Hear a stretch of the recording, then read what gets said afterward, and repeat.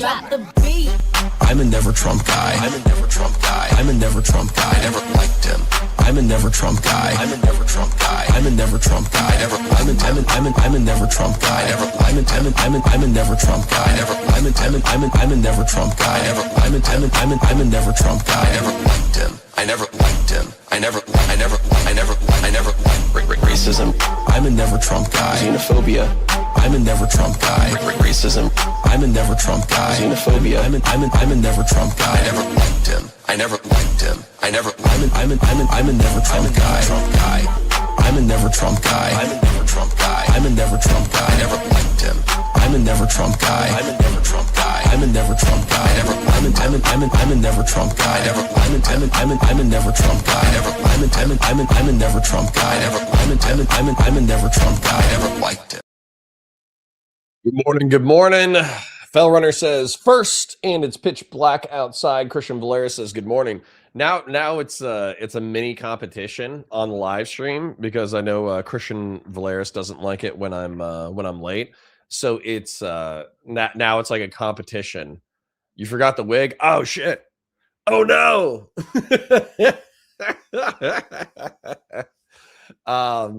Now it's like a little bit of a competition, but like how on time can I be? That way, Christian Valeris doesn't really freak out on you. Well, not freak out. Freak out's too rude. Where Christian Valeris doesn't call me out for being tardy to the party. That's the daily competition that I'm going to be in is don't be late. You forgot the wig, my dude. Dude, actually, one of the wildest things that somebody said during the dumb debate from earlier in the week with that Marte guy was he was like, "Is Connor wearing a toupee?" Although the wig should work better now. So they thought that I was wearing a toupee, but I promise you that was my own hair. That was 3 or 4 inches of grown hair. But now the Bob Ross wig should hit a little bit harder because it won't just look like, longer hair extensions.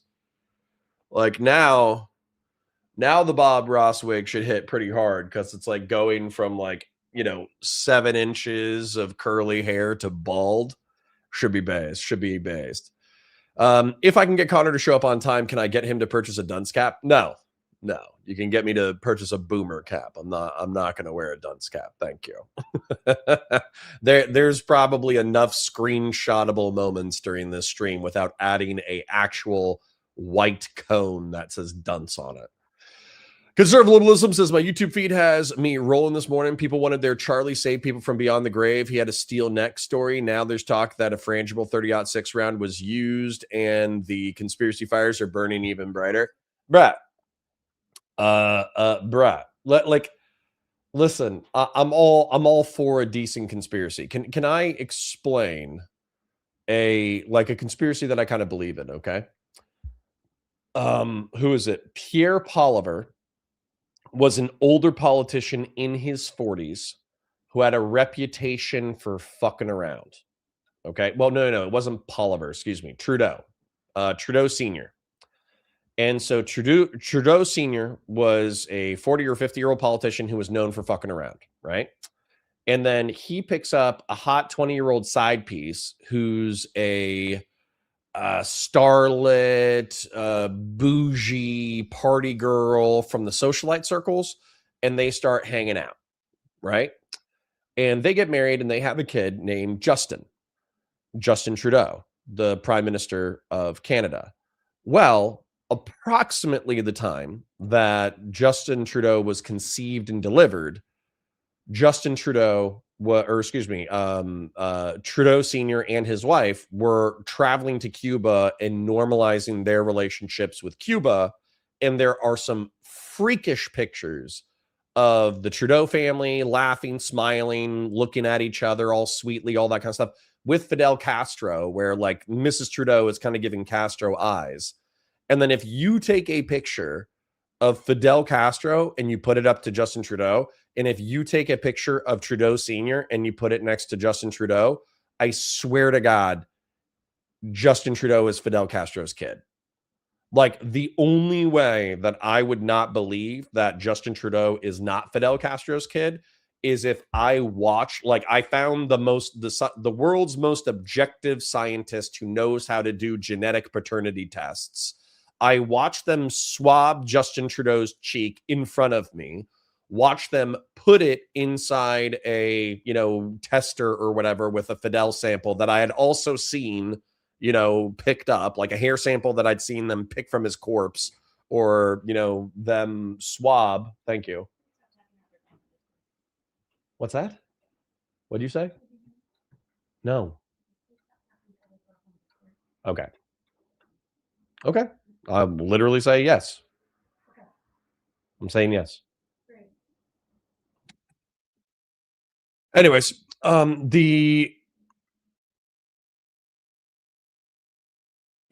so Trudeau, I would need to see Fidel sample. I would need to see Justin sample. I would need to have a trusted third-party geneticist, and then I would need to see the outcome of it, right? Tiger says, late gay and newly married. Congratulations. Congratulations. We love it when the coggers grow up. So anyways, that's one conspiracy that I believe. Now, when it comes to the other conspiracy too, like a conspiracy that I could believe, okay, here's some conspiracies that I could believe. The one that I believe, or definitely believe, is, well, hold on, this is what I actually believe. The shooter from the book depository being Lee Harvey Oswald, who was a Soviet sympathizer who went on his honeymoon to the Soviet Union, who tried to kill a general earlier, like a couple of weeks previously, and he had missed. And then he takes a shot from the book depository and it takes him out and all that kind of stuff. There's a few weird things. There's a few weird things about it, like that was an alternate route. Like the fact that they had asked the president to cover up the vehicle, but he said, no, I want to ride in a convertible. Like the fact that there were like half a dozen people who all wanted JFK dead. Now, it was weird to me that there were things that that are still covered up about the JFK. There's still some things that are still covered up about the JFK assassination. That's weird to me.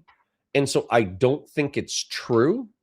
But if I found out that it was actually the CIA who had facilitated it, where that Bush Sr., George W. Bush's dad had helped Lee Harvey Oswald set up in the right place and had helped divert the motorcade down this direction and this, that, the other, then I wouldn't be surprised. I don't think it's true, but I wouldn't be surprised. And then same thing with the drug trafficking into the United States during the 1980s in order to disrupt the Black community. I think that it's possible that the federal government was thinking two birds with one stone. We'll use drugs to devastate the Black community while simultaneously enriching narco guerrillas in Central and South America who are going to fight for capitalism. I think it's possible that there was a level of malevolent neglect and or facilitation. Now, I don't think that the CIA was solely responsible for the crack trade in the 1980s. If I had to guess, the Sandinistas and the Contras and all that kind of stuff, if I had to guess about the drug trade in the 1980s, the Contras were probably piss in the ocean. They were probably almost nothing. They were probably less than 1%, and yet they used that money in order to fight communists in South and Central America. So but I wouldn't be surprised if the FBI or DEA found out about Contra narco trafficking, and then they got a phone call from the CIA saying hey, yeah, it's bad, but we're feeding criminal communities in the United States of America that you then get to go arrest, and we get a shitload of cash. That way we can fight communists in South and Central America. And then if a bunch of people just kind of shrugged their shoulders and went, fuck it. Right? So anyways, those are those conspiracy theories that I potentially believe. Getting back to what kicked us off, though, was the Candace Owen'S conspiracy theory. The fact that Candace Owen'S and her ilk are disputing the caliber of the bullet. To what end? To what end? Why would the lefties, right? Why would the lefties, why would the Mossad, why would the CIA, why would anybody use the wrong caliber bullet to shoot Charlie? Cui bono? Why does this matter? Why is this a detail that makes it doesn't matter. It's a hunting round. It's a 140-yard shot. It hit bone. It allegedly deflected and went down into, vital organs and killed him. We all saw the video. It wasn't a 5.56. It was bigger than a 5.56. So instead of using a 30-06, they used a 308. Like, why would this make any kind of difference whatsoever? And if you see the people who are fighting on Twitter about the caliber specifically, they're like, oh, they shot a ballistic dummy and the 30-06 decapitated the target. And it's like, yeah, but bullets do crazy shit all the time. I've seen somebody hit with a 308, and like I said, it blew out like a golf ball sized hole under their ribs. If a 30-06 is just a powdered up 308, then it makes sense to me that you would get hit at a 3/4 angle, hit a vertebrae, bounce down, and go into vital organs. That's not that crazy. Anyways, and also, what would be the point? What would be the point of using the wrong caliber? Tigerung says, what's up, Connor? Tigerung says, late gay and newly married. Congratulations, King. Christian Blair says, Fidel looks at Pierre sitting in the corner. Fidel watch Pierre at, whoa. Christian Blair is getting a little spicy there, don't you think? Conservatism says, congrats, Tigerung. Indeed. Community, congratulations to Tigerung. Fell Runner says, I understand this look and moment. Birds aren't real. True. Appreciate it, COG community. True. Fell Runner says, what Trump conspiracies are 100% true? I think the Venezuelan saber rattling is 100% to distract from the Epstein files. And I think we're going to find out in the next week whether or not Donald Trump had engaged in ephebophilic sex trafficking, where maybe there's not enough to convict him. Maybe there's not enough to send him to a jail cell. Maybe the victims aren't willing to testify, et cetera, et cetera. However, there might be enough smoke there to be like, oh yeah, this dude banged teenagers along with Jeffrey Epstein. So that's what I'm expecting is going to be released within the next week. Hopefully that's released within the next week, and they didn't redact everything. If they redacted everything, that would almost be worse for the Trump administration, because then they still have this pall hanging over their administration of hey, you fought to get these things covered up. You signed the bill in order to release it, and then you're still covering it up, hoping that this doesn't damage you in the midterms. This is going to hurt you worse in the midterms than you covered it up than if Donald Trump himself was an ephebophilic sex trafficking rapist. Because Donald Trump could just come out and say, oh, it's all fabricated. It's all bullshit. It's a deep space conspiracy. It's a deep state conspiracy. They doctored the photos. I was there on a business trip. I was snorkeling. I just went to the island. I went to the sex island, but yes, I only went to the sex island for the snorkeling. I wasn't into the pedophilia stuff. He could do that. And while most people will be like, yeah, right, you're a sex trafficking rapist, there will be a part of the cult that will deny. And that'll be enough for Trump to salvage his legacy, at least with his cult. So I almost think it would be better if it all came out. The Devil of Dallas says, I don't think Bush 41 had the influence in the early 60s. I believe Nixon or even LBJ wanted to invade Vietnam. Sure. But the bigger a conspiracy gets, the less likely it is to remain true. So once you have the vice president of the United States getting a cartel within the CIA to hire a schizophrenic Russian guy to shoot the president of the United States, and you have multiple shooters to make sure that it goes down, that's where it gets a little bit crazy to me. Now, is it possible that 6 men can keep a secret? Yeah. Is it probable? Probably not. People love writing books. Christian Blair says, there was a gun theory that one of the shots that hit JFK was from the rifle of a Secret Service agent who grabbed a rifle and when the motorcade sped up and fell accidentally. That'd be crazy. Silver says, we got a skinhead conspiracy counterpoints today. True. Oh yeah, and then by the way, for me, the Venezuelan saber rattling is 100% a sweep for the Epstein files. 100%. He's trying to, in my opinion, Trump's trying to get us to talk about potentially going to war with Venezuela. That's actually why I titled the stream the way that I did. He's trying to get us to talk about Venezuela. That way we're not talking about the Epstein files. Tagrung says, hear me out. if we had made Central and Northern Southern America part of the U.S. back in the 1800s and have them rights, that would have been based on, I don't know what you're saying, but yes, I think that we should have tried to unify the continent. Well, Casey John says, good morning, Grill Hottest. May your grill stay hot, may your beer stay cold, and may you keep all your fingers from blowing stuff up. Amen. Jen Winkler says, no.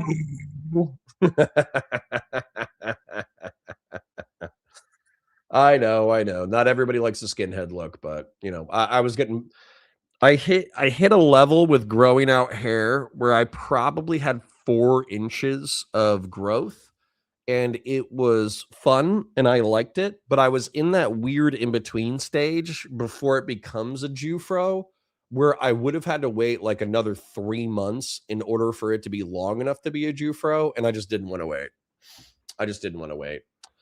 Barabas D'Antioch, my favorite Iron Warrior, says, one of the funniest conspiracy theories I've heard is that the CIA assassinated G.G. Allen by giving him bad meth. I mean, if he was addicted to meth, why not just let him do meth until he dies? Oh, my God. Groovy Harp says, Connor doesn't get it. The beekeepers tow it all together. Once you understand the beekeeper role, everything else falls into place perfectly. Bruh, I can't wait to watch the video that we're going to watch today. So, listen, I get it. What if I want 150 to 300 viewers, then all I got to do is I just got to follow whatever Destiny's doing. Okay. All I got to do is be like, I'm a Destiny orbiter now. Blah, blah, blah. Let's just cover Destiny. I understand that's an easy way to get like 150 to 200 viewers easily. However, I do want to cover actual content that's going on, and I don't want to box myself into a corner content wise. And so we're going to do other shit. And the Candace Owen'S crash out, even if you guys aren't that into it, it's actually pretty amazing. There's Too Lazy to Try is a political drama essayist, and they did 2 excellent videos on Candace Owen'S that I want to break down.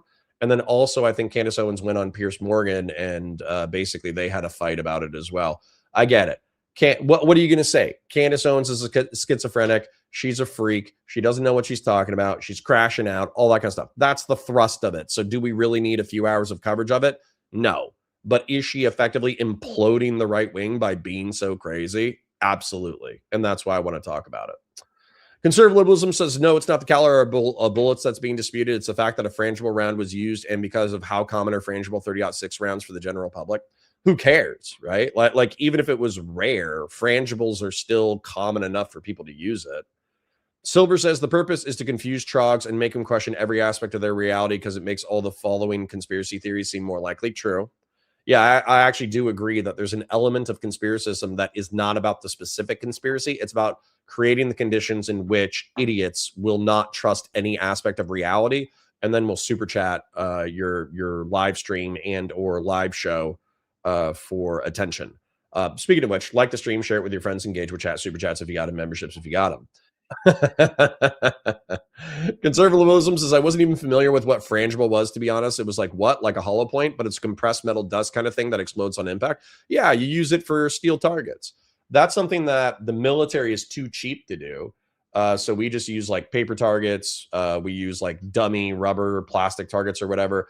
But the people who shoot steel all the time, they use frangible rounds all the time. Fell Runner says, this makes no sense. TV taught me bullets travel in perfectly straight lines and faster than the speed of light. True. And then not just that, they suspiciously do not pierce couches or wooden tables, right? Like if the good guy is hiding behind a wooden table or a couch, bullets don't go through. If a bad guy is sitting behind a wooden table or a couch, then it won't go through until it's convenient for the plot to do so. Conservative liberalism says no rifling is making the conspiracy people go nuts past the popcorn. Yeah, what a weird detail to hyperfixate on, though. Jen Winkler says, could he not get a barber appointment? Did I miss the shaved head story? No, there's no shaved head story. Just got bored. Oh, just got bored. Any of that will definitely be redacted. We'll see.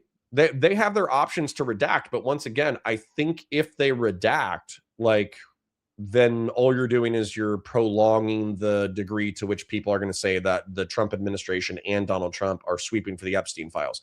By the way, did you guys see that Dan Bongino quit? Dan Bongino put in his 2 weeks. He wants to go back to being a podcaster and making millions of dollars spreading right-wing bullshit. But how is that going to work? Like, I'm not saying he won't have an audience. He'll have an audience. He'll probably do quite well for himself. But how is that going to work where you go back to your rabid conspiracist right-wing MAGA audience and then you say, hey, our republic is so corrupt. We need the right people in politics in order to save our republic. And then they were like, yeah, that was you.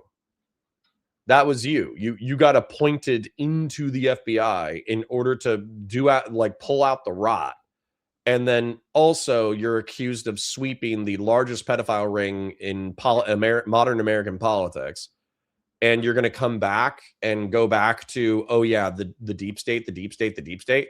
Bruh, you were in charge of the deep state. You had more opportunity than anyone to do as much human good as you possibly could in reorienting the federal government back into the direction that it quote unquote needs to be in.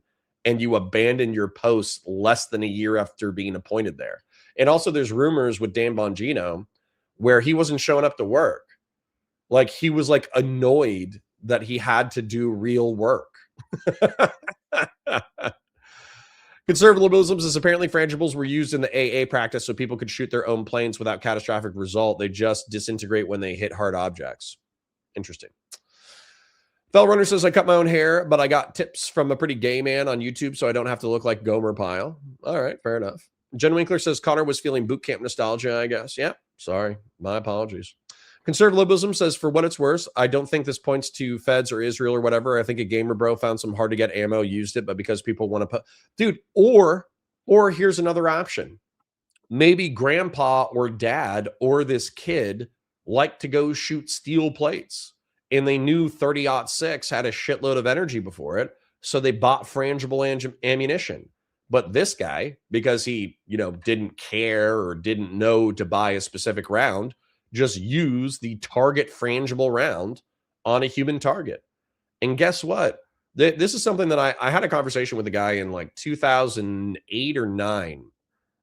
It was my friend Eric Berkey. Eric Berkey was like, oh, what gun you got? And I was like, 1911. And he's like, yeah, what kind of ammo you use? And I was like, I think I just have ball right now. And he's like, oh yeah, you're going to use ball on a home invader? You need to get hollow points, bro. And I was like, I'm pretty sure if I shoot you with 45 caliber ball and I put 7 rounds into you, let's say I put 3 into you, you're going to be having a bad fucking day. Listen, I don't think getting, I know defensive ammo does work, obviously, but if you gave me the options of getting shot with 45 caliber hollow points or 45 caliber ball, I would still be looking for how do I get out of this? Bass and Bulba says, remember chat, BDSM Pisco isn't real. He can't hurt you. True. Except he is. It's consent, non-consent Pisco. Christian Blair says, damn, no Viking emote, Nordic discrimination. True. You can pull off a loner box. What, is that where you shave the heads and let the hipster top go out? Not saying he is Jewish, but he has tall hair. Yes. I get a Jewfro after a while. It curls and pops out. Keep Your Bill Stein says, Gigi Allen mention. I know what Johnny Puke said when he heard Gigi died. Good. I don't know who Gigi Allen is. My apologies. Charlie November says, sign me up for some sloppy toppy. Whoa. Why? Flob says, I started shaving my head when I see the top of my head is in a store camera. I didn't realize how bad my balding was then, plus coping. Yeah. I think I'm doing okay. From like a hairline and hair thinning perspective, I think I'm doing okay.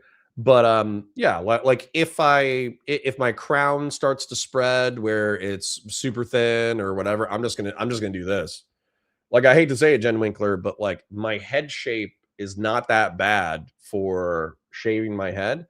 And then what I would do, let's say that this started going back here, I would do that tattoo thing where they basically they take like a needle and they just put little black dots that look like, hair pores.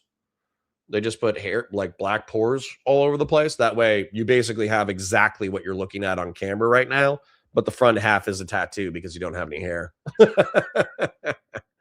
Said Patriarch says, my channel is a bit schizo right now because I have no real reason to stick with one thing. Lol. Throw shit at the wall and see what works. Christian Blair says 9 months and did fucking nothing. Yeah, dude. Bongino sucks. Keep your pill. Bill Stein says, turns out being the assistant FBI director is hard. Yeah, you actually have to do work, allegedly.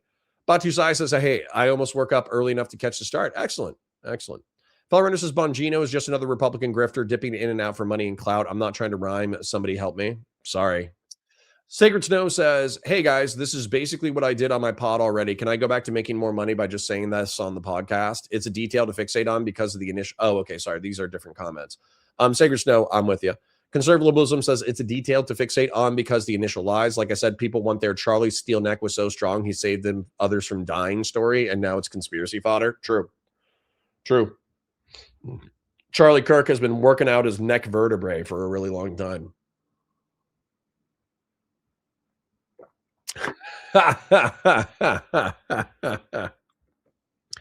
Sen Patriarch says, I still can't believe we all fell for the Simpsons bit where it was no new wars when it was really no new wars.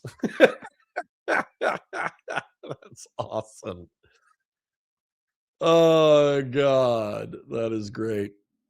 Jen Winkler says, or maybe trans furry kids don't know how to pick bullets, even if they expertly break down guns in 15 seconds. Who cares? Who cares? Listen, that guy, 99.9% shot Charlie Kirk. That guy, 99.9% did it with a rifle that the FBI found. That guy, 99.9, it was a schizo trans sympathizer who shot Charlie. 99.9, the world's going to move on and not give a shit. So, like, we just got to move on, man. Like, no offense. Like, I love me some Charlie Kirk content. Obviously, we had an excellent month that month. I'm sad that somebody had to get shot in order for us to make a bunch of money that month. But, like, what do you want, man? The world spins on. One day I'm going to die and the world's going to spin on. It's going to be crazy. AKA Batusai says, my bullets of choice are critical duty rounds. They're still expanding with the hollow points, but they are still rated for better penetration in hard objects. Cool. Cool. Fashion 40 says, don't get micropigmentation. It'll always have to be a low cut. I mean, I thought it was just a tattoo with black ink. Conservative liberalism says Bongino wasn't AWOL because he didn't want to do real work. That was the week that the Epstein files issue was popping off and Pam Body was caught lying, not carrying water, just being autistic. All right. Verdant 4 says, I don't know. Have you seen Valhalla? I have not. Jen Winkler says, I was joking. I don't believe that kid was trans furry. He was just gay and his parents sucked and Charlie was a dick. Yeah, there you go.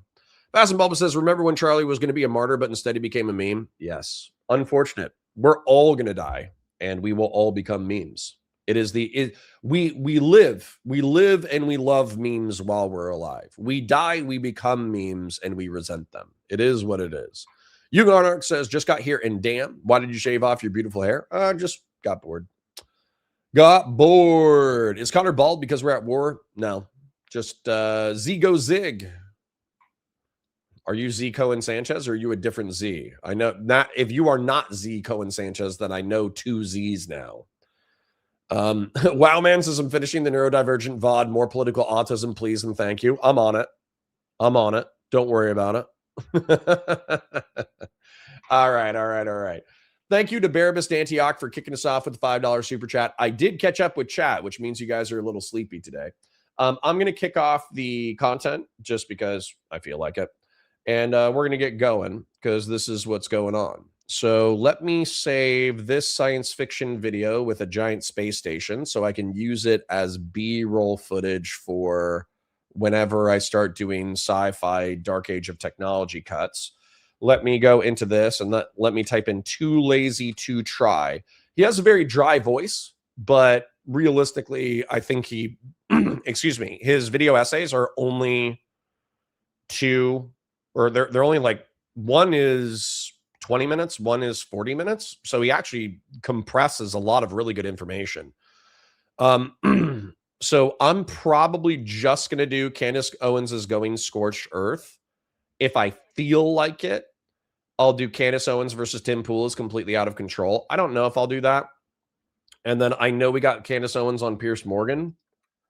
And I'm kind of like open to whatever content, but correct me if I'm wrong, guys. I'm gonna put it this way, and I'm really not trying to be mean to any individual player.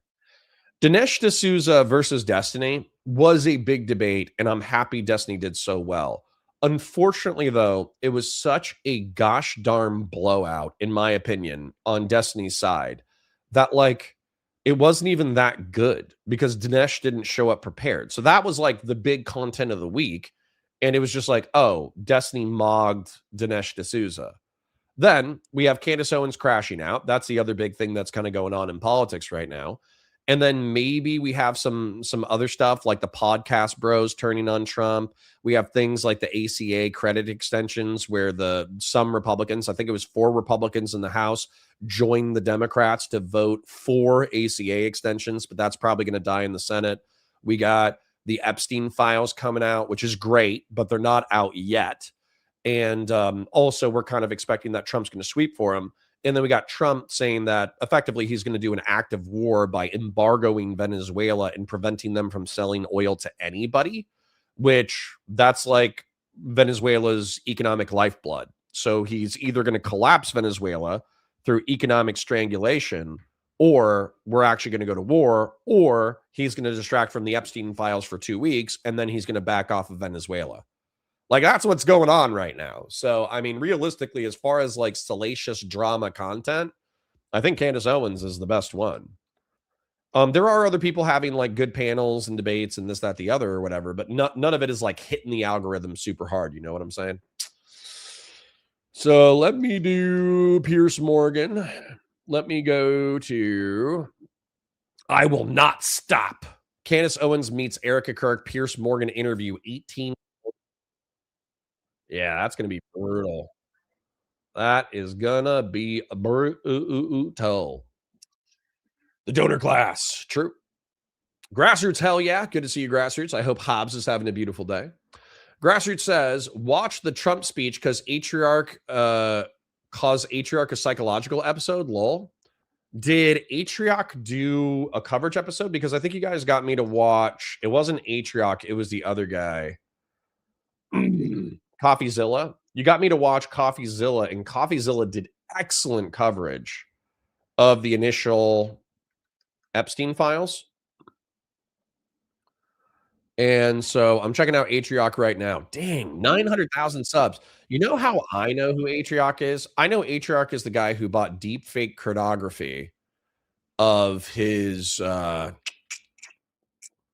deepfake chronography of his friends, and then that kind of like blew up his social circle. That's how I know Atriarch. I don't know Atriarch from anything else. Looks like it's a bunch of like React gamer and cozy cartoon content. I mean, good for him. I'm happy he's got 900,000 subs, and he looks like he's getting decent views. 260, 360, 433, 819, 605, 601, 129. He's doing all right. He's doing just fine. But yeah, I only know him from his most embarrassing moment, unfortunately.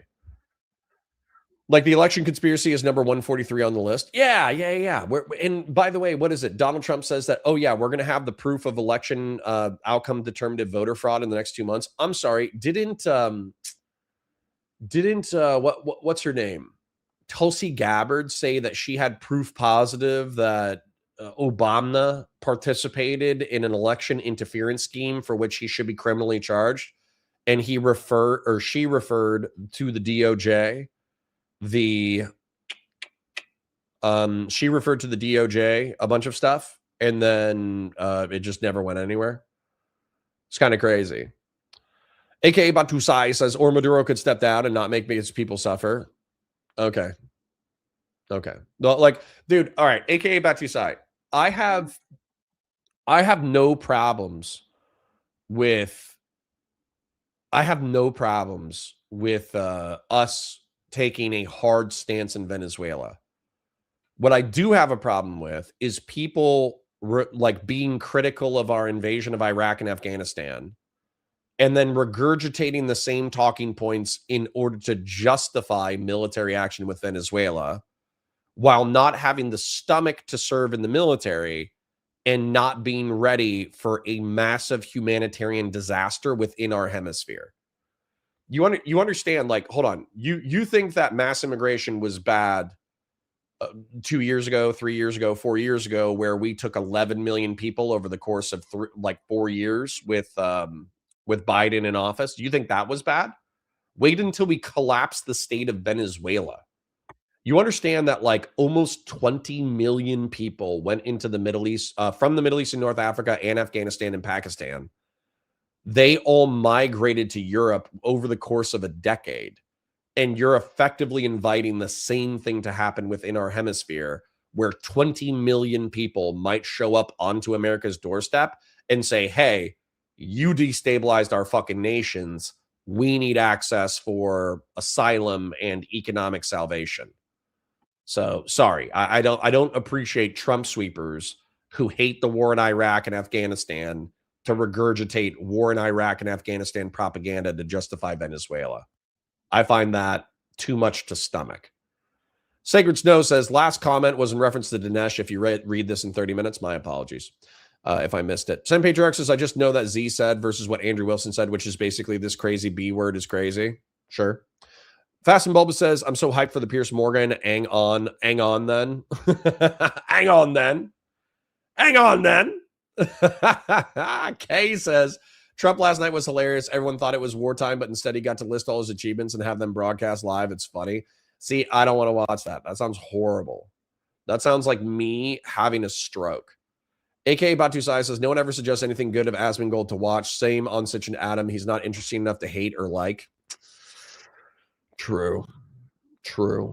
Taiwijado says, Fuentes' monologue after the Erica Kirk Candace meeting is interesting. I wonder if you would agree with his defamation entrapment theory.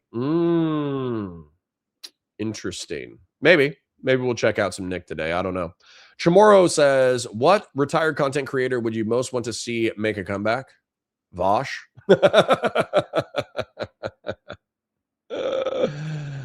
I just want the debate space back, man. I just want like large 6-figure streamers and YouTubers to come into a debate space and throw elbows. That's what I want. That was fun. That was a good. I caught the tail end of the Twitch and YouTube political debate scene back when it was popular. It was fun. It was great. It was great fun. Grassroots for 20, thank you for the donation, King. To be clear, Atrioc did do that. He's a marketing YouTuber. I'll send it to you on DC. And he spent hundreds of thousands to have deepfake and AI unconsensual material removed from the internet. Well, I mean, it's good that he made up for it, I suppose. But obviously, that's a thing that, his fattest L is what I know him for. Kay says, you are looking much more aerodynamic. I am more aerodynamic this morning. Fellrunner says, don't worry, Connor. They will be against the Venezuelan war in 3 years. I know. There's no consistency whatsoever. Sultan Al-Fahim says, but aren't all the drugs coming from Mexico, not Venezuela? So what's the point then? Because we can blame Venezuela for all the drugs and then get the oil. Fast and Bulbous says, my stand is fentanyl deaths in the U.S. Fuck around, find out. Where's the personal responsibility as someone who's OD'd before? That's a skill issue.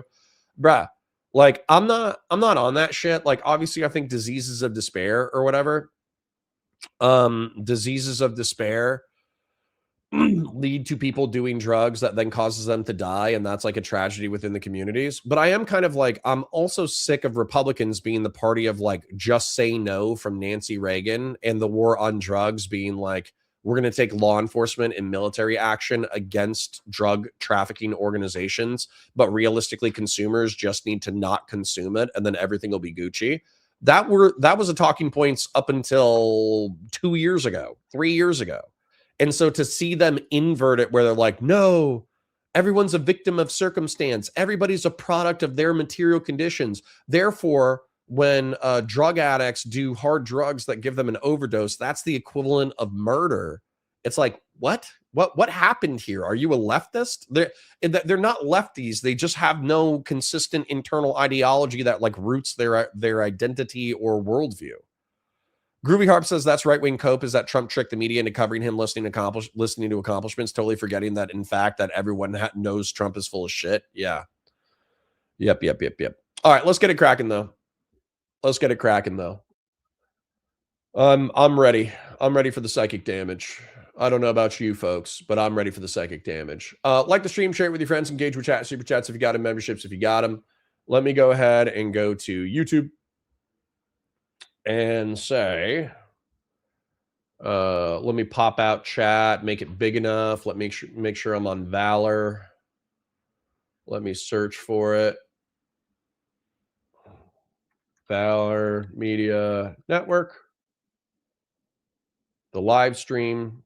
Oh, we popped up to 97 while pulling shit up. So, yeah, like the stream, share it with your friends, engage with chat, super chats if you got them, memberships if you got them. Thank you for being here. Let me zoom in a little bit and let me zoom. It lets me zoom in, but it doesn't let me zoom out. That's so annoying. Hey, zoom out. Zoom out. Piece of garbage. All right, pop out chat. Then I'm going to zoom in. And I'm going to zoom in one more time. Let me zoom in one more time. Okay, I wasn't greedy, and I zoomed in the exact amount that I needed to. So this is perfect. Let me set a goal.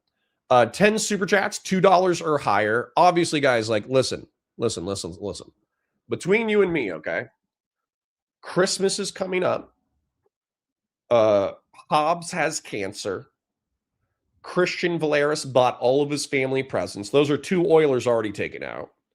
Patriarch lives in a war zone. So that's 3 Oilers. They're not taken out. They're just, they're busy. They got things to do. Fell Runner, Numinax, Gen X, Dr. Zayas, Deus Halcyon, aka Batusai. All these people have chipped in within the past couple of weeks, and they've done an excellent job doing so. Thank you. Thank you for chipping in. I understand you're busy, you're broke, you got other shit to spend your money on. If you do not have the money, do not worry about it. If you're a chipper and you're literally down to your last $2 and you need that for a McChicken, go buy the McChicken. If you're an oiler and you have a cancer-ridden dog, your oiling is appreciated, but it's not required, obviously. I want you to be a happy, healthy member of the community, and I don't want to milk my oilers to the point that they're no longer having fun. I want them to have fun, okay? So what I'm doing is I'm setting 10 super chats in the next 2 hours. I'm making it $2 or higher. That way we can cheat on the goal realistically. That way, if you're like, I don't need that McChicken, I'm kind of fat anyways, and then you give me $2, it still moves us towards the goal. 10 super chats over 2 hours. I think that's perfectly reasonable. I think we can do that. So we did it. And then, yeah, also Real Serious. Real Serious can help us with the goal with Monopoly money. So thank you to Grassroots Hachiman for the 20. Thank you to Bear Bisnantiak for the 5. Thank you to Real Serious with the 100 ARS, which sounds way better than it is. But that's okay. We love your funny money. We love your Argentinian 7 cents, but it's $100 or 100 ARS, right? And let me do an intro and let's get cracking. All right, we're having fun. That's all we want. We just want to keep a stream running and we want to have fun. So thank you. Keep your Bill Steins for becoming a member. Let me increase the quality. Let me do an intro. Let me open this up. Present it with audio.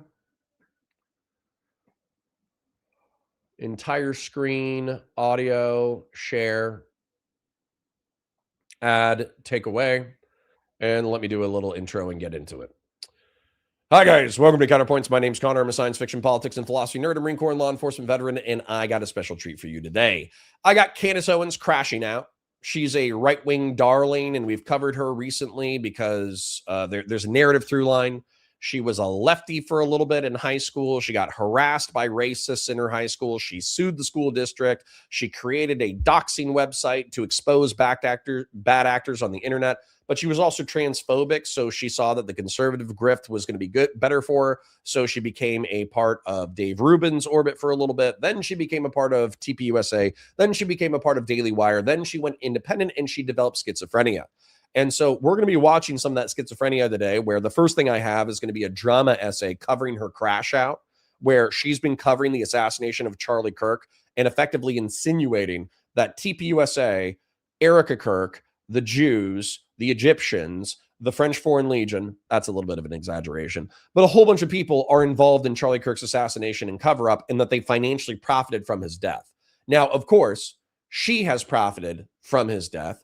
She has profited in clout, money, influence, time, attention from Charlie Kirk's death. And isn't this what Charlie would have wanted? Wouldn't Charlie have wanted his friends to profit from his death, and shill and go after like weird political conspiracist diatribes? Realistically, isn't this what Charlie would have wanted? And so as a result, let's go ahead and get into it. Here's a dramatic essay from what was like Too Big to Be Lazy, something like that. But we're going to watch out what he has to say about the situation.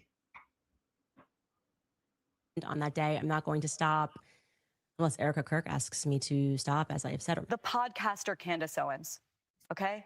At one time, a friend of Charlie's, at one time, an employee of Turning Point. She has been one of the main peddlers of these conspiracies. What do you want to say to her and the other people that are putting these lies out into the world right now? Stop. That's it. That's all I have to say. Stop. So Erica would like me to stop lying, and I would like to honor that, okay? I can only honor that if Erica is more explicit in terms of what I have lied about. What did I lie about? All right, so it looks like Candace Owen'S is never going to let this investigation go, and she doesn't seem to care what anyone thinks. Like, now almost everyone's speaking out against her too, because Erica clearly wants her to stop. But Candace, she probably loves it. Like, there's no way she's going to give it up now. Like, this is just giving her even more fuel. After Erica called out conspiracy theorists, Candace made a video before she went live, and she had this giant smile on her face. She's like, yep, that was about me. Then she went live and had one of her biggest shows yet, and she started attacking Erica, which was a bold move. I give her credit, because this was obviously going to turn everyone against her. After this show, like, all of Twitter was just people calling her evil and a demon, which of course makes the conspiracy theorists think Candace is just getting close to the truth. And that's why people are speaking out. You know, they're scared that she might discover the secret trapdoor that the MK Ultra beekeeper cult used to assassinate Charlie Kirk with a blow dart. So when everyone came out at once and condemned Candace, her fans are like, oh, it looks like the script went out, and now everyone's being paid to go after Candace because she's telling the truth. I mean, the people going after her aren't really helping much. You know, these people don't know how to handle this, which I think is hilarious that Candace is actually causing a ton of problems. Hold on, though. I want to address that, because the truth is, people, you're damned if you do, damned if you don't. And I think that Tim Pool crashing out, Megyn Kelly refusing to comment, which I think is hilarious, Erica Kirk crashing out, I think that's what needs to happen. Okay, I think that's what needs to happen. I think that the conservatives, if they want to end it, by the way, this is just the leopards eating faces party, getting their faces eaten by leopards. Okay, Tim Pool has had, I think he's had Candace Owen'S on, had Lauren Chen on, obviously had Lauren Southern on, had Jack Posobiec on. I'm sure if Mike Cernovich has not been on Tim Pool, then it's not because Tim Pool didn't invite him. It's because Mike Cernovich probably said he didn't want to do it. So Tim Pool, there's not a right-wing conspiracist that Tim Pool will not talk to, except for people that are rude to him. And so as a result, constantly platforming these people, and then finally having Candace Owen'S go off the reservation, where she's just a little bit too schizophrenic in order to, function, this is great for me. This is one of the funniest political moments I've ever seen. These people have grifted, lied, manipulated, peddled conspiracy theories, talked shit about the deep state, exaggerated what the United States has done on the world stage, appealed to isolationism, not fact-checked a single gosh darn thing, and effectively just used Twitter headlines and used headlines from news stories that they conveniently screenshot in order to further their narrative, regardless of whether or not the actual underlying information supports their narrative or not. They're either liars, or they're delusional to the point that they might as well be lying. So fuck these people, dude. Fuck them. I'm happy that they're getting hoisted by their own petards. It's great. Now, where Too Lazy to Try is the name of the essay, as some people have brought it up in chat already. Now, where I think this guy is wrong, I think that you can't just let Candace in the corner do whatever she wants to do, because it's the Alex Jones effect. Alex Jones is going to have a cult-like following until the end of time. And so as a result, like, you can't just ignore Alex Jones. You can't just ignore Candace Owen'S. I think freaking out is the right move. I think freaking out, spurging out, crashing out yourself, calling her a dumb B word, calling her a dumb C word, saying that she's wrong, proving how she's wrong, showing contradictory information to the narratives that she's peddled, documenting every time that she's been wrong about something. I think that's the way to go. People don't know how to handle this, which I think is hilarious that Candace is actually causing a ton of problems. That's why I'm just like, hey, let the best grifter win. You know, the gloves are off here. This shit is just getting uglier and uglier and even more personal. Like, we had one of Candace's lackeys, Milo Yiannopoulos, claim Charlie Kirk was about to divorce Erica and was secretly gay. Then people made the claim Candace Owen'S husband is secretly gay and they don't live together. And Based. I love everyone secretly gay. Because, dude, that's been convincingly used against Benny Johnson for years, okay? And the reason why it's been convincingly used against Benny Johnson, for those of you who don't know, he's like another conservative commentator, is because he used to work for what was that that website that was huge for a while for being annoyingly progressive. I forget what it was called, but there was, I'm so happy I forgot what it was called. You guys will probably remind me in a moment, though. But there was this like tabloid news website that BuzzFeed, there you go. And they also did like skits and all that kind of stuff. And Benny Johnson worked for BuzzFeed, and he wrote an article of who is the hot grinder. He wrote an article like, who is the hottest congressman? And he didn't evaluate like who's the hottest female congresswoman. He evaluated who's the hottest male congressman. And he convincingly wrote an article of being like, oh, Paul Ryan, look at his biceps. And so there's that article. Then there's this rumor that I've heard from multiple places. Now, truth be told, it's probably Milo Yiannopoulos starting the rumor, and then people are just repeating it. But I heard that at a CPAC event, now this could be total BS, so I'm probably just regurgitating misinformation, but it's funnier this way, okay?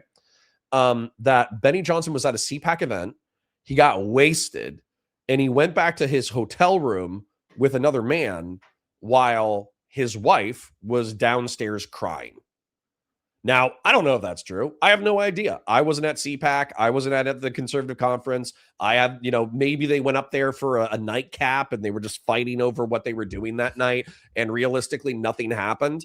But it's one of those stories where you just don't have enough details to fully disprove it, which is why, I'm literally 50-50 on it. Could be true. Maybe Benny's closeted gay. Maybe he's not. I don't know. And then I need to say one more thing that's funny, and then I need to move on for the sake of flow. Steven Crowder has this clip where I think he's being serious. I would have to take a look at the clip again, but Steven Crowder's like, oh yeah, I was bisexual in college for a little bit. That was a dark time in my life.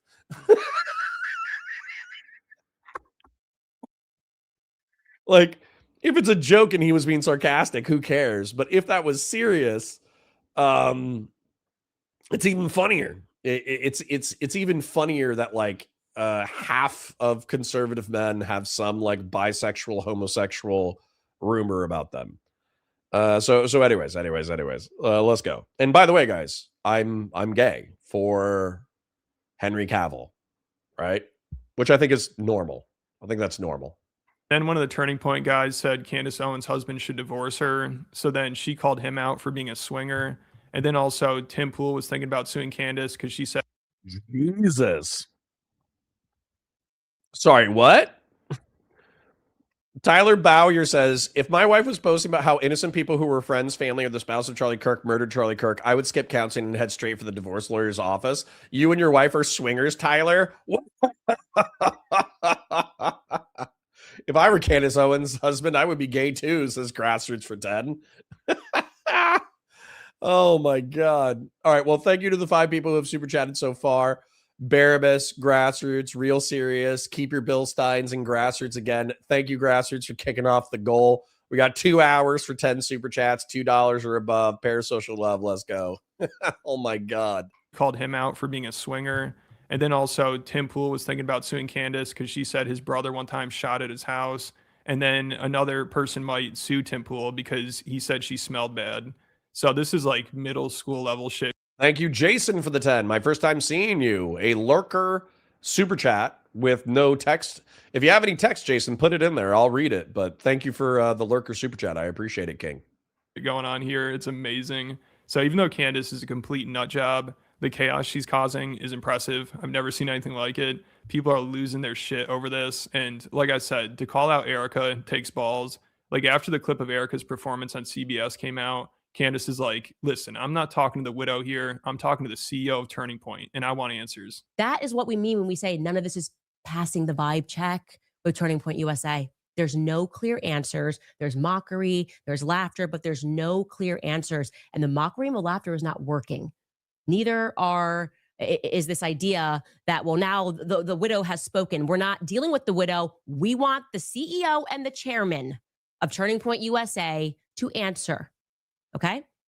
You got Answer what? Oh, Jen Winkler with the 2. Thank you for contributing to the donation. And then also, Jen Winkler, I do see, number 1, thank you for the super chat. Number 2, I do see Truth Social is merging with a nuclear company. Another way that Trump is benefiting from his presidency as usual. And yeah, I mean, that makes sense. Listen, I'm just going to assume that we're in a pseudo techno-feudal hellscape for the foreseeable future. I'm gonna assume that Trump has gutted and dishonored the FBI, the DEA, the DOJ, the ATF, the DHS, the DOD to the DOW now.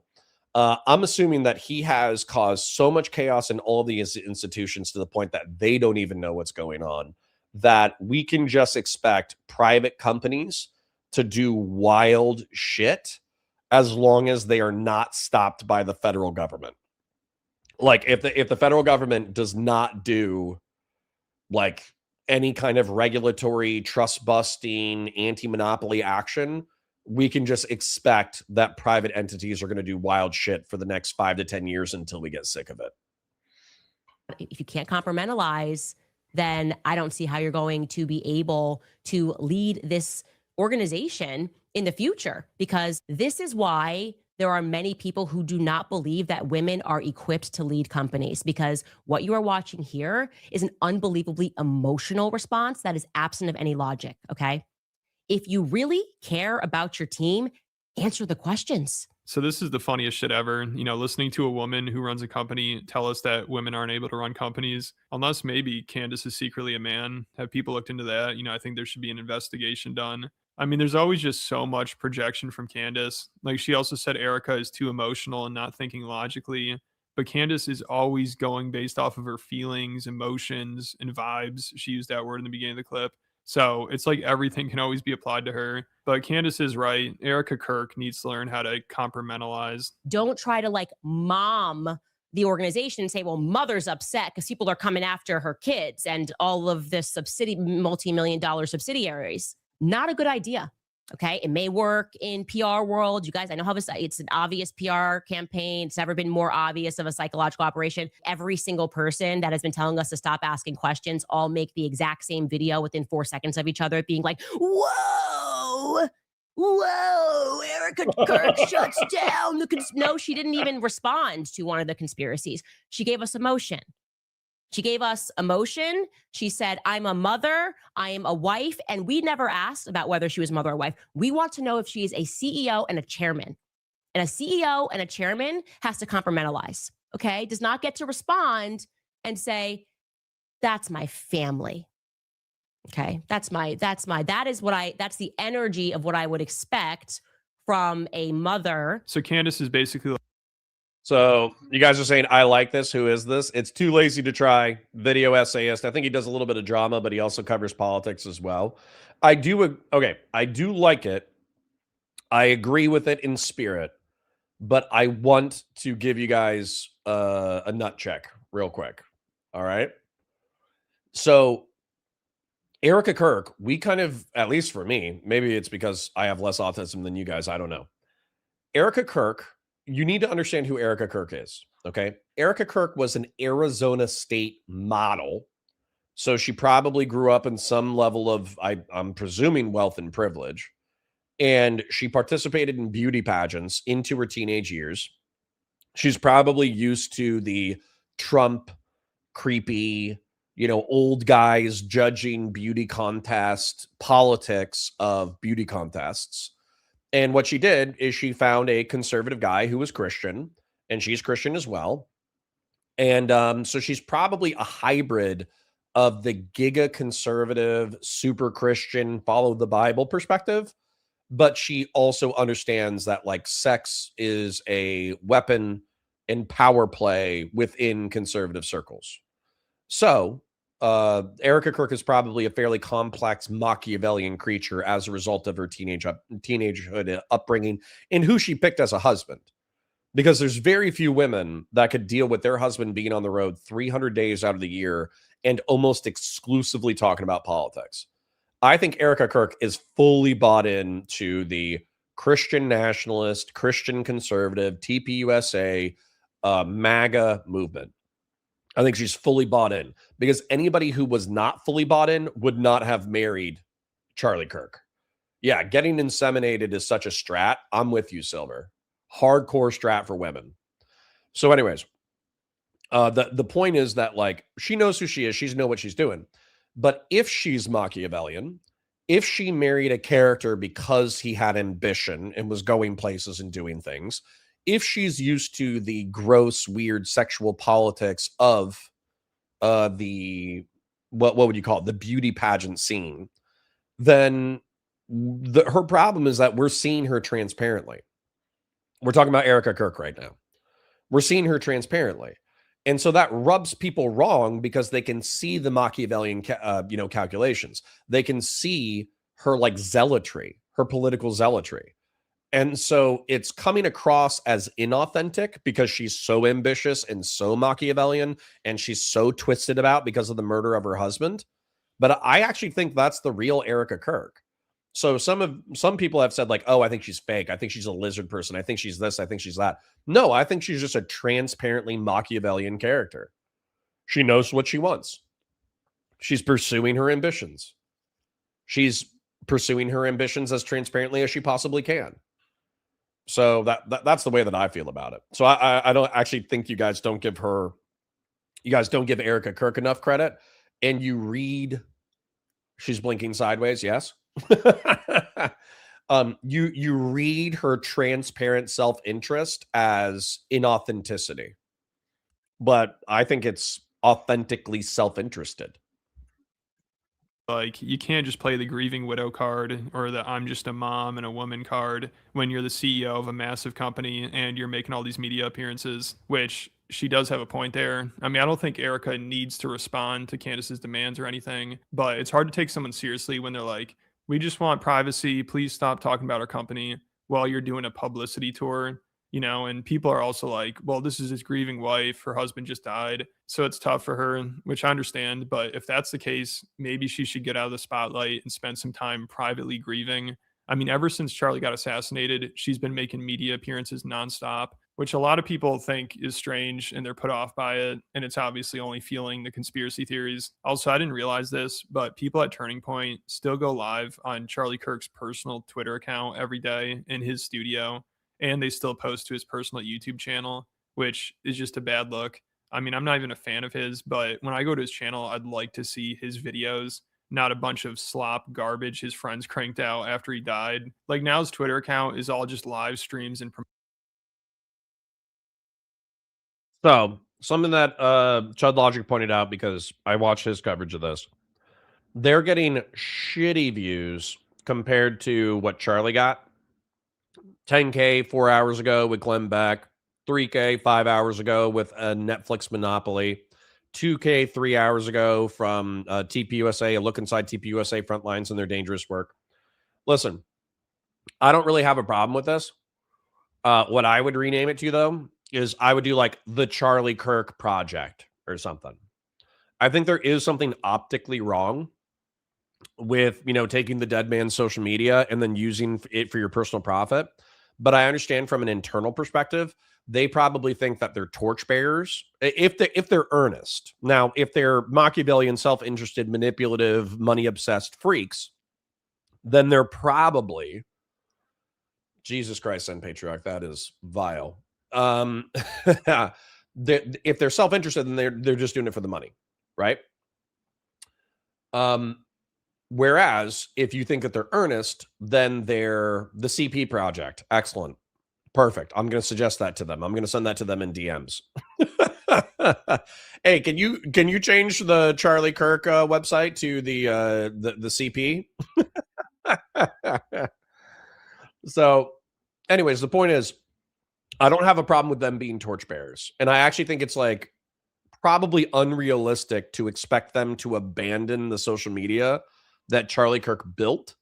Now, of course, they probably need to build something more substantive so it doesn't just feel like they're throwing shit at the wall. But if they view themselves as torchbearers, there's not really a problem with this. The problem with this is that they're just throwing out slop. Fast and Bulbous says, Erica is in love with... Come on, man. Come on, man. Fast and Bulbous, I'll try to read this as politely as I can. Erica is in love with JD Vance. JD stands for Jewish something. A Jewish something took out Kirk. Candace was right. Hashtag follow the money. Now, I understand that that is sarcastic, but that is so vile. I disavow. You guys are brutal. Garbage his friends cranked out after he died. Like, now his Twitter account is all just live streams and promotions, and you have to scroll way down to even see his actual tweets. But maybe this is what he would have wanted. I don't know. Either way, though, people are just put off by it. Like, the streams and videos, they don't get many views. And usually the top comments are negative, and people are like, dude, please delete these. Just let this be a memorial for Charlie. So I understand Turning Point's in a tough position, and they're trying to figure things out, but this just comes across as strange. And it doesn't help that they basically defend this by saying they need the money, and if they don't do the show, they can't pay their employees. Like, that's how the guy who Candace said is a swinger defended it, because he's still constantly posting about Charlie, and people in the comments are like, dude, I think it's time to move on. You know, because they're doing Charlie's podcast, they're using his social media accounts, and even on their own social media accounts, they mostly just post about Charlie. You know, they'll find any reason to post an old picture of him or just talk about him. And people in the comments are starting to feel like it's a guilt trip. Like the other day, Tyler Boyer posted, every single day we are reminded of the loss of Charlie. No one feels it more than the Turning Point and Charlie Kirk show family. And someone commented, I'd like to push back on that. And this is probably a Candace Owen'S fan. I like to push back on this a lot. I'm reminded every day that along with his genius and his magic, and he is sadly gone because you hijacked his show and have his empty chair sitting there every single day. Turn off the lights. Reimagine your own show and your own set and do your own TPUSA thing. Charlie show deserves an ending and to be cataloged. I said what I said. I'm okay with that. I think that you probably should do that, which is you sunset the Charlie Kirk show specifically, and then you start up the Charlie Kirk project, or you start up the TPUSA show. But the Charlie Kirk project, I have no problem with like doing the legacy. Could you imagine? So let's say that MLK existed in the world of podcasting, and Martin Luther King Jr. Let's say Martin Luther King Jr. gets assassinated during the time of podcasting. If Martin Luther King Jr. was a part of a non-governmental organization, and he was a part of a volunteer network, I would expect people to continue the torch bearing of his project. And if they named it, because MLK was such a symbolic figure who died in such a tragic way, if they named the political project after MLK, and they said the MLK Project or the Martin Luther King Legacy or MLK Legacy or something like that, I don't really think that if those are his closest friends and family members and coworkers and business partners, I don't really have a beef with that at all. And so I kind of think this is like moral frogging when people are obviously going to be interested in continuing Charlie Kirk's goals, the same way that if MLK was assassinated and his family, friends, and whatever were just as passionate about MLK's political goals, they would continue on in his name. So, yeah. Tyler Boyer, he's probably going to repeat this in a second, but I want to read it. We will do what Erica Kirk, his widow, would like to do, especially through the public trial. True. There are dozens, because Erica could say, let's shut it down. There are dozens of people who depend on the Kirks to put food on the table. Ending the show and the careers of Charlie's team, who worked with them every day, is not an option for her. although I am sure over time the brand and concept will change. That's sane. Hope you'll have it in your heart to think about her and the people CK employed personally. I don't have a problem with this. Also, I think the reason why it rings a little hollow, though, is because I'm pretty sure in the wake of Charlie Kirk's death, they made like $100 million in donations. And I think they also, somebody reported, it was probably Candace Owens, so it could be total bullshit. But I think they made $40 million at Mar-a-Lago, where they did a fundraising event for TPUSA. So let's just presume, let's cut that in half for the sake of argumentation. And let's say they made $70 million. Okay.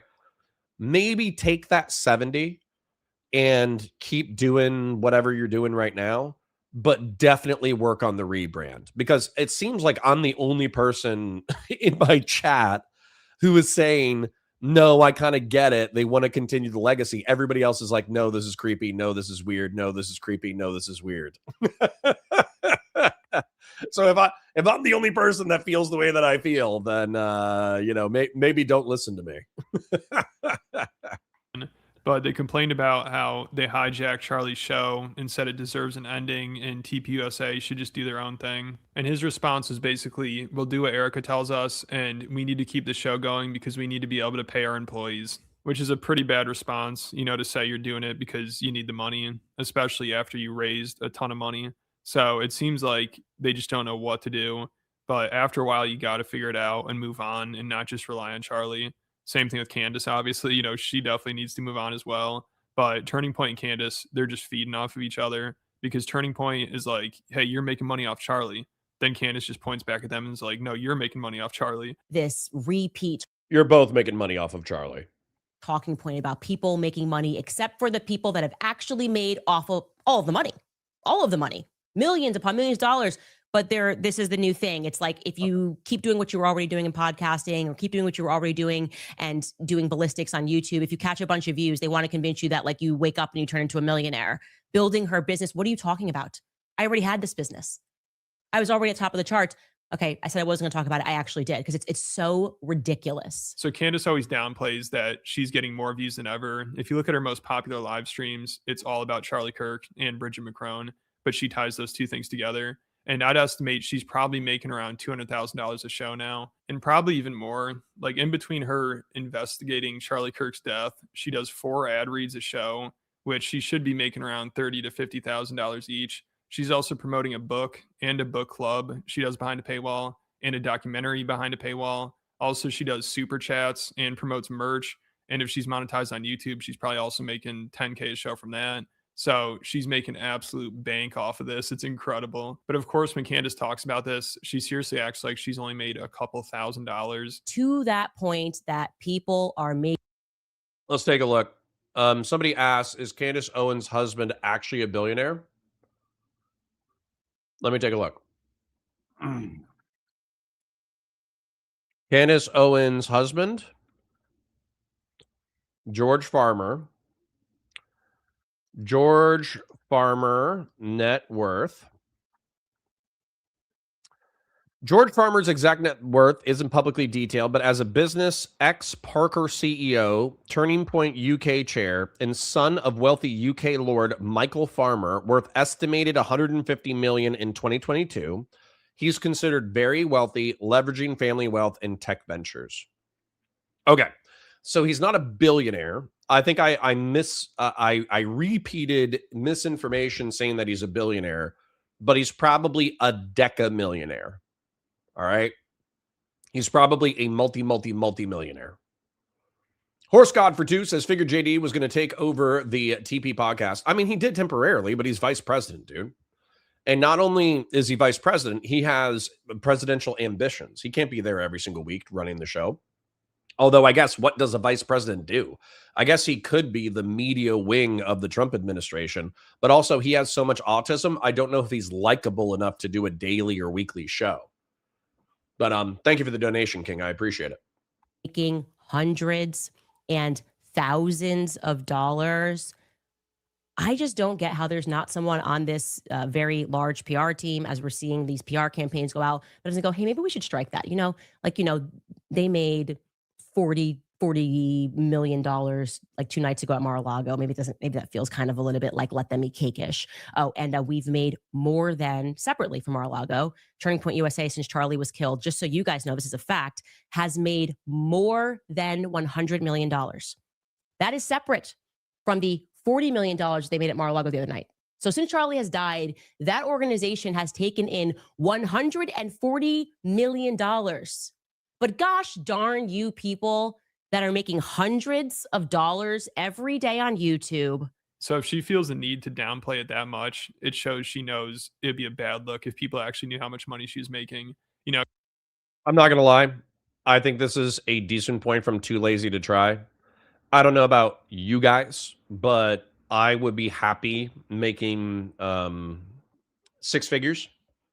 So 5 figures is like 10,000, like 50,000, 100,000, or well, I guess 10 is 50, 60, 70, 80, right? So most of us, or at least most of the working class, I would say have made 40,000 to 80,000 most of our lives. And what ended up happening is between taxes, life expenses, cars, insurance, all that kind of stuff, a majority of that gets eaten up. And as a result of most of that getting eaten up, you don't get to go on European vacations or get to go to Aspen or get to buy a supercar or get to buy this or get to buy that. What you probably get to do is you get to be relatively comfortable, eat takeout food every now and then, maybe have a nice car, maybe have a nice cell phone. That's what happens when you move from the working class to the lower middle class of making less than 6 figures, but high fives. That's kind of been my experience anyways. I'm not rich. I'm not retiring anytime soon, but you know, I can get takeout without, you know, killing myself.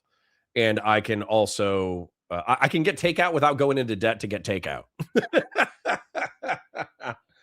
And then I can pay my bills, and then we can go on like a little family trip every now and then. You know what I'm saying? Whereas I think once you get into this rarefied atmosphere where you're making hundreds of thousands or millions of dollars, there's this attempt by social media creators and by political pundits to pretend that they are the common man, to pretend that they're still, you know, just getting by, and you know, they can barely afford the McDonald's that they're feeding their family as they're working 60 hours a week and they're grinding it out and they're doing this. Dude, Tim Pool did this the other day. And I kind of had to laugh. Tim Pool was like, yeah, I work all day, every day, Monday through Friday. And, you know, on weekends, we're doing meetings and this, that, the other. And I'm sure he has a busy schedule, by the way. But Tim Pool, at least as far as like, because I think we did shows on Fridays or Saturdays.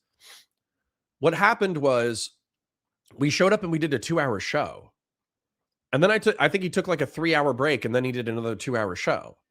So I think the work in between the shows is him probably scrolling through his email on a couch in his house, listening to his wife take care of his kid because they make so much stinking money that she probably doesn't have to work. And she's probably happy. Well, I don't know if she's happy. Women are difficult to make happy. But let's just say materially, she can get whatever she wants and it's not going to affect them. So him trying to say like, oh yeah, I'm just like you guys. I'm just like the peasants. I'm just like the plebeians. I grind so hard for what I have. I'm grinding all the time. And then like, it's like Tim Pool, the trailer is Tim screaming about the grind. And then Tim Pool, the gameplay, is him, you know, scrolling through his text messages for the 3rd time. Oh, thank you, Grassroots.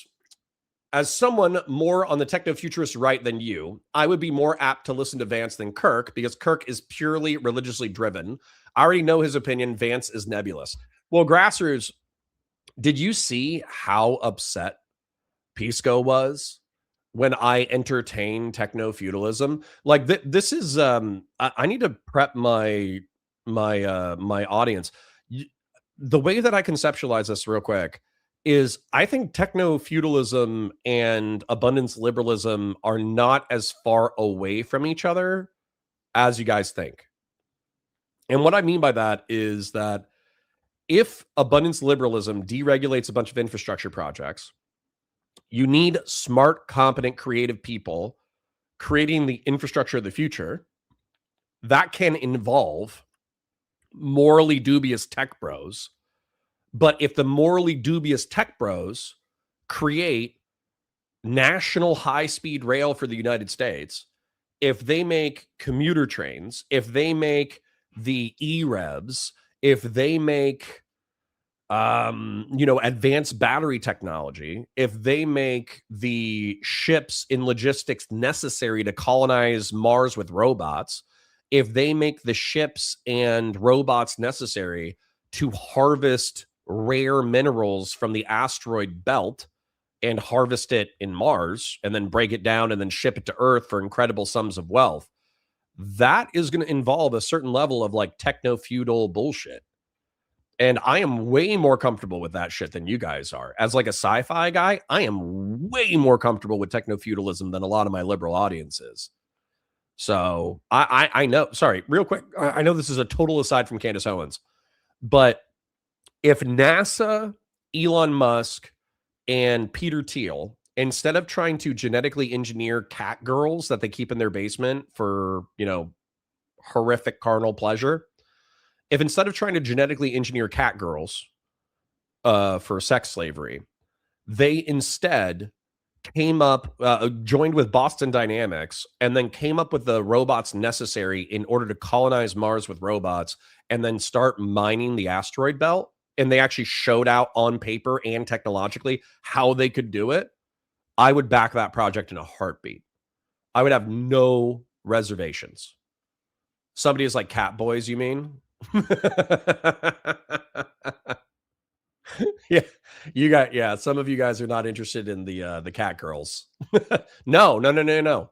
Uncle Fatty, hold on. I'm gonna ruin the stream real quick. Can I ruin the stream real quick? I'm gonna ruin the stream real quick.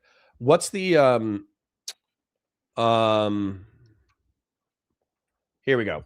Felinids. Okay. This is a dysgenic, creepy part of the 40K fandom where there are cat people. Dude, look at this drawing, okay? I'm not going to click on any of the risque ones. I know I'm ruining the stream. My apologies. But they are cat people. They are people genetically spliced with cats. And I think this is what Peter Thiel is making in his basement. Okay? And then realistically, part of the reason why I feel this way is because of Avatar Na'vi. I think James Cameron is into this. Okay? I think this is James Cameron's peak thing. I think this is what he's into. All right? Just being real. And so I think the techno-feudalist bros, they're working on this. Okay? All right. I'm sorry for destroying the stream. Like the stream. Share it with your friends. Engage with chat. Super chats if you got them. Memberships if you got them. Thank you to Barabbas, Grassroots, Real Serious, Keep Your Bill Steins, Grassroots, Jason 5G, Jen Winkler, Fast and Bulbous, Horse God, and Grassroots for your support. We have an hour and 20 minutes left in the goal. We are already at 6 out of 10 super chats. Thank you for your financial support. Let's stop destroying the stream. Because if not, why not just be honest about it? I mean, she always talks about Turning Point's not honest and they're not answering any of her questions. And she's like, let's see their financials, let's see their taxes, let's see their phone logs. Like, she thinks she deserves to see all this stuff. So if she's going to do that, then I think it's a fair question to ask how much money she's making from this. And if she wants transparency from them, then she should be transparent. Also, if this really is such a serious issue to Candace, she just wants to get to the bottom of things. She's just trying to figure out who really killed Charlie Kirk, and it's really important to her. I don't know why she. Okay, I'm not going to read this out loud, but check out what Fell Runner said on your screen right now. I'll give you 5 seconds. 10, 9, 8, 7, 6, 5, 4, 3, 2, 1.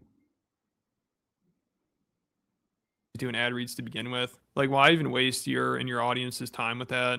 But obviously, the money is just way too good, and that's the problem here. Charlie Kirk died, and now these people are like crows picking at his dead carcass to get every last cent out of it. And I'm not saying everyone's a bad person that was just trying to make money off of him. You know, it makes sense that Turning Point, his own company, obviously would use this to fundraise, and his friends would report on this and talk about it. You know, obviously it's part of their job. So that makes sense. But at the end of the day, you are monetizing his death in some way. And how far are people willing to take that? Like, where is the line drawn? Like, that's what we're seeing here. You know, it's 3 months out and still people are milking it to death. And you know, unfortunately, a lot of people Charlie was associated with are opportunists. I'm sure, like, just a few minutes after his death, there are a lot of people that are like, how can I make money off this? How can I make this about me? Like, the best was Rabbi Shmuley. Like, as soon as he heard Charlie Kirk got shot, he posted a video to Twitter and he's like, this is why I fear for my life every day. And Charlie was a friend to Israel, and that's why he's in danger. And then the best part is he put a link to his own GoFundMe to help protect Rabbi Shmuley. So this guy is unbelievable. I mean, as soon as he hears his friend got shot, he thinks, how can I make this all about myself? And how can I make money from this? Which I'm sure a lot of people are thinking. And even if they weren't, like, the people that report on this, Oh, I knew I was ruining the stream. There's somebody who keeps liking and then not liking anonymous chatters super chat for 5. But will cat girls be able to compete in women's sports? That's the most pressing issue. Bruh. Batman Beyond splicers. Okay. So, you know how everybody freaks out about trans girls, trans boys, or whatever?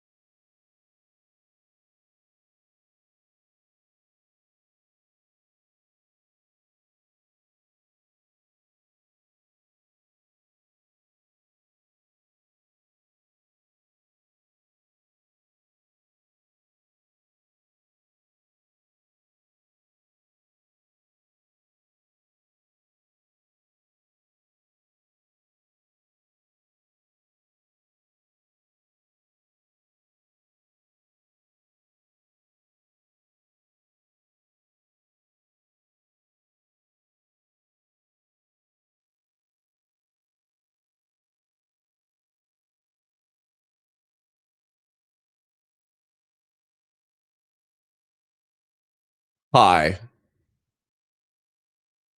Thank you.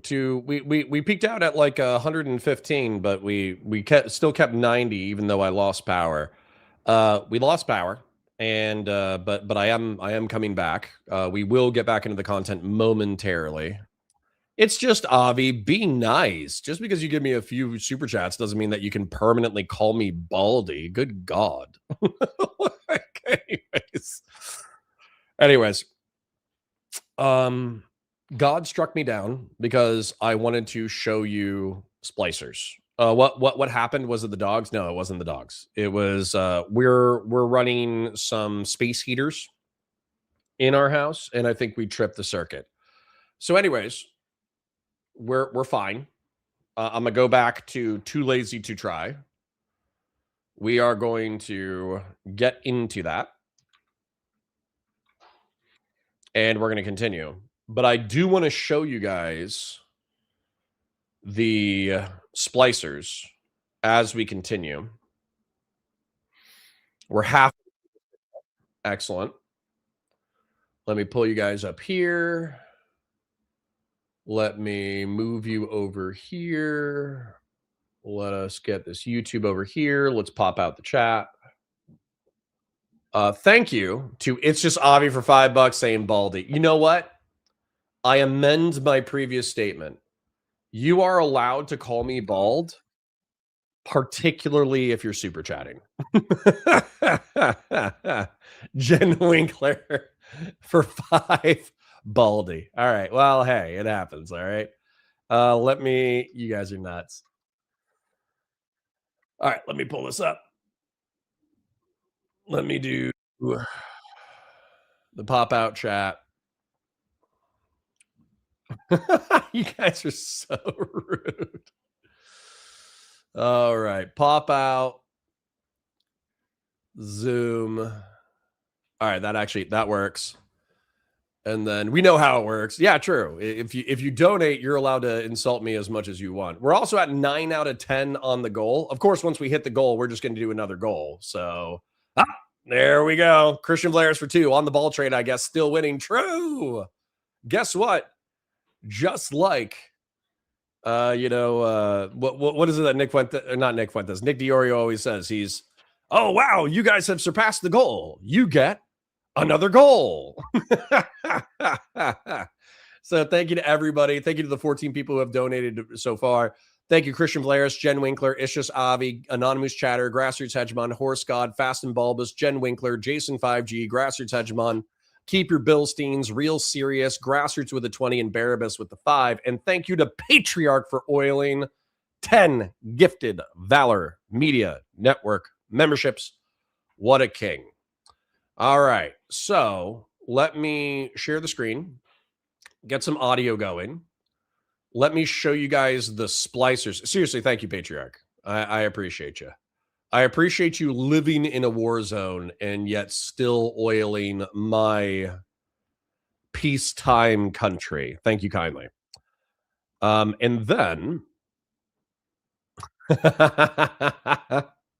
Grassroots says, I only watch streamers that aren't afraid to go whole bald. See you at Hutch. Nice. I'm happy my affinity for my own head shape has come out lucrative for me. But let's take a look at splicers real quick. Batman Beyond. So splicers are a little bit ahead of their time.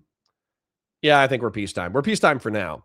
But splicers are a little bit ahead of their time. They're teenagers who splice their DNA with various animals in order to, become more aesthetically pleasing. So as an example, this girl is like the main, like Terry McGinnis's girlfriend or girlfriend's friend. And she does like a simple splice where she gets like cat eyes because she thinks it's cool. But there's this gang of splicers that are running around in Gotham, including this like bull guy and this snake guy. And I think there's a girl that's a part of the club too. But the whole point is that it's effectively like body mod / trans. Like that's what it is. It's body mod trans people who are post-human Yeah, oh yeah, it's like the Jaguar girl. You can see her right here. And so, anyways, there's probably so many health complications with splicing that even with like CRISPR, I don't think that this is going to be possible or healthy. However, that doesn't mean that there aren't billionaires out there who would probably really, really, really, really, really like it if we figured out splicing. Tofu for 5 says, how do you use a space heater because bald? True. I got cold. Thank you to everyone who's donated so far. Let's get back into the content. And just to comment on the content, since we're just coming back, Rabbi Shmuley is a grifting, attention-seeking, sociopathic freak who I think this is like this is clothing that he decided to wear in order to seek social media attention. And immediately after Charlie Kirk was assassinated, he tried to leverage people into his own GoFundMe. So, not beating the stereotypes, Rabbi Shmuley. Not beating the stereotypes. Which I'm sure a lot of people are thinking. And even if they weren't, like the people that report on this, all their views went up and they talked about it nonstop for a couple of weeks, which obviously that makes sense. You know, it's a big story. Of course, they're going to cover it.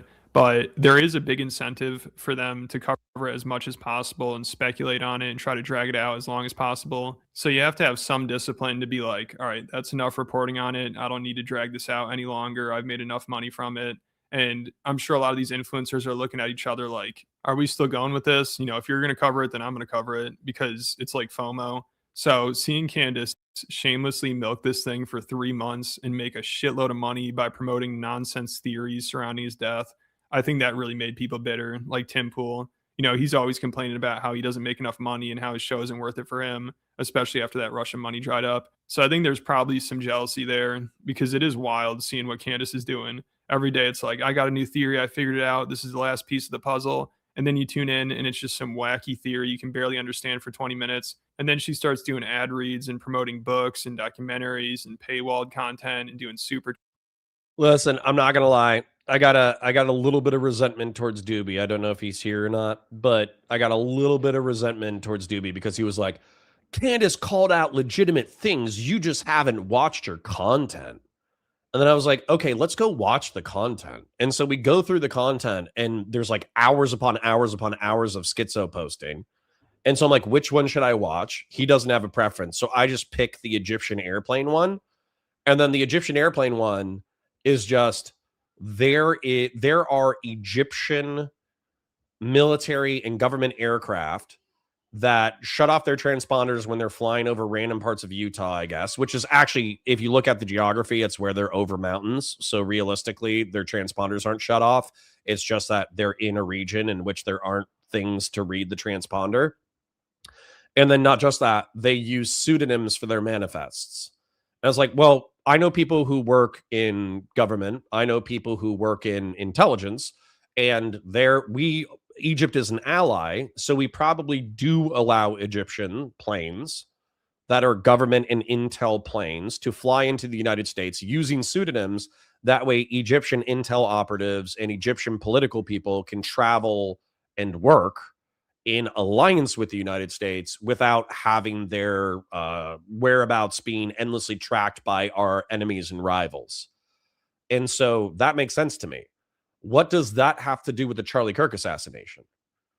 It doesn't. Like once again, like what she's implying is that Egypt, in alliance with Israel, dispatched assassins to kill Charlie Kirk, and that the guy who was actually caught with a bolt-action rifle who confessed to the crime is just a patsy. But how is the patsy self-interested in his own destruction? Why is he confessing to random people? Why didn't he shoot his gun, realize that he missed, realize that somebody else shot Charlie Kirk, and then he's like, wow, I'm totally innocent. I was going to kill Charlie Kirk, but somebody else did it. Right? Why would he be complicit? No sense. And so, yeah, I think some people are mistaking Candace being correct about TPUSA being sociopathic about Charlie Kirk's death and the profiteering that they're going to make in the wake of his death, they're mistaking that for being complicit in a conspiracy to kill Charlie, which I think is crazy. Chats, and it's like, holy shit, she is making so much money from this. You know, it's like peak grifting. So it's making all the other grifters jealous.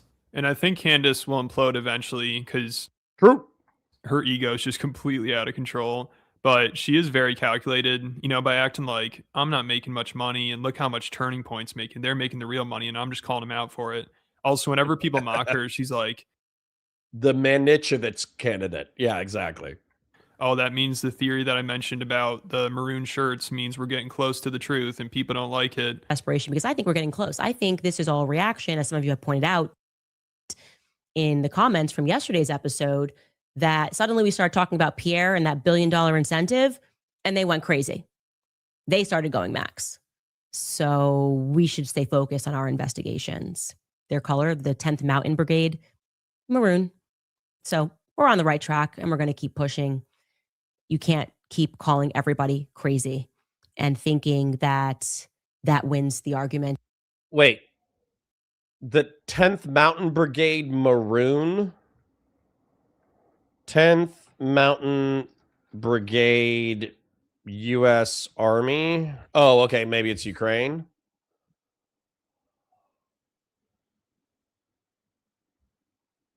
Yeah, division. It's not brigade.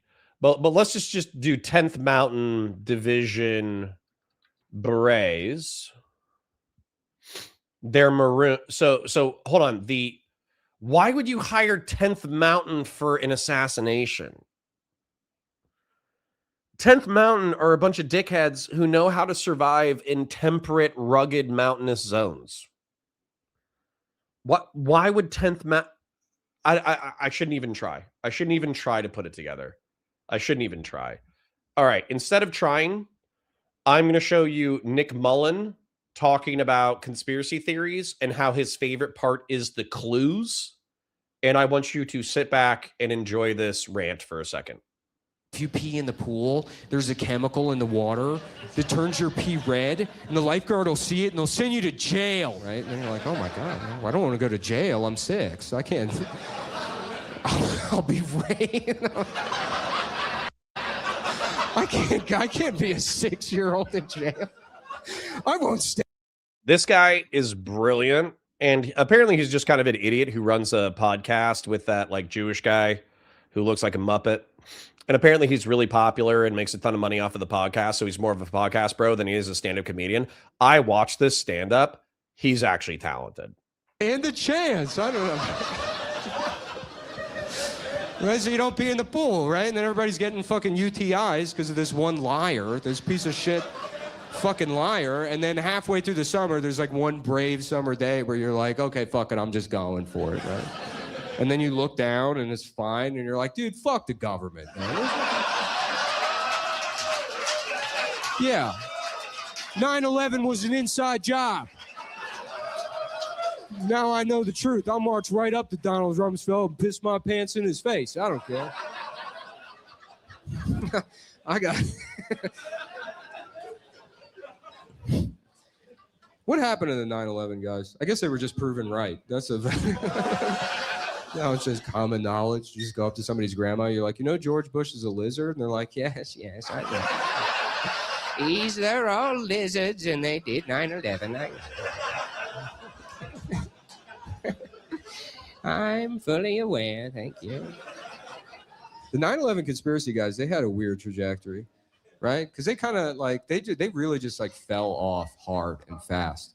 Remember it was like the year after 9/11, they were producing like feature-length, beautiful documentaries on YouTube. That was the only thing on YouTube when it started. It was like child pornography and then beautiful 9/11 documentary. And now it's the biggest company in the world. Yeah, they made these great documentaries, and then 3 years after that, a 9/11 conspiracy theorist was just the dumbest guy you know, folding up a $20 bill, trying to show you an optical illusion Do you know any guys like that? Yeah, I had a friend that would do that. I'd be like, dude, you gotta see this. This is gonna blow your mind. He spends all his time folding up a $20 bill. He shows it to me. He's like, doesn't it look like the tower's on fire? It's like, no, it looks like your parents should switch to direct deposit. I don't know why they're giving you cash to do this with. But that was always so funny to me because it's like, what do you think happened, right? Like the fucking CIA was like, okay, plan's ready to go, ready to blow up the World Trade Center. There's only one step left. The clues. Yep. Yeah, it's clue time. It's time to get the clues out there. So we're going to have the Treasury team up with Mad Magazine to create a fold-in on the money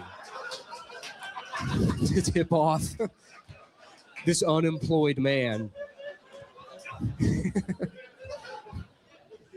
He's going around. He's like, look, it's the Illuminati. And you're like, actually, it's origami. It's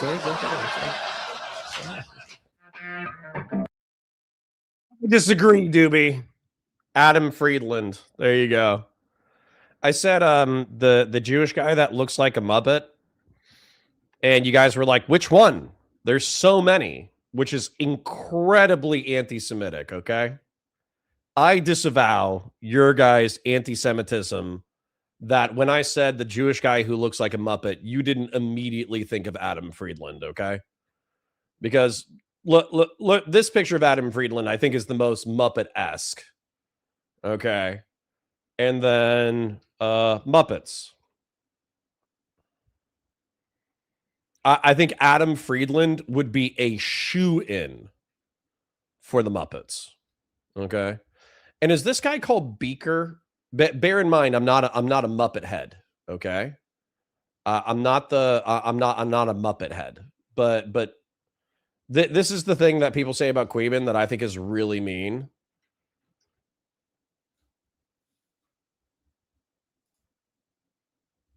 Well, that's just rude. Whoever drew that is just rude. That's rude. But people say that. Well, it's Tommy C. Okay, let's be real. It's Tommy C, who's like a 40-year-old drama YouTuber who beefed with Queeman and then said Queeman looks like Beaker. I know I'm distracting, but we'll get back into the content, I promise. But anyways, I enjoy. Doobie apparently does not like Nick Mullen. I like Nick Mullen just fine. I thought that bit was just fine. And I do think it's an absurd thing. I do think it's absurd to believe that the CIA and the Mossad are just leaving clues all over the place for the dumbest people you know to find the clues. I actually think it's quite silly. Anyways, thank you to... real quick. Thank you to Real Serious for the 100 ARS. Thank you to Grassroots Hegemon for the 2. We're at a 2 out of 10 for our new goal. You guys already smashed the previous goal. And special shout out to Patriarch for the 10 gifted. Let's let the content flow because I've been distracting from the content long enough. And laughter, elite laughter, like they're just in their private clubs, like, maroon shirts, Egyptian planes. It's elitist and scrappy. Yeah, it's elitist that you're an idiot who thinks the 10th Mountain Division was involved in Charlie Kirk's assassination, because 10th Mountain would be the last people that I would call to carry out a clandestine assassination. Let alone, why would they wear their beret colors as a t-shirt to coordinate each other in the crowd?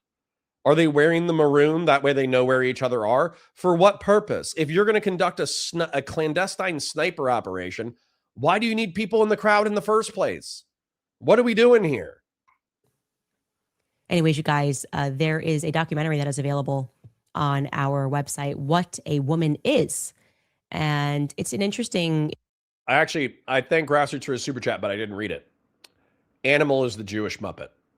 It goes right along with the book that I wrote. And the only big media personality that's still on board with this nonsense and wants Candace to keep pushing is Tucker Carlson. He was on Theo Vaughn's podcast and he talked about this, and he also posted a video to Twitter where he's like, I like everyone involved. I'm not trying to cause problems, but I'm just asking questions here, like those Egyptian planes following Erica around.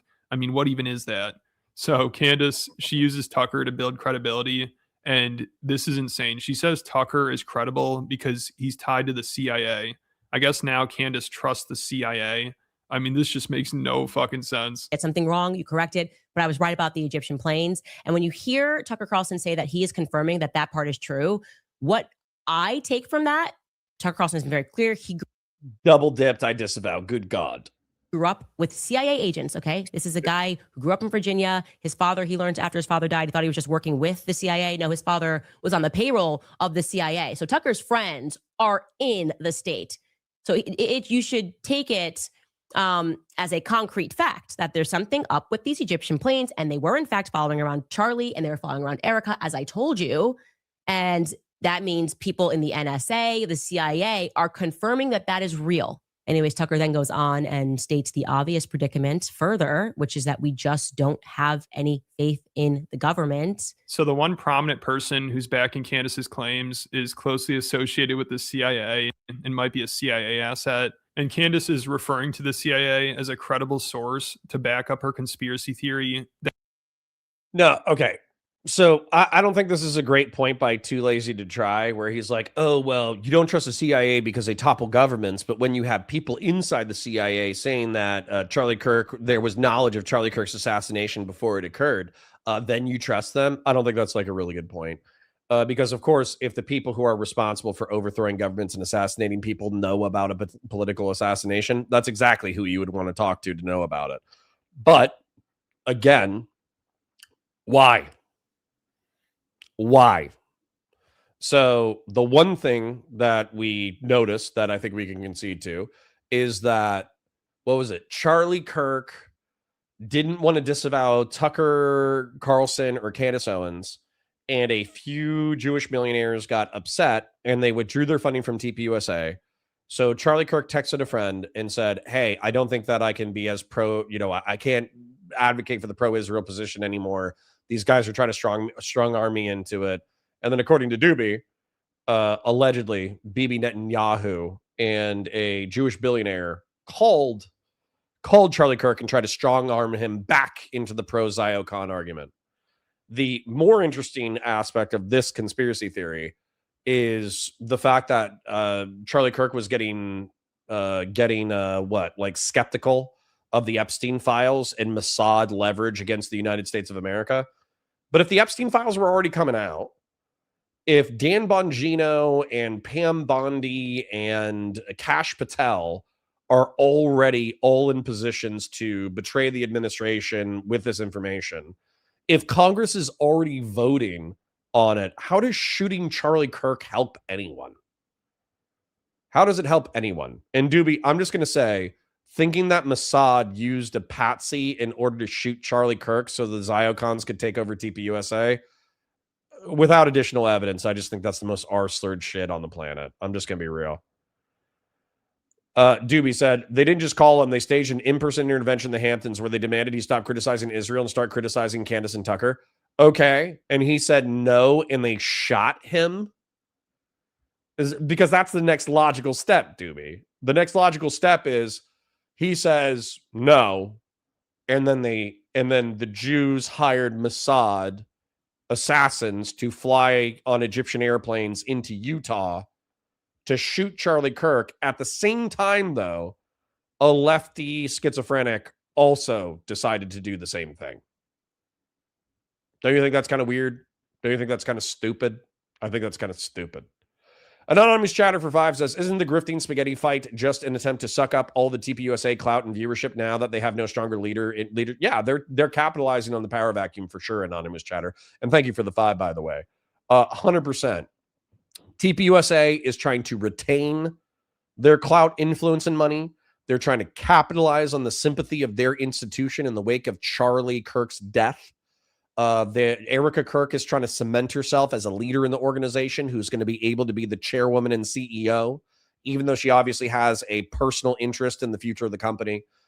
They've made $140 million allegedly due to the sympathy of Charlie Kirk's death. They're obviously ingratiated in the Trump administration and JD Vance's future presidency or future presidential run. But once again, okay, the Jews try to strong arm Charlie to continue to be Ziocon. So they shot him when he said no. Once again, how does that help anybody? That the CIA killed Charlie Kirk. Like Candace has talked about how the CIA is behind everything, you know, with MK Ultra and mind control and beekeeper cults, and they're responsible for Charlie Kirk getting assassinated and Bridget McCrone being a man and all this crazy shit. But now she's saying we should trust the CIA and NSA and says it's a concrete fact because the CIA agrees with us. So I don't know how that makes any sense. And right afterwards, she says, and remember, we have no faith in the government. So at this point, I think Candace is a CIA asset. Like she sells CIA Based merch. She completely trusts the CIA and is good friends with a possible CIA asset. And he's the only prominent person backing her here. Also, when she was talking to Russell Brand, this was so funny. She's like, how come people won't answer where they were when Charlie died? You know, if I ask you where you were, would you get weird and act strange about it? You know, if you ask me, I would say I was in my kitchen plotting, and then quickly corrects herself and is like, I mean planning. But if we're going to question everything, if we're going to look into everything and go based off of like how this feels, how this looks, how people are acting, what's weird, a lot of the shit Candace does is very suspicious. Also, to not answer basic questions that if I said to you, Russell, where were you when Charlie got shot? You're not going to get defensive and weird. You're just going to, I can tell you where I was. I was sitting plotting, you know, planning my next show at the kitchen counter. And they are being very strange about details on that day. So what was Candace plotting? You know, was that a Freudian slip? Did she know about something ahead of time? Like, I'm just asking questions. You know, she doesn't seem to want to be honest with. Doobie, I think you just been hanging out with schizos for too long.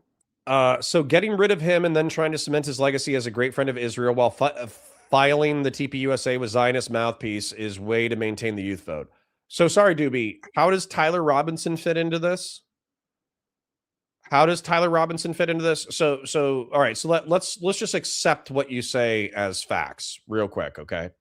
Let's just accept this as a factual narrative for the sake of a hypothetical.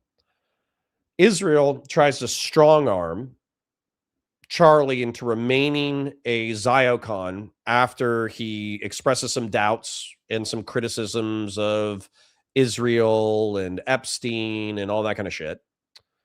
And then they fly in assassins in order to kill Charlie Kirk because they, like you said, they want to take over TPUSA, $150 million organization. And then once he's dead, they want to cement him as a Ziocon. So they're going to kill him, right? And then how do they get the random lefty schizo to participate in it all? And also to be incarcerated for the crime. To be clear, I'm not saying I agree with this. I'm telling you what the current narrative is. I wouldn't be surprised, but also I haven't seen direct evidence. Why would you assume that this is the case if we have the shooter, have his weapon, have his motive, have his text messages, have his Discord messages, probably have his cell signal, have him on CCTV cameras going to the shooting location at the time of the shooting? Why would you assume this at all? What is happening? Okay, anyways, I can't just wait to respond to Doobie, but Bong and stuff says, I don't take plausible motive to be all that valuable without supporting evidence that goes beyond speculation. Right. Okay. But Doobie, you said you wouldn't be surprised if Mossad was complicit in the assassination. How do we have a transferee shooter complicit with Mossad? If Mossad was involved, you should be shocked. That would be crazy. If the Israeli intelligence services had 2 or 3 bad conversations with Charlie Kirk and they're like, well, we got to kill him and we got to take over TPUSA. And then they found a patsy and manipulated him through radio waves in order to think that he actually committed the assassination. Well, simultaneously, they shot Charlie Kirk. That should be surprising to you. All right, I gotta keep it moving, otherwise I'm gonna get it lost. With how much money she's making from this either, and she's definitely benefited the most from it. You know, Turning Point's made a lot of money, but without Charlie Kirk, they're lost. I mean, it's not benefiting them in the long run at all. So I'd say Candace probably benefited the most from this, even though eventually it's all going to implode and she's going to destroy her credibility. I mean, she probably already has. But other than Turning Point, I'm sure she made the most amount of money from this. And now she's trying to destroy Turning Point. So is she finishing off the job for Tyler Robinson? I mean, also her fans are saying free Tyler Robinson. So I honestly feel like Candace being involved in this somehow is way more plausible than any one of her 1,000 batshit crazy theories. Like, if the CIA really killed Charlie Kirk, they probably wanted to destroy Turning Point, which Candace is doing. And she's literally referring to the CIA as a credible source to go after Turning Point and to help convince people that Tyler Robinson didn't kill Charlie Kirk. So Candace could be helping with the cover up here. You know, maybe she's really part of the CIA, MK Ultra, beekeeper, mind control cult. I mean, Candace Owens is sketchy as fuck if you look into her, which Nick Fuentes said he'll expose her if Turning Point doesn't put an end to this. But I think Turning Point is having trouble handling Candace because I'm sure they are doing some shady stuff. And, you know, the shady stuff, man, I don't like the way that this essay turned. The shady stuff is profiteering off of Charlie Kirk's death and legacy. That's the shady stuff. Okay, that's the shady stuff. All right, you probably think James Earl Ray killed MLK too. Listen, man. I think I said earlier that I wouldn't be surprised if. So I think that, who was it? The book depository shooter. Why can't I think of his name? Lee Harvey Oswald. I think that Lee Harvey Oswald pulled the trigger. Like I think that he went to the book depository. He had a 6.5 Carcano. It was a 150-yard shot. He's a Marine. It's not difficult to do. He was a Soviet sympathizer. He traveled to the Soviet Union during his honeymoon. He was a socialist. He was a communist. And several weeks prior, he tried to kill a general, right? He tried to kill an American general, but he missed. So I think it's entirely probable, high probability, that he did the shooting. Now, maybe some people were like setting him up, giving him intel, all that kind of stuff. But once again, I would have to see evidence for it, right? So that's where, like, maybe I wouldn't be surprised. Fellrunner says, "Don't respond to Doobie until he super chats it." True.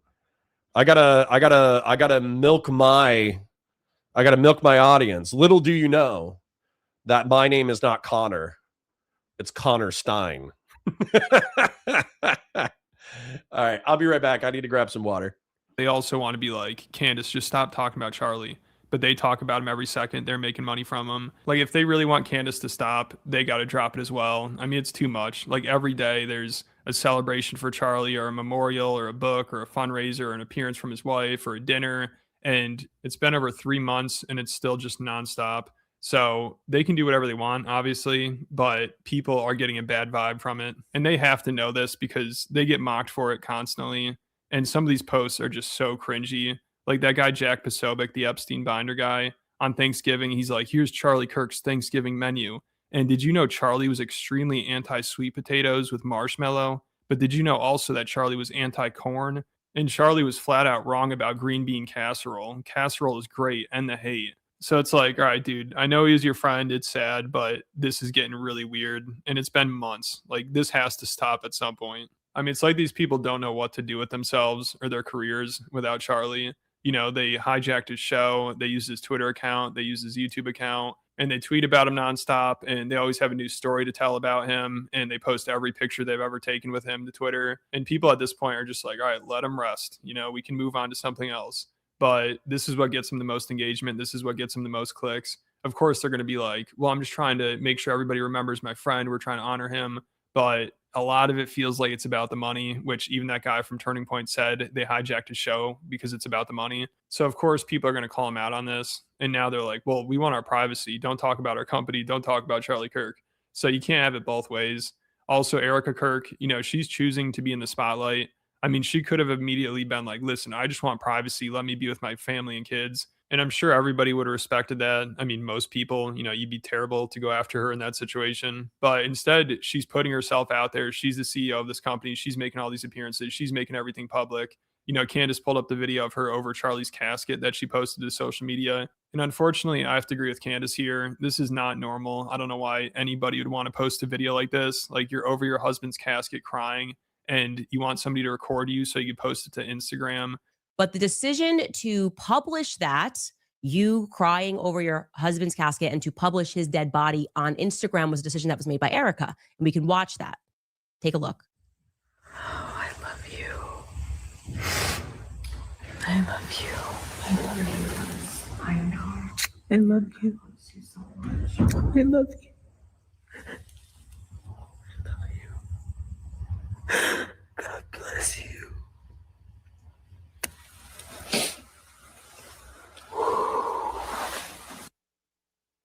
That is an incredibly personal and an incredibly intimate moment that you invited the public into. Okay, there was no reason to do that outside of wanting to share something that was very private with the public.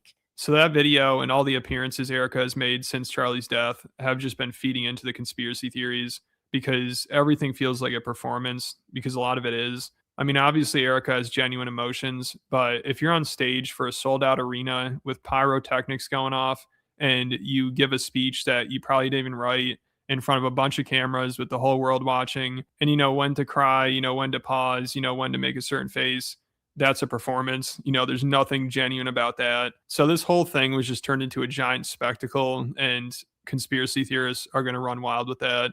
And now it's just out of control. Like, Candace is demanding the public knows where Charlie's buried, which is insane because everybody knows it's just going to get vandalized right away. And probably by a Candace Owen'S fan, you know, they'd for sure go investigating and probably try to dig up his body to see if it's real.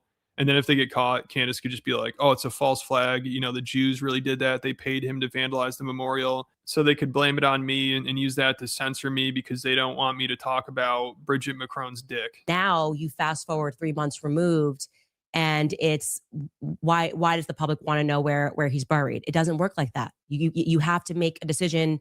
I want this always to be private, or I want this always to be public. That's my personal feedback there. So this shit is getting really ugly. And Candace said she'd stop investigating if Erica told her to, which she did. But Candace found a loophole, because when Erica was asked about the conspiracy theorists, she was asked, what would you say to people lying? So, of course, now Candace is pretending like, oh, Erica just told me to stop lying. Well, if I'm lying, what am I lying about? Wrote, Erica Kirk will forgive someone 1 week later for murdering her husband, but she won't forgive someone for not believing the FBI narrative. I saw a lot of people commenting that online, that the energy definitely feels different for people that want to get to the truth than it does for the person who she believes killed her husband. And I don't believe that is the person who pulled the trigger. I just don't. And you're allowed to disagree with Erica. You are. And that's fine. She's allowed to think what she thinks, and you're allowed to think what you think. That's what I want you guys to know. Don't allow. Okay. This is where critical thinking and centrist ephemeral bullshit fails for me. Okay. I like to consider multiple realities and multiple possibilities because we are human beings. We are apes. We are hairless apes with above average intelligence, and we have figured out the world, and we've done complex and amazing things. But ultimately, at the end of the day, we are dumb animals. And so what we have to do is we have to use our reason in order to try to figure out the world as much as possible. And my reason says that it's good to contemplate multiple perspectives in reference to a situation to test the strengths and weaknesses of multiple perspectives. And then that way you can kind of see the world from a variety of directions and be a more nuanced person. What I really don't like about centrists, conspiracy theorists, all that kind of stuff, is that they do these appeals to anomaly. We actually, when we watched a ContraPoints video early in the channel, she talked about conspiracism and how what happens is conspiracy theorists appeal to anomaly, appeal to anomaly, appeal to anomaly, appeal to anomaly, and then they propose an alternative narrative that is more ludicrous than the anomalous narrative. But because you have so much doubt put in your brain about the anomalous events, you end up adopting the alternative narrative, even if it's more absurd than the quote unquote official narrative. And so for me, in order for Israeli assassins to board an Egyptian plane, in order to fly without a transponder under pseudonyms, in order to shoot Charlie Kirk with an assassin's bullet that was a different caliber than the one that was used in the 10th Mountain Division of the United States Army, which is technically a specialized and elite unit, was effectively like field spotters. They were in the crowd in order to help facilitate the panic in the wake of him shooting. And then also on the other side of the world, simultaneously to all these events going on, there was other American special forces who were talking about the potential political assassination openly, to the point that a retired military civilian heard about it and was able to email Candace Owen'S about it. That strains credulity. Okay. That strains my suspension of disbelief. Who owns a maroon shirt? Excellent question. So anyways, that seems so absurd that I think I can reject that narrative flat on its face. Whereas the official narrative is that the shooter, who is now in custody, who doesn't really deny the shooting itself, did not like Charlie Kirk because Charlie Kirk was vilified as a fascist or a fascist enabler. Charlie Kirk engaged in anti-trans rhetoric. This guy had a trans roommate with whom he was sympathetic. And he decided, fuck it, I'm going to go kill Charlie Kirk because he's a fascist and he's enabling fascism and he deserves to die. So I'm going to get my father's bolt-action rifle, or my grandfather's bolt-action rifle that my father gifted it to me. I'm going to go there and I'm going to do it. And he stuffed it into his pants leg, which is why he was walking awkwardly. He's going to go under the top of the building because he's familiar with the campus. He's going to take the shot, which he did.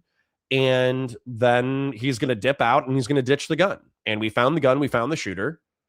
And, that's that. I mean, the story is so simple that, like, why wouldn't I believe it unless there was additional extraneous information? Kind of insane. But Grassroots Chechabon, thank you for the $5. I got suspicious of Doobie when I told him I was sad, and he said it's not so bad. For every problem, there's a final solution. Woo! That got spicy. What is that Stephen Lynch? Is that Stephen Lynch? Is that the guy who played guitar? God, I love that. God, I love that. Man. Is that, you might be a Nazi, baby. I think you're a Nazi. Can you guys indulge me? I'm going to ruin the stream again. Can you indulge me a little bit? Indulge me. Ooh, IRI is doing a debate. I would stream snipe him, but I'm not that into IRI that much. I hate to say it. Stephen Lidge, Nazi. Oh my God. All right, I'm gonna ruin this for you guys. This guy made me laugh so hard in 2002 that I think I cried while I was listening to him sing these songs. Can we do this? We're gonna do this. Like the stream, share it with your friends, engage with chat, super chats if you got them, memberships if you got them. We're at 3 out of 10 on our current goal. You guys smashed the first goal. Let's go. You're the love of my life, but it cuts like a knife, and I feel that I'm being misled. See, I'm a little concerned, for I recently learned of the swastika tattoo on your head. And it makes you smile when you hear Zeke Heil. You love the smell of a burning cross in the yard. You do goose-step salutes in your Doc Marten boots, and you quoted Mein Kampf in our 5th anniversary card. I think you're a Nazi, baby. Are you a Nazi? You might be a Nazi, baby.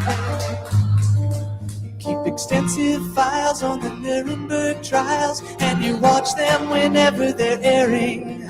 I guess I should have known when you bought a new bone for your puppies named Goebbels and Goering. You showed up late to our very first date. I said, how are you? You said, white power. Call me paranoid, but I'm not overjoyed when you ask me if I want to shower. I think you're a Nazi. Don't be lying, baby. Are you a Nazi? Are you anti-Zion, baby? Your every dress is monogrammed SS. You hold an Aryan picnic and bash. And it makes me irate when you say I look great when I wear a little tiny mustache. Your social politics say that races don't mix, and you call it pure blood pollution. And whenever I'm sad, you say it's not so bad. For every problem, there's a final solution. I think you're a Nazi. Give me an answer, baby. Are you a Nazi? You drive a fucking Panzer, baby. You say that love is blind, so how could I have guessed? But then again, I met you at the Wagner Fest.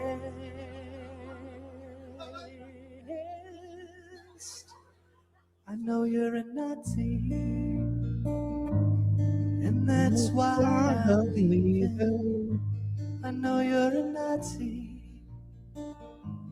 Sure as my name is Stephen Lynchburg-Stein. Dude, listen, man. I'm just gonna say it. I love this era of comedy, and I love this era of American pop culture because it was obvious, right? Like it was he just said a bunch of like racist shit, right? He just said his boyfriend or girlfriend or whatever has an SS tattoo, and he gets nervous whenever they take showers together, and this, that, the other. There's like a bunch of like horrible Holocaust jokes here, but the whole point is that being a Nazi is absurd, and being a racist, anti-race mixing, anti-miscegenation dickhead is absurd. And so while saying some of like, and like Lynchburg-Stein, I don't even know if Stephen Lynch is actually Jewish or whatever, but like the whole point is that you're making fucked up jokes, but you're making fucked up jokes to point out how fucked up they are. You're not making fucked up jokes because you genuinely believe that Jews are like this parasitic, Machiavellian, historically unique people that deserve special like scrutiny and mistreatment. And I wish that this was America. This is the America that I grew up with. I understand that Jews might not have felt that way in the 90s or thousands. I understand that black people might not have felt that way in the 90s or thousands, but that's the way that I felt. I felt like that racist humor was the whole point. Wasn't to be racist. The point was to point out the absurdity of racism. So, anyways, better times. Allow this strategy to stop you from standing by your convictions. Butterfly writes, Candace, you mentioned several times that if Erica asked you to stop, you would, in fact, stop. Will you honor her request? Please stand by your word and honor what Charlie left behind. Prayers to you. I was very clear here. Erica asked me to stop lying, and I will immediately abide by that request. You know, Candace is lying. What do you want to say? Please stop. Please stop lying. I understand. I comprehend. What I don't comprehend is what I've lied about. So I don't know if Candace is going away. I mean, she's out for blood. I think she's just trying to tear it all down. So it'll be interesting to see how far she takes this. It seems like the more people tell her to stop, the more she just wants to keep going. And it is fascinating to watch. I mean, I don't think she'll ever find any answers, but she's trying to expose everybody. It's crazy. So let me know what you guys think about it all down in the comments. And make sure you check out my Patreon if you want to hear about Candace's beef with Nick Fuentes. That's been absolutely hilarious. And just her whole downward spiral. I've been covering it over on there. And a ton of other stuff. There's 150 exclusive videos. So if you enjoyed this channel, if you want extra content, it's definitely worth it. Make sure you check it out. There'll be a link in the description. All right. I love that. I love that. The Candace segment went a little bit longer than I thought it would be. The first 30 minutes were whatever. Debating on TikTok. Ooh, TikTok debates. I don't really want to check out his TikTok debates. I'm not going to stream snipe that. I didn't know that IRI went up against Ben Shapiro on Jubilee. I guess that's cool, but I didn't really want to look for it. Just taking a look at the other content, because realistically, I mean, I don't know about you guys, but I don't want to say I'm Candace out. I could go check out the Pierce Morgan if you guys think that there's some good dunks in there. As a matter of fact, that might be the best content that's available, so I just might move into that. But, well, I mean, what else is going on? Because we could go into the right wing. We could check out Fuentes. Apparently, there's a Blade was in here earlier saying that there's a Fuentes Sneeko collab. So that could be interesting. I know that, but here's the thing, guys, right? So when I'm hanging out with you, and then I'm like, let's watch this mind-damaging content. You're like, no, it hurts my brain. Like, and I'm like, yes, that's the point. So we got Nick Fuentes talking for an hour, talking about how Candace Owen'S backed off and bent the knee to TPUSA. We get the Bondi Beach terrorist attack where he's probably Jew posting about the terrorist attack. We got Nick Fuentes versus Sneeko, which could be interesting, but that, weirdly enough, Sneeko can get weirdly intellectual sometimes. And then we got Pierce Morgan as a literal cuckold. I don't know what that's in reference to, but that could be funny. So we got some options on the Fuentes front. And then if we go to Pierce Morgan, this was the obvious content of the day because apparently there's some good clips of Pierce Morgan actually freaking out on Candace Owen'S. So this is kind of like the hotness of the day is Pierce Morgan trying to dunk on Candace Owen'S. So I mean that's kind of where I'm at. Then of course, let me check my Discord, see if anybody's DM'd me and is trying to hang out. I don't see anything. Normally Pisco is hitting me up by now and he's like, hey, let's fight about this. So I don't see anything. All right. Let me scroll down. Anyways, let me just check in with you guys before we decide what we're going to do. Let me scroll up here. Somebody said like, well, if Jews are a race, then something, something, something. It was interesting. Let me take a look.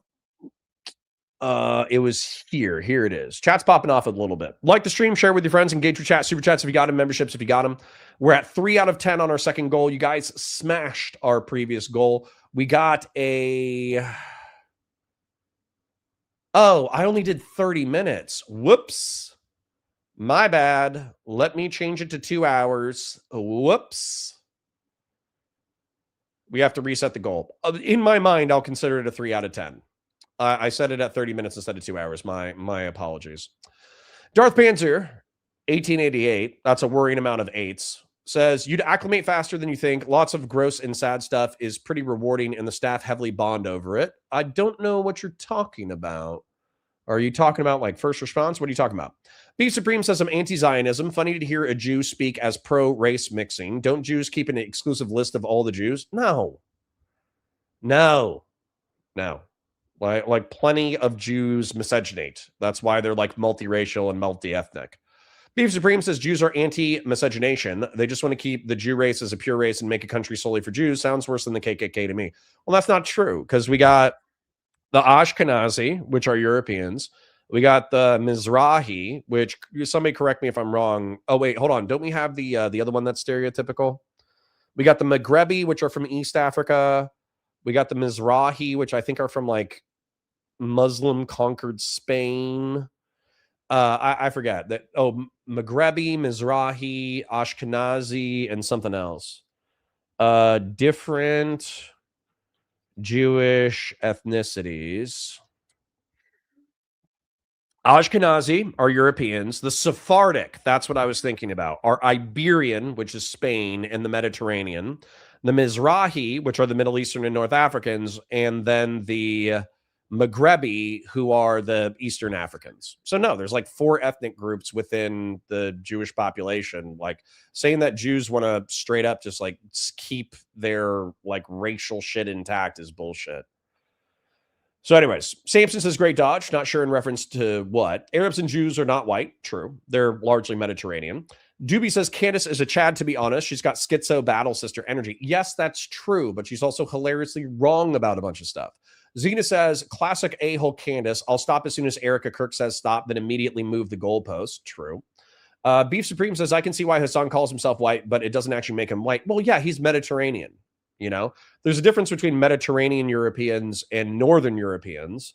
And then the Mediterranean, because of the way that it interacts with humanity, Mediterraneans from Spain look suspiciously like Mediterraneans from North Africa, and Mediterraneans from North Africa look suspiciously like Mediterraneans from the Eastern Mediterranean. So yeah, there's lots of stuff. We are already down the path of no return. Let's watch Pierce fuck Fuentes. Okay. Christian Valeris is an Oiler, so he gets disproportionate say. Then we got Connor. If you ever get a chance to debate Candace, please wear a maroon shirt. I'll do that. I'll get a 10th Mountain. I'll get a 10th Mountain Division T-shirt and I'll wear it. Quick reminder that ethno-nationalism is bad. Okay. Well, thank you, Doobie, for the 20. I appreciate that we disagree, but I appreciate the super chat. Anonymous Chatter for 5 says, Bud123 is the biggest Giga Chad in chat and constantly reminds me of how emasculated I've become in my lack of effort to better myself. Well, you got to change that, Anonymous Chatter. Number one, I appreciate all your super chats, but number two, you need to get some dumbbells and start lifting weights. Doobie for 10 says, also, Connor, you're coping hard right now. The head of the ADL recently gave an interview where he openly complained about Jews marrying non-Jews. This mindset is pretty common. Can you set, well, right, but then if you have like 3 or 4 ethnicities within the Jewish thing, if they're marrying outside, if they're marrying other Jews, because Judaism is a religion and it's kind of a genetic group, if a Mizrahi and a Maghrebi marry, or a Maghrebi and an Ashkenazi marry, would that guy care? Because those people look very different. Like Maghrebi. Hold on. No. Beef Supreme says, I'm sorry, Connor, you're wholly wrong. Jews are a race and they don't just allow anyone to claim Jew. Okay, let's pull up our stuff. Because correct me if I'm wrong. Well, actually, don't correct me if I'm wrong, because I'm not wrong. Let's look up a Maghrebi Jew. Okay. This is a Maghrebi Jew. All right. These are Jews from North Africa and East Africa. Okay. Then look at that gal. Then we got Ethiopian Jew. I thought they would be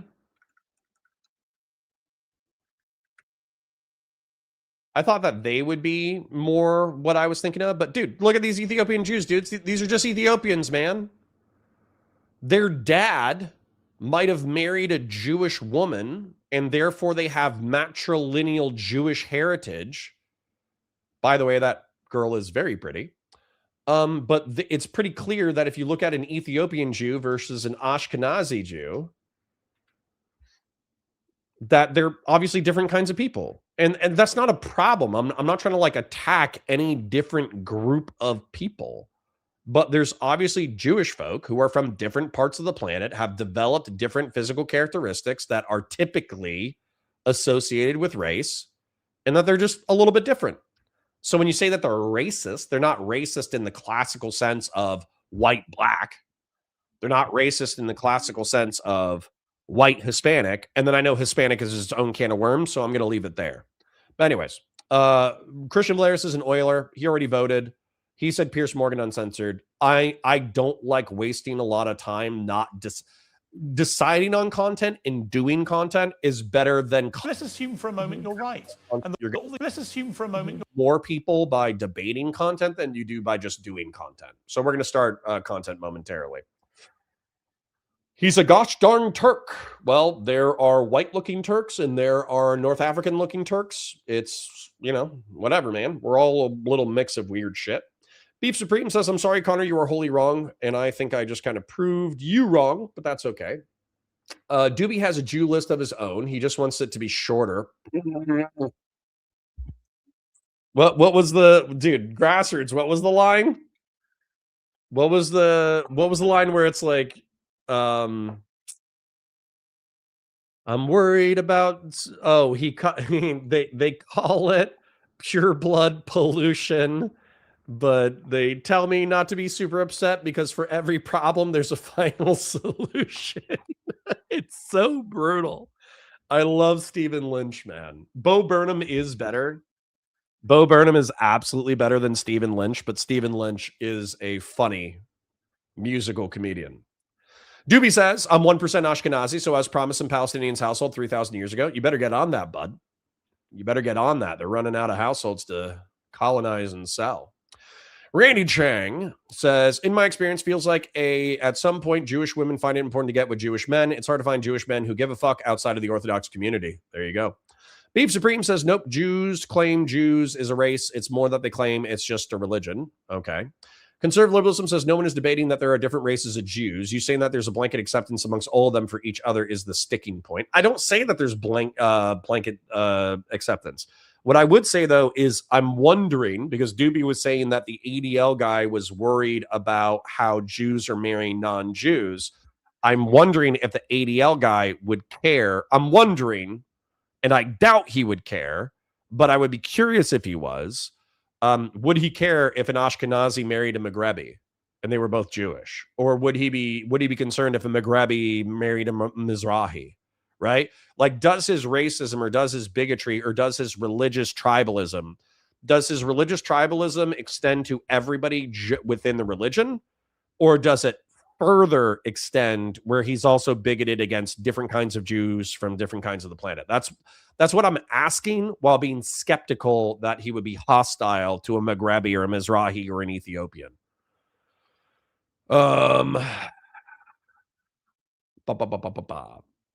Roaming says, if only we could settle things in the most efficient and logical manner by doing a decennial race draft. Do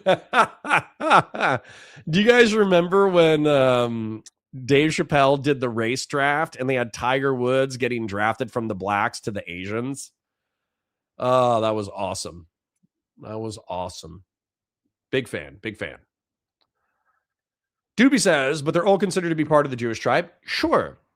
Because they probably have, there's some descendant component, oftentimes from the matrilineal line, that gives them a genetic component of being Jewish on a ethnic level. But it's pretty clear over the past several centuries and millennia, Jews have spread across the planet and they've intermarried with other peoples. And so as a result, the melanin content of their skin is not what matters anymore. It's more of like the religion. Jews don't claim it's a race. It is a race. Laugh my ass off. Race. How do we define? Isn't race anti-scientific? I normally think of race as like white, black, and then Hispanic we kind of think of as brown, but it's not accurate. Asian, et cetera, et cetera. Race definition. That's not it. A competition between runners. No. A strong or rapid current. No. We're looking for the racist one. Move or progress swiftly. No. Race versus ethnicity definitions. Race is generally about shared physical traits, aka skin color, hair, bone structure, often socially defined, while ethnicity is about shared cultural factors like language, ancestry, nationality, religious, and traditional. That's where, so I would make this argument that Judaism is an ethnicity more than it's a race. Because if it's about skin color, hair, and bone structure, then Ethiopian, Mizrahi, and Maghrebi Jews versus Ashkenazi, they wouldn't be the same race, but they would be the same ethnicity. So, so for instance, it's actually arguable that America will eventually become an ethnos. It will become a place of shared ancestry, nationality, religion, and traditions, even if we're not the same race. It's kind of like a new concept of having ethnos divorced from race. So anyways, I think I'm right. I think you're wrong. It doesn't matter. Let's do an intro. Let's get cracking. I'm right. You're wrong. Super chat.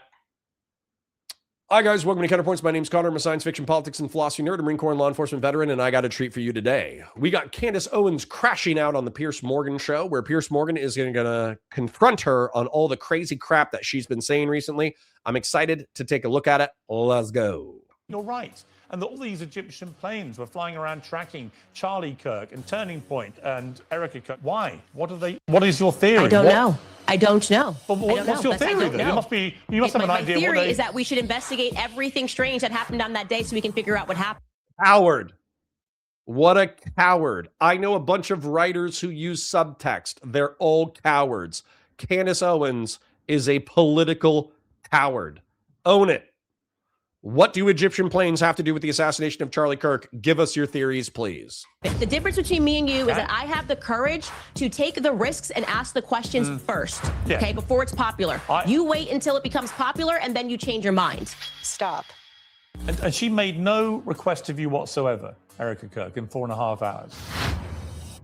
Well, no matter what your opinion is about Candace Owen'S, and very few people don't seem to have one, she has a definite knack for commanding attention. Many people have been openly enraged by her theorizing on the assassination of Charlie Kirk. Many have been captivated nightly by what they see as either a thrilling real-time investigation into a colossal cover-up or a cynical strategy to exploit the most emotive and consequential news story of the year. Several of the Candace Owen'S claims are focused on Turning Point USA, the organization funded by Charlie Kirk and now run by his widow. Oh, Kay is exhausted by the Jewish conversation and what constitutes a Jew and what doesn't constitute a Jew. I understand you're exhausted, but I think drawing that out would actually be hilarious. So I'm going to put on a Jew fro and I'm going to draw the various racial and ethnic diversity of the Jewish people. It's going to be great. Erica, who last week issued this firm request. She has been one of the main peddlers of these conspiracies, and she is making a huge amount of money on it. She is building her business off of these lies. What do you want to say to her and the other people that are putting these lies out into the world right now? Stop. That's it. That's all I have to say.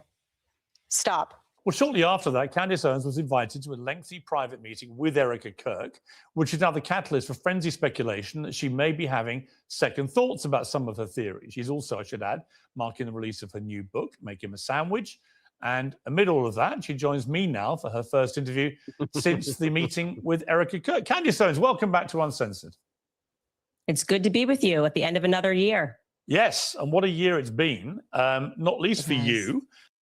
Doobie with the 10. It's depressing that you stumbled onto the existence of ethno-religious groups and still don't understand that it's possible and common for these groups to be opposed to mixing outside of the group. I understand. I understand it perfectly fine. I just think that we're conflating terms here. It's fair to say your fame continues to rise. Infamy, some would put it. But you're always a welcome guest on Uncensored. Let's get to the... And yes, the other guy. Good to see you, King. Been a little bit. Everybody look at my Jufro before I get rid of it. Because I'm just putting it on just so people can see it. But I'm going to take it off. Excuse me. Good to see you, the other guy. I got bored. I was growing out my hair. It was approximately 4 inches long. And I was just like, meh. I could grow it out like another 2 inches, but that's going to take months.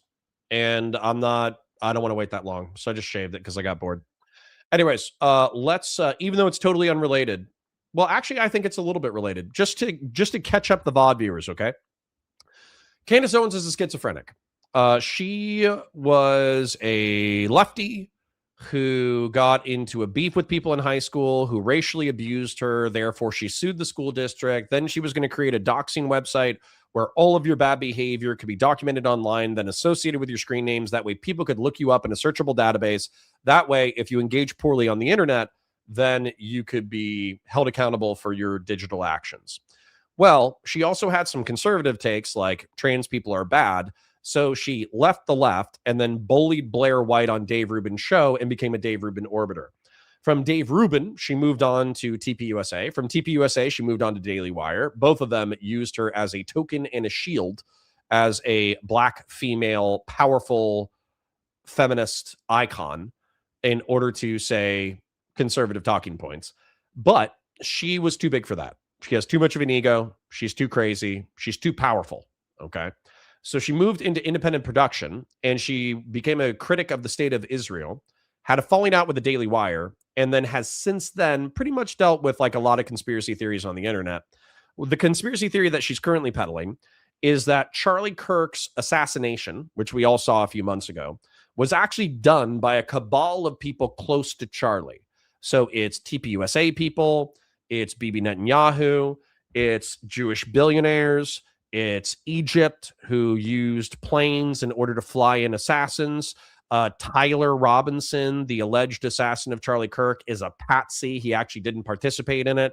And so it's all just this like global conspiracy to wipe out Charlie Kirk, who was starting to question the Jewish and Israeli narrative, and then replace him with a firm Zionist conservative, and then cover it all up with money.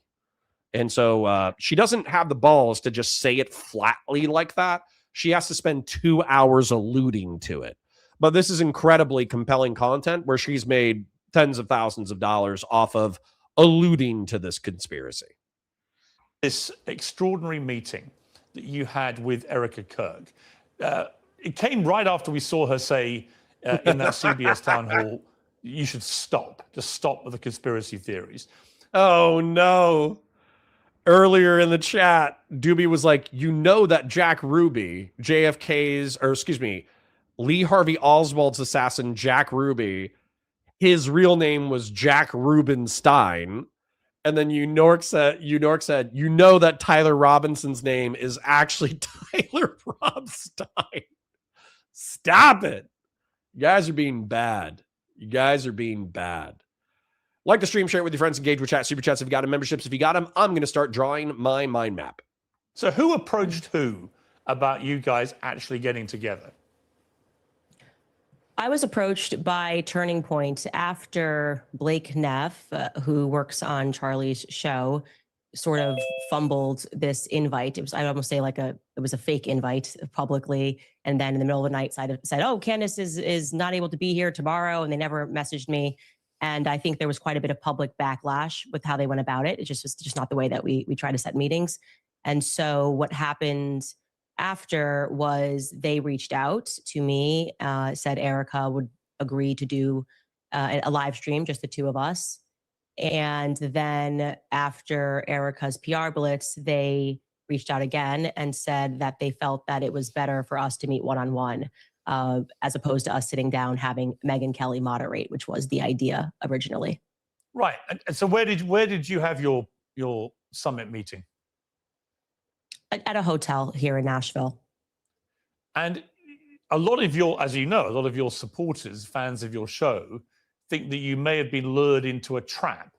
Did anything while you were there make you think you were being lured into a trap?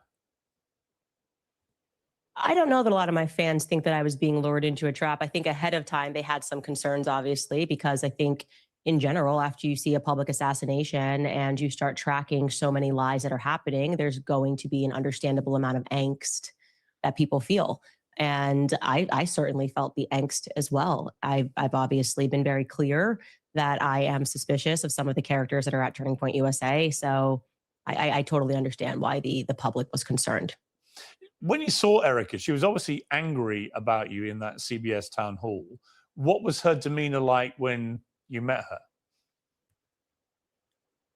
Well, I don't think that she thought she was angry in that. I think maybe that was the characterization from the public. I certainly thought she was angry as well. And she sort of clarified that she was a bit annoyed by the questioning, the way in which Barry had set up the question with the podcaster Candace Owen'S, which I think was definitely being driven more by Barry Weiss's feelings towards me, long-running feelings towards me, than it was perhaps for the benefit of CBS and trying to pretend to be an impartial journalist.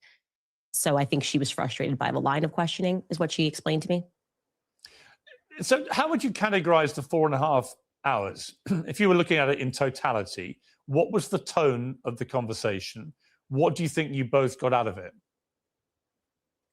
Well, for me, answers to the questions of trying to understand why there were so many Turning Point lies and why instead of people acknowledging that these are lies, I felt that there was this billion-dollar psychological operation to convince people that Candace is just crazy. These aren't lies. These are made up. And so I was very refreshed. Okay, hold on. I'm going to make my argument because Beef Supreme and Doobie do not agree with me. So I'm going to try to break down Jew stuff and morally neutral, aka K. My apologies in advance if we just stumble through this, but I do think it's an interesting conversation. So I think we all agree that Judaism is a religion. Okay, I think we all agree there. I hope we do. Religion is a system of beliefs, practices, morals, cultural systems relating to the sacred, divine, or supernatural. I think we all agree there. And then Beef Supreme says, well, to be fair, not even Jews agree with you. Not all Jews believe all the same things, Beef Supreme. Jesus. Just because one Jew says Judaism is, or being Jewish is a race doesn't mean all Jews believe that. We should also not go with what Jews say. We should go with the definitions of words. Okay?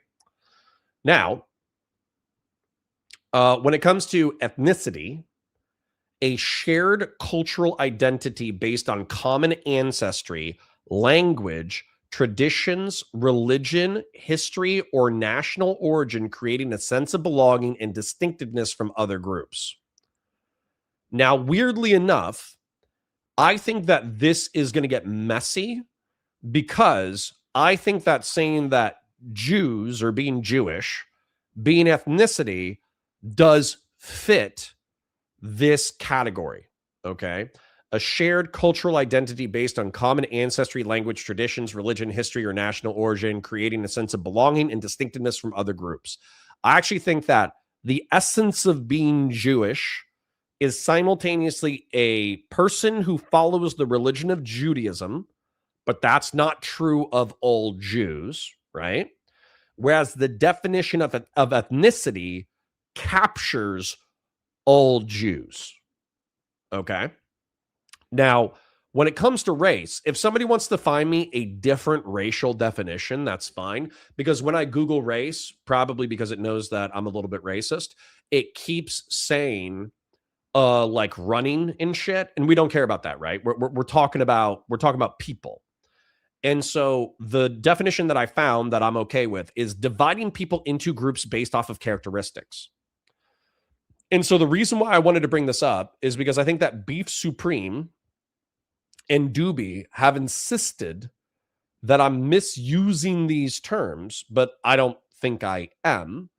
And then not just that, I think that the existence of the Maghrebi, the Mizrahi, the Ashkenazi, etc., I think that it kind of breaks down the ethnic versus racial stuff where you guys are accusing the Jewish people of being racist, but they're not technically racist. They might be ethno-religiously bigoted, but they're not racist. Doobie says, as a Jew, it's tiring when you enable bigotry in my community. When the head of the ADL complained about Jews marrying non-Jews, he was expressing a bigotry towards non-Jews. We know where this leads. Well, number one, you already said that you're 1% Ashkenazi. Are you practicing? Because I'm not gonna take shit from a non-practicing Jewish guy who has definitions on concepts that are not accurate. Okay. And you could say bigotry, and I'll accept bigotry, but we need to be specific about our bigotry. Is he being religiously bigoted? Is he being ethnically bigoted? Is he being racially bigoted? Because I think the accusation that you used was that he was being racially bigoted. Are you invalidating the Jewishness of secular Jews? No, not really. I'm kind of being a dick. I'll admit I'm being a dick. But I would say that ethnicity, it feels to me like Jewishness, the essence of being Jewish, is captured by the term ethnicity. Okay. Okay. Well, Doobie, then we could probably, if you're saying, no, I said he's a bigot, and let's say that I misunderstood you. Okay. For the sake of argumentation, let's say that I misunderstood you. The only reason why I wanted to draw this mind map is because I wanted to demonstrate that the head of the ADL could be religiously or ethnically bigoted, but he wouldn't be racist per definition, right? So it's actually 1.7%. Oh, okay. All right. Well, then I defer to your 1.7% Jewishness. But let me draw out the ethnic categories anyways, because while ethnicity, I think, captures Jews as a whole, definitionally, when you look at common ancestry or national origin, I think that's where it gets complicated and fun. So let's make it complicated. And Kay, I know you probably already clicked off of the stream, but I apologize for the headache that you're experiencing. That they owned up to the lies. That was a great first step. And I think What motivates that? Maybe because despite having what I would assume to be the best PR agents and crisis PR agents in the world, What lies were owned up to? I would love to hear specifics. we're moving toward a different world where people don't really care, if you are friends with the people at what is it, WME and CAA and what they can do for you. That sort of power is ineffectual in this day and age. And so I think they recognize that, and that the public simply doesn't believe the story that they've been fed, and the psychological operation to convince us not to believe our own eyes or to trust our common sense instincts has failed. And I think on their end, they got more clarity on how I figured out certain things, more clarity on why I am convinced that there are people that are inside of Turning Point that are dirty.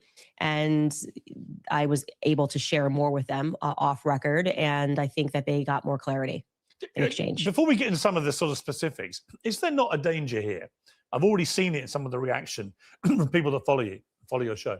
Is there not a danger that in seeking to be the one that exposes the truth, and I don't know the truth about what happened to Charlie Kirk. I work on the assumption that this lone, twisted, weirdo Tyler Robinson killed him for whatever reason, and I suspect personally that is how this will play out. However, I have an open mind in the sense that we still don't really know what happened with President Kennedy's assassination. I found the attempted assassination of Donald Trump very odd in the way that that's been handled by the authorities and so on. I'm not naive. As a journalist of 40 years, I'm not naive enough to say every single thing you've been saying is obviously baloney, because I don't know. And we'll get to some of the more specific details. But is there not a danger, Candace, that by having a 4.5-hour private meeting, rather than doing it in public, that all you're really going to do, collectively, actually, you and Erica Kirk, is fuel the conspiracy theories about what you may or may not have discussed in that meeting, what part of the stuff that you've been broadcasting on your show she agrees with and doesn't agree with, and so on.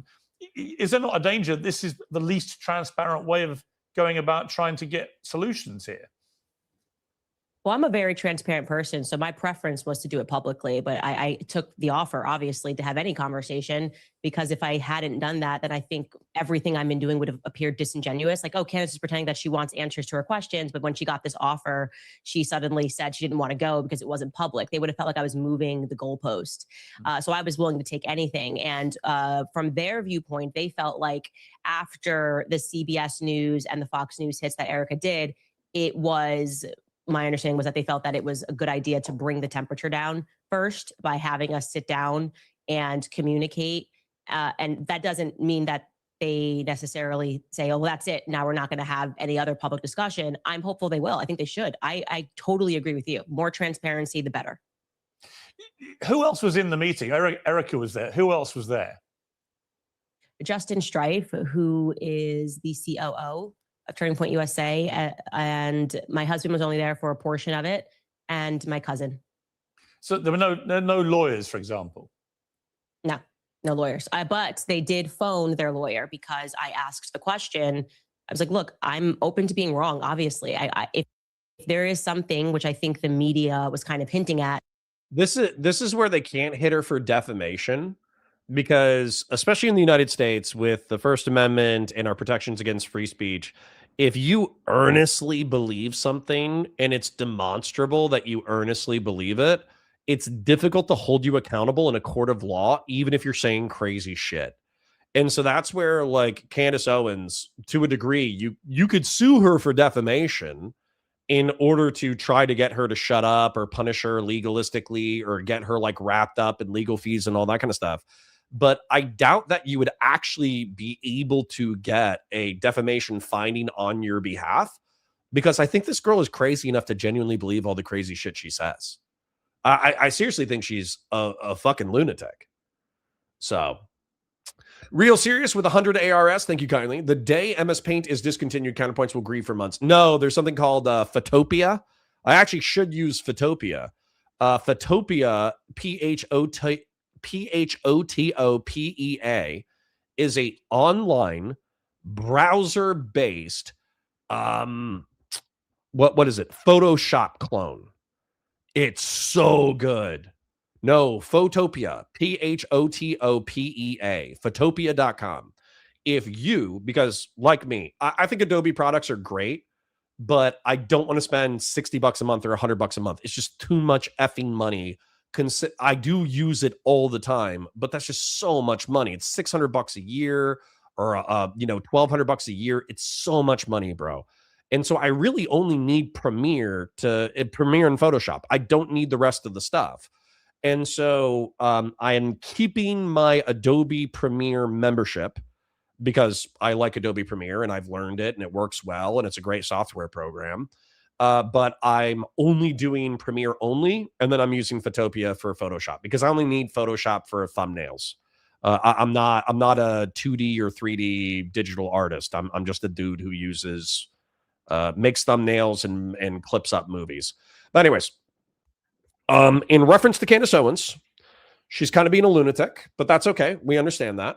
I'm happy that she had a meeting with Erica Kirk, but this is where I feel like we're getting more bullshit where it's like, oh, well, we went over the lies and they admitted to some of the lies and we talked about it and this, that, the other. Okay, what lies? What lies? Okay, because like we should know which ones the TPUSA have explicitly lied about, and apparently they copped to you that they were in fact lying or mistaken. You should be able to specify which ones. Let me look at this. No race but the human race. No race but the human race. The reason why I'm Googling this is because this is something that somebody said in reference to chat where, what is it? It's like people of different races holding hands. Okay. This is one way to look at no race but the human race. Okay. Is white and brown people and black people holding each other's hands in peace and fraternity and all that kind of stuff. That's one way to look at no race but the human race. And I need to copy that. Sorry, real quick. I know I'm totally screwing up the flow, but this is important, okay? This is very important. I need to finish up this drawing. So here's one way to perceive no race but the human race, okay, is everybody of different classes, creeds, religions, races getting along. Then there's no race but space racism meme. Then this is what I want. And by the way, like, guys, this is mostly memes, okay? This is mostly memes. If we met a sapient species that was capable of, I don't know, like communication and good faith and trade and negotiation and diplomacy and all that kind of stuff, then of course I'm not actually going to be xenophobic to the point that we should kill a sapient species just because they look different than us. Okay. I'm not actually that space racist. However, I do think that humanity could use an external enemy, an external problem to focus on so we stop being racist to each other. So this is where you want to go with your anti-racism. This is where I want to go with my anti-racism. Okay. So I'll label this picture Jewish sex, not with sex, and space racism. There we go. All right, back to the content. That they had more, but they couldn't share it with the public. I said, I'm happy to keep my mouth shut, and I want to feel good walking out of here that there is something there. There is some sort of a smoking gun, right back. And I will tell viewers just to be patient. And so they did call one of the lawyers working on this case, and it was not convincing at all. He said, in effect, all we have is what the public has seen, and we won't know more because we're investigating and looking for more. And so that just made me go, why is everybody being so over the top and ridiculous and using words like the evidence is overwhelming? It was Tyler Robinson when they don't have anything that's overwhelming. to show that they didn't see they don't have a video of him taking the shot, which I think was something that I assumed, like, okay, there's all these cameras, maybe they actually have that video and they're waiting for a moment to release that to the public. They don't have that. Or at least I can say Erica's side has not seen that. And the lawyer communicated to me that they would not have access to that until earliest would be May, that right now they're just investigating, just like we're doing back at home. Okay, you said that your motive for going to the meeting was that you would be able to come out and tell the world Tyler Robinson killed Charlie Kirk. So are you in a position to say that? Do you believe, as a consequence of your 4.5 hours with Erica, do you believe that it is now most likely that Tyler Robinson killed Charlie Kirk? Absolutely not. I haven't seen one piece of compelling evidence that Tyler Robinson scaled the rooftops like Spider-Man on a college campus that he didn't go to, and fired one shot, a magic bullet shot, and killed Charlie Kirk. I have not seen one piece of compelling evidence. In fact, I've seen more compelling evidence to the contrary. You've seen their vibrant ads illuminating billboards and train stations for many years. Now it's time you actually saw the show. Shen Yun is celebrating its 20th anniversary, a dazzling run which has seen iconic performances at iconic venues like the Kennedy Center, the London Coliseum, and the Sydney Opera House. Each season tours to more than 200 cities worldwide. You'll see classical Chinese dance, a live orchestra, and stunning animated backdrops which bring to life 5,000 years of Chinese civilization. World-class performers in flawless costumes tell a story of myths, legends, warriors, and heavenly realms, all set to stunning music. It's been described as inspiring, uplifting, and life-affirming. And if you're looking for an unforgettable gift for your family, I really recommend that you check it out. Visit shenyun.com/peers to waive all ticketing fees when you order. That's shenyun.com/peers. Who does Erica think killed her husband? Well, I think that in her recent PR blitz, she sort of communicated that she trusted her team, and her lawyer was using kind of the same rhetoric that the media has been using, where, there's really, this is like, it's overwhelming. Maybe he didn't say the word overwhelming, but he was like, it's very clear, I think is what he said in particular. And then I pushed back and I said, what's clear? The affidavit? That's all you guys have? And I did tell him, if you would never be my lawyer, because it's just, a lawyer that's just kind of giving you adjectives, and I don't need a cheerleader. I need someone to be practical and to say, we don't have anything yet. I think the communication should be, we are hopeful that throughout this investigation, we are going to uncover more evidence that links Tyler Robinson to this crime. I do feel confident that he was involved in some capacity on that day. As I have said many times on my show, I was the one who broke the story that he was at the Dairy Queen throwing out clothes, a local Dairy Queen, throwing out clothes in a nearby cemetery. And so I do think he was involved, and multiple people were involved that day. And I think he did pick up clothes. I had communication with Lance's family. I had communication with Tyler Robinson's family. And for some reason, Lance is being protected, which I find to be very strange. His own family thinks he's guilty of more, and they find it weird that the feds kind of glossed over him, almost as though he was a Fed operative, like he was working on behalf of them. And we've caught the feds have lied a lot. It's just a fact. Turning Point USA people have lied a lot. That is a fact, which they have agreed to. They said that these were mistakes, but they, whether a mistake or not, the public was lied to. So this obviously, matters deeply to me, and it's just absurd that people would think that I'm doing this for clicks. I know Charlie. I knew Charlie. Charlie and I were very close, and it has been one of the most disgusting things ever that people first and foremost tried to start this psychological operation that Charlie and I hadn't spoken since 2019. They've lied about virtually everything that I've said on my podcast. I'm not going to let this go. Okay. We don't live in a country that is the embodiment of democratic principles. If Charlie Kirk gets publicly executed and the media apparatus is doing everything they can to cover the tracks, I would say to cover the tracks by demanding that there is no further inquiry into what happened on that day. All right, that is not a country that I can get behind. Let's get to some of the details, because it seems to me you've put up a lot of theories, but a lot of them don't seem to have a clear conclusion from you about what you actually think happened. I mean, you've been all Call her out on her baloney, Piers Morgan. Let's go. over this now ever since Charlie was killed. What do you believe happened to him? Who do you think killed him? So I can't tell you definitively who pulled the trigger. I'm not going to lie to audiences and just put something out there that's not real.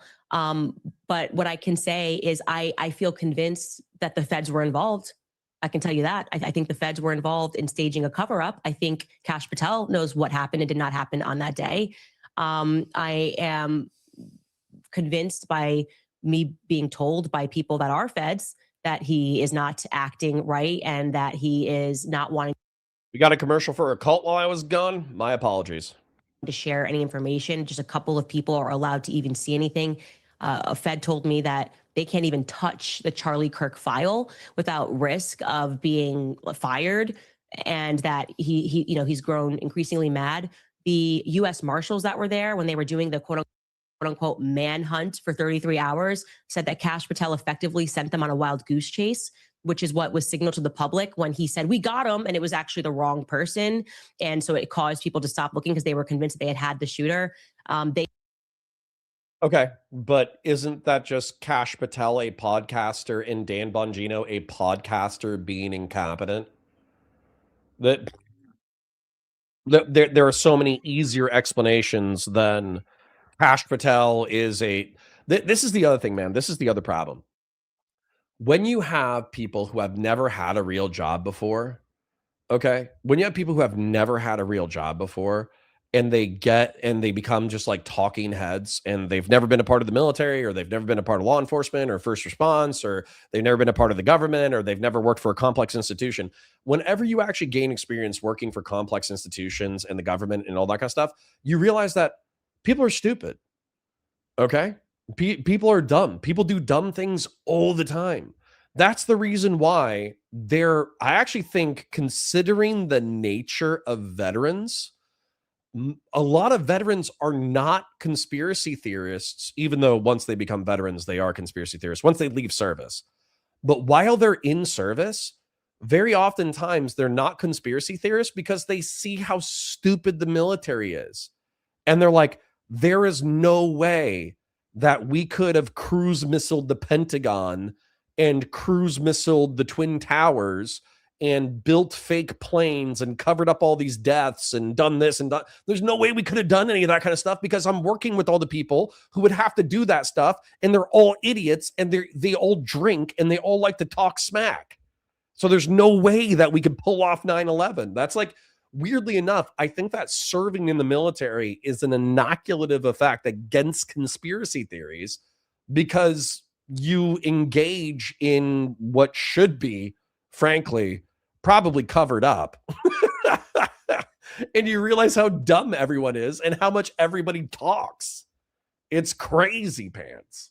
He felt that was in order to allow the real perpetrators of the crimes to get away. But that could just be the fog of the immediacy of these things. True. Thank you, Pierce, for the sanity. We've seen it at Brown University. Exactly the same thing. They thought they had the killer. They thought they had the killer. It turned out to be the wrong person. Right? It doesn't mean there's any great conspiracy by the feds to cover anything up. And again, even if what you're saying is true, I don't know. Maybe you're right. If what you're saying is true, what is it they're covering up? You've so far intimated or inferred something weird involving Egyptian planes. So, well, what's that about? You've inferred perhaps Israeli involvement in some way. You've certainly inferred a lot of Turning Point USA involvement. That's a lot of people getting involved here in the murder of Charlie Kirk, potentially. But what I'm really and nobody has self-snitched yet. That's the other problem.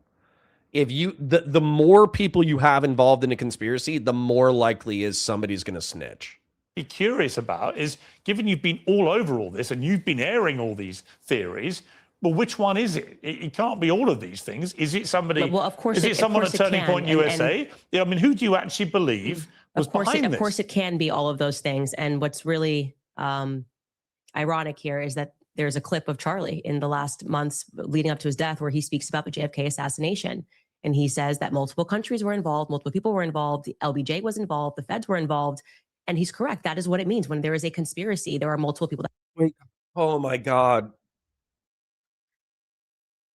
Then where was the evidence? Please. Please, where's the evidence? Because the evidence that they have that LBJ was involved was an audio tape from a political guy saying, oh yeah, LBJ did it. And he was supposedly a friend of LBJ.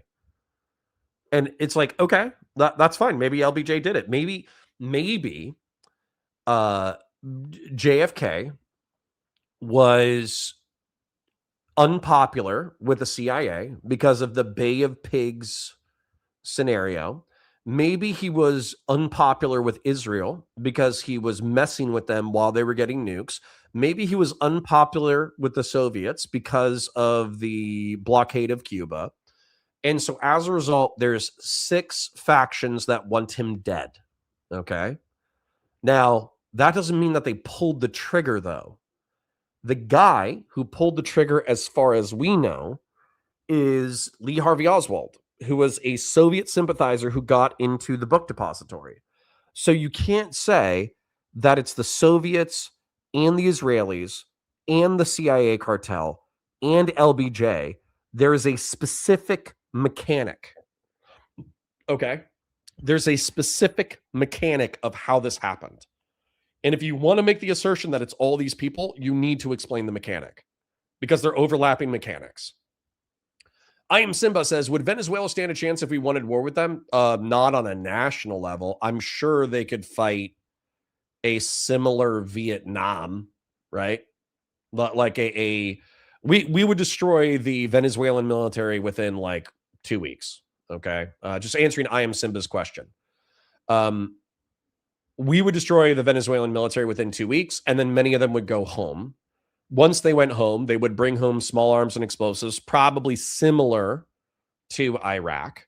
Because they're in our hemisphere and we're freeing them from a dictatorial regime, maybe we would get some more sympathies with it, like more sympathetic people to work with us within our own hemisphere. Also, what was the other thing? There's a shitload more Spanish speakers in the United States than there are in Arabic speakers. So communicating with them would be a lot easier. So yeah, like I don't think it would be as bad as Iraq, but I still think that it would be bloody and terrible, and there could be a humanitarian crisis and a protracted insurgency if we invaded Venezuela. Bazraka with the 5. Thank you for getting us up to 6 out of 10 of our goal. We still got an hour and 10 minutes left. I'm going to shout out the last 10 people who donated. Vazraka, Real Serious, Doobie, Grassroots, Anonymous Chatter, Doobie again, Grassroots again, Anonymous Chatter again, Tofu, and Patriarch. Thank you for your financial support on top of your viewership support. And what else would I say? Just look up a video breaking this down for you. Valor Media Network, you don't know what you're talking about in reference to JFK? Yeah, I do. Yeah, I do. I've already researched it. Jack Rubenstein, I've already read what his rabbi said about Jack Rubenstein. Dude, I'm so far ahead of you. Don't worry about it, okay? Saying that Jack Ruby was a bookie for a local bar, meaning that he tracked gambling for a bar. And then Jack Ruby, what was it? Rubenstein was a on and off non-practicing Jew who went to synagogue like a few weeks before the assassination and talked to the rabbi about like, what is it to be a good man and what is it to be moral and what is it to be this and what is it to be that. And his rabbi was basically like, yeah, he was like a confused lost soul. Then Jack Ruby hung out in the Dallas Police Department for like 72 hours because back then you could just do whatever. You could just show up wherever. The cops thought he was a member of the press because he was asking questions he was asking questions of the cops while they were doing press disclosures. They thought he was a member of the press. And then while they were moving Lee Harvey Oswald to the car to be transported someplace else, Jack Ruby walked up and blasted him And then what he wanted to do, which I think his rabbi mentioned, is that he wanted to prove, number one, he wanted to be an American hero. He wanted to be an American hero. And he also wanted to prove that the Jews were not a weak people.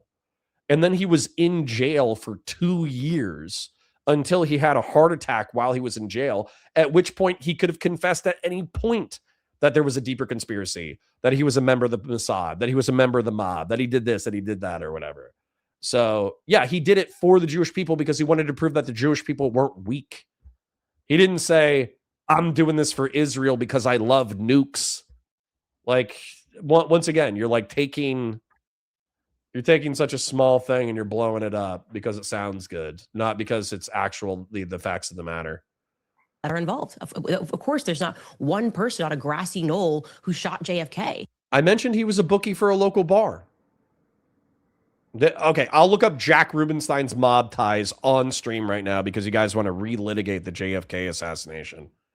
Well, it might have there been are people who had to agree to it. There had people who would have had to. The Dallas police were involved. Candace, I'm answering your question. I'm answering your question. But You're asking, why aren't you just going to point to one person? That to me, even that seems like a part of telling people not to believe their own gut. Obviously, for this to have been pulled off, there had to have been multiple people involved. There had to have been people at Turning Point that were complicit in having this happen. Now, who knows what their motivations are? Doesn't mean maybe this person's like, hey, I'm going to help you. Hang on. Okay, let me stop you. Hang on. Okay, so right here, it's an AI summary, and it just says exactly what you guys are saying. Jack Ruby had connections to organized crime figures in Chicago and Dallas, though he wasn't a top-tier mobster. He ran nightclubs, had ties to local police, and knew some Jewish gangsters, leading to endless speculation about his role in the JFK assassination, but investigations found no definitive proof he was a direct agent of the mafia, just a figure with shady associates and a volatile personality. Chicago connections. Before Dallas, Ruby, born Rubenstein, worked in Chicago and had associations with Jewish gangsters like Lenny Patrick and Dave Yaris, who ran gambling operations. Dallas nightlife. In Dallas, he owned strip clubs like the Carousel Club, a known hangout for police and local figures where he provided favors. Union activity. He organized for the Scrap Iron and Junk Handlers Union, and after its president was murdered, Ruby was investigated but cleared. Conspiracy theories. His shooting of Lee Harvey Oswald fueled theories that he was silencing Oswald for the mob, though FBI investigations found no direct evidence of this, with agents like Bill Romer concluding he wasn't a front for the Chicago mob. The HSCA findings. The House Select Committee for Assassinations investigated his calls, including one to Chicago bondsmen linked to the mob, but couldn't establish a clear conspiracy, with his brother claiming it was simply a business connection. So hold on. You know, these people think that he was a dumbass, right? And also, if he's a strip club owner providing like favors to a whole bunch of mobsters, cops, and political figures, why would he himself commit the homicide? Why would he do it? If he's such a clicked up mobster gangster, why did he pull the trigger? Why didn't he pay some lesser dickhead a few $1,000 and say, hey, you go kill this guy? And, you'll get out in 20 or 30 years. You'll be an American hero, and we'll make sure that you're set up for life, and we'll take care of your family, and we'll give you tens of thousands of dollars. Why wouldn't you do that? Why did he pull the trigger? When you say obviously somebody at Turning Point, you are accusing right now people that worked with Charlie Kirk at the company he built, which is now run by his widow. You are directly accusing people in that company of being complicit in his murder. Right? I want to just be very clear connecting that dot. So I said that when there is a conspiracy, of course, there are going to be okay, I'm gonna draw this because Doobie's being insistent. Multiple people involved. So applying that. Like the stream, share it with your friends, engage with chat, super chats if you got them, memberships if you got them. We got approximately 90 people cross-platform. I understand that this isn't everybody's cup of tea, but it's what's going on right now. Tell Destiny to stop doing crazy stuff in his interpersonal life and tell him to do debate content. That same logic to JFK, right? Knowing, as I do, and as Charlie did believe that LBJ was involved, which then implicates the feds as having been involved, which then implicates the Dallas police station as being involved. I believe Israel was obviously involved, that they were the ones that wanted him dead for saying that what is now AIPAC should have to register under FARA. So there's motive. There are people that have to be involved on the ground that day. There are people that have to be willing to allow the perpetrators to get away. There has to be media that's complicit. And that's what literally Operation Mockingbird was. It was established. You know the problem. To persuade the public. Candace, here's the problem. Well, hang on. Anonymous Chatter for 5 says, to quote one of my favorite intellectuals, I'd rather place my testicles on this desk and smash them with a ball ping hammer than do this. Correct. But you know what? We suffer. We suffer for super chats, kings, okay? We engage with the mind-numbing psychic damage for the chats. It was established. For the cog.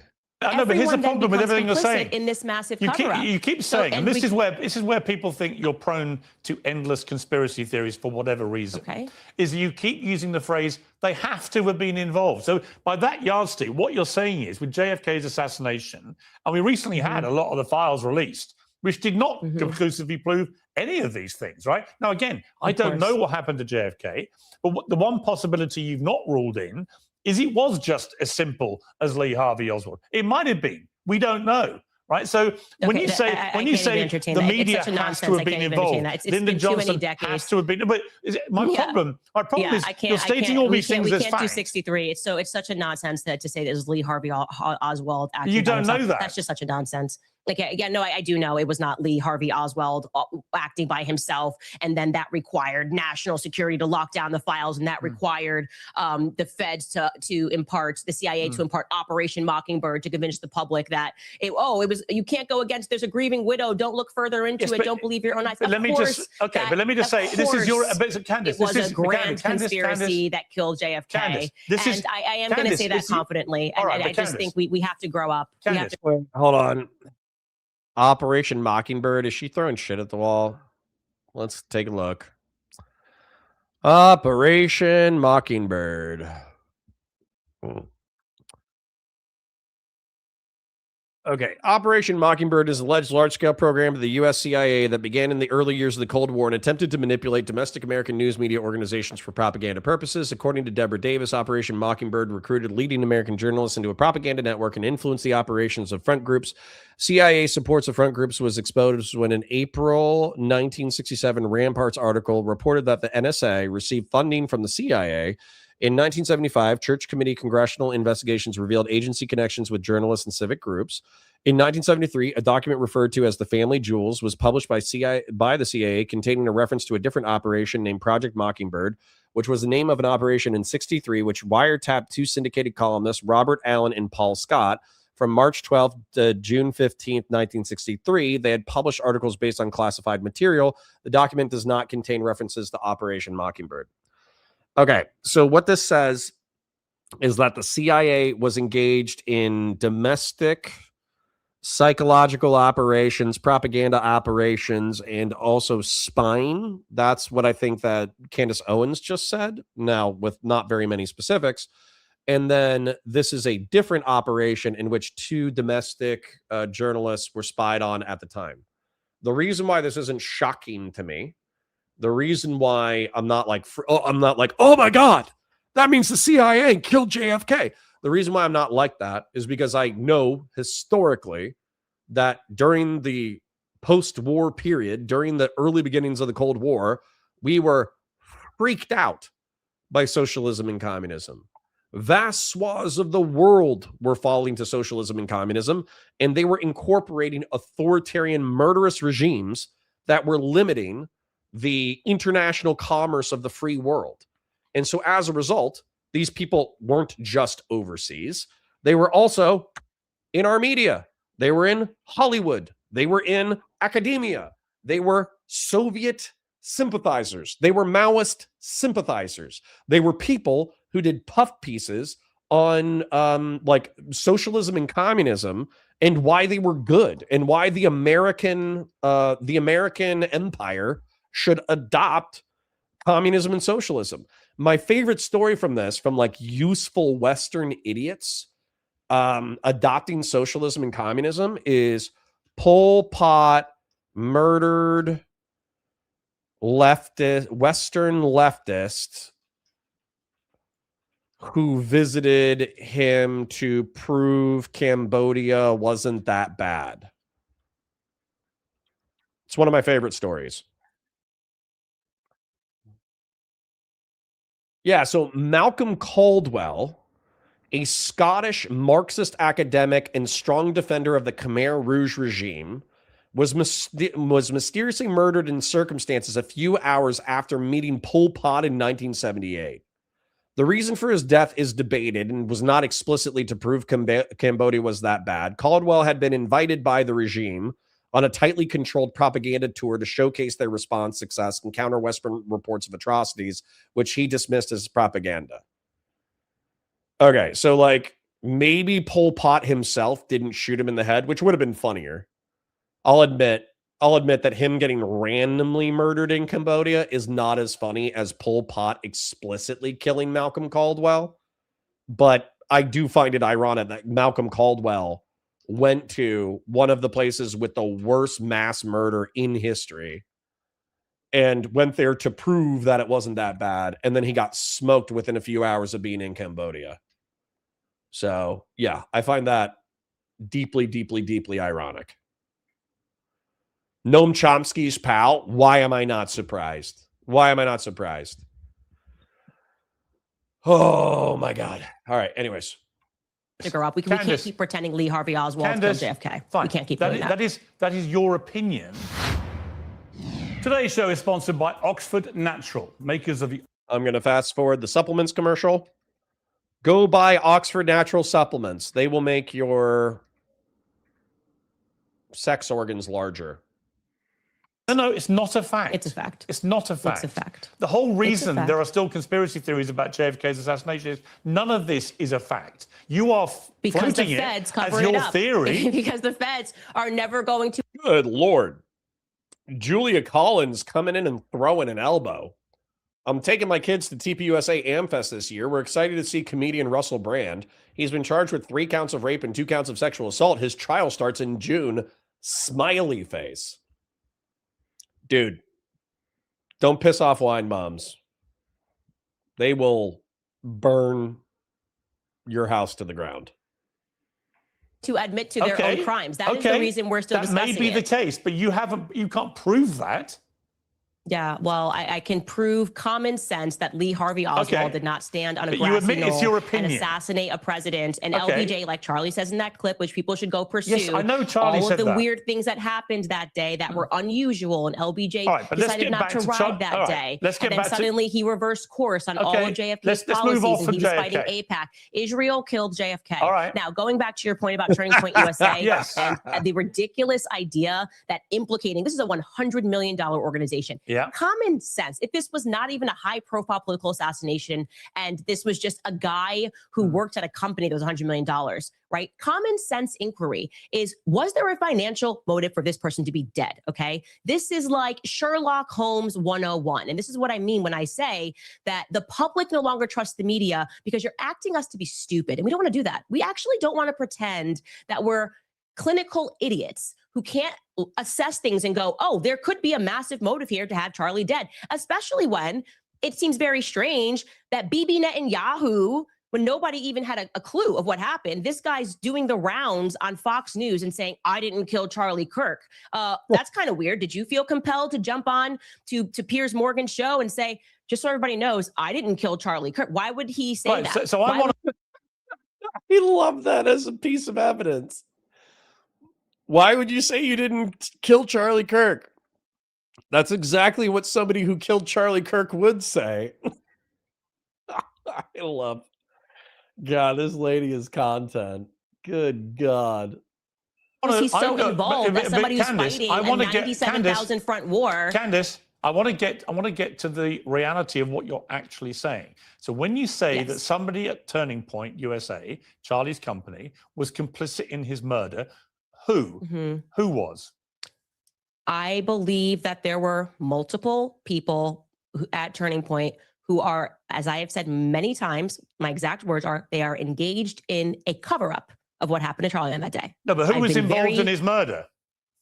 I didn't say that they murdered Charlie. You said that people at Turning Point were complicit in his murder. No, my exact sentence that I said was that there were people at Turning Point who are engaged in a cover-up. No, you didn't. I believe that thoroughly.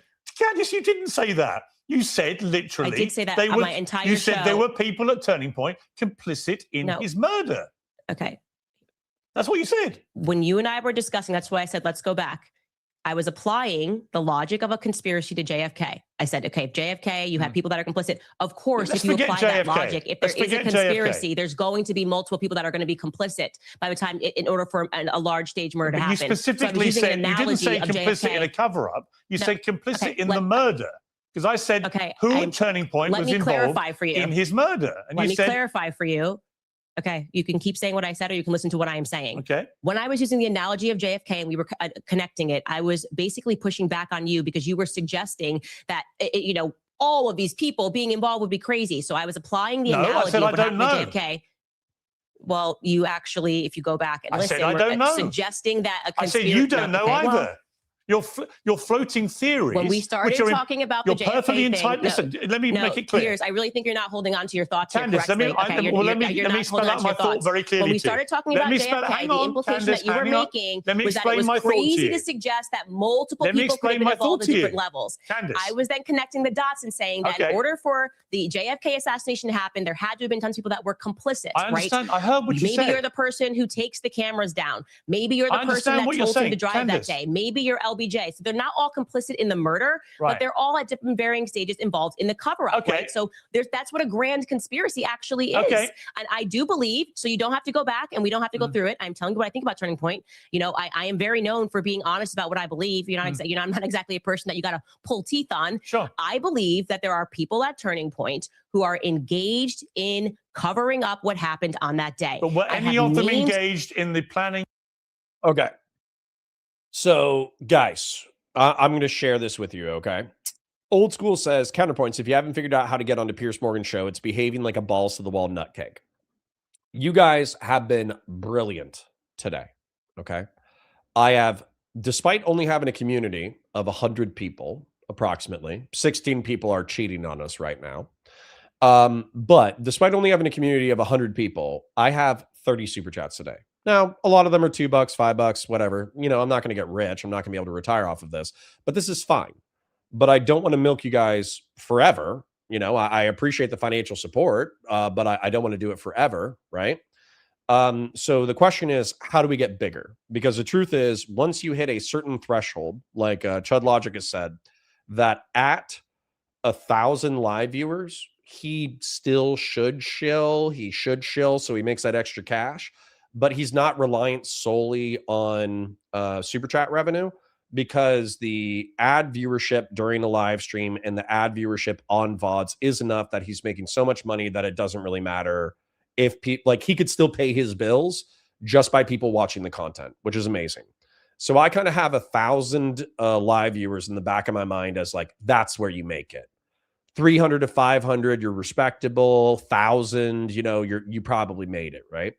So the question is, if we're hard stuck between 100 and 150, but we have an overly generous chat, how do we get to the next level where we're a 250 level daily viewers, 300, 500,000? How do we get to that next level without selling our soul and without becoming a lol cow? I'm really wondering how to get there, because when I think about the people who have made it to 500,000, let's be real. There's a little lefty liberal, show your boobs.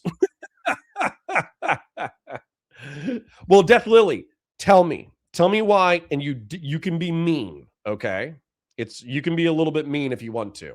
It's hard to watch the VODs, to be honest. What's wrong about the VODs? Okay. Is it because I engage with chat too much? I go on tangents too much. I'm too ADD. I'm too ADHD, et cetera, et cetera. What's wrong with the VODs? Okay. Because if the problem with the VODs is a lack of editing, where we're just posting the long form VODs, and so there's 5 to 10 minutes of me just going on ADHD rants with my chat and laughing with my chat about inside jokes and all that kind of stuff, so people who are VOD viewers don't really have like the social interaction that's good. That's something that I can work on, where I can try to balance the content with chat more. It's also something where I could fix it in post. I could fix it in the edit. If I go on a 5 to 10 minute ADHD rant, if I think it's funny and worth keeping, then I could timestamp it. If it's the 7K offer is still on the table, hit my DMs, please. But what was I thinking?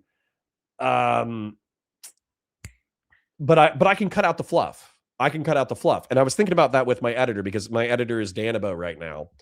I think it would be Keep Your Bill Stein says I got friends at Raytheon want me to reach out to them. Yeah, sure. I would become a military industrial complex Raytheon shill overnight. Absolutely. Tell me how I can sell Raytheon products, please. But anyways, the point is, how do you get to that next tier without going insane? And Horse God says need to cross-pollinate with other communities that aren't insane. Easier said than done. What communities? Right? I already hang out with Pisco. I already hang out with the Live and Learn crew sometimes. I talk to Destiny every now and then. I just talked to Sitch and Adam recently. I'm trying to get into the Crucible debate space. I probably need to do TikToks. So aren't you doing it for free already? Shilling for Raytheon? Yeah, absolutely. But I would love to have a paycheck from Raytheon. West Coast Girl says, I can never find the VODs. They don't show up in my feed, even though I'm subscribed with all the notifications on. Well, West Coast Girl, that might be if you're looking at Valor Media Network. If you're looking at just that, Counterpoints Politics is where I post all the VODs. So I probably also don't advertise my content enough. But Counterpoints Politics, I go live there on Tuesdays, and then that's also where all the VODs are posted. So they either stay in the live section on Valor Media Network or whatever. But Lily, Death Lily, you were saying that the VODs are kind of tough. Tell me what's wrong with them? I want to know, because I see you saying that, and then I don't see a response after that. And I do think I need to over edit, or I need to edit the VODs more. The camera vid of you is usually dark. Think it's better now. The thumbnails are pretty bland. The chat isn't on screen. I don't know if you have hashtags in the posted videos. Okay.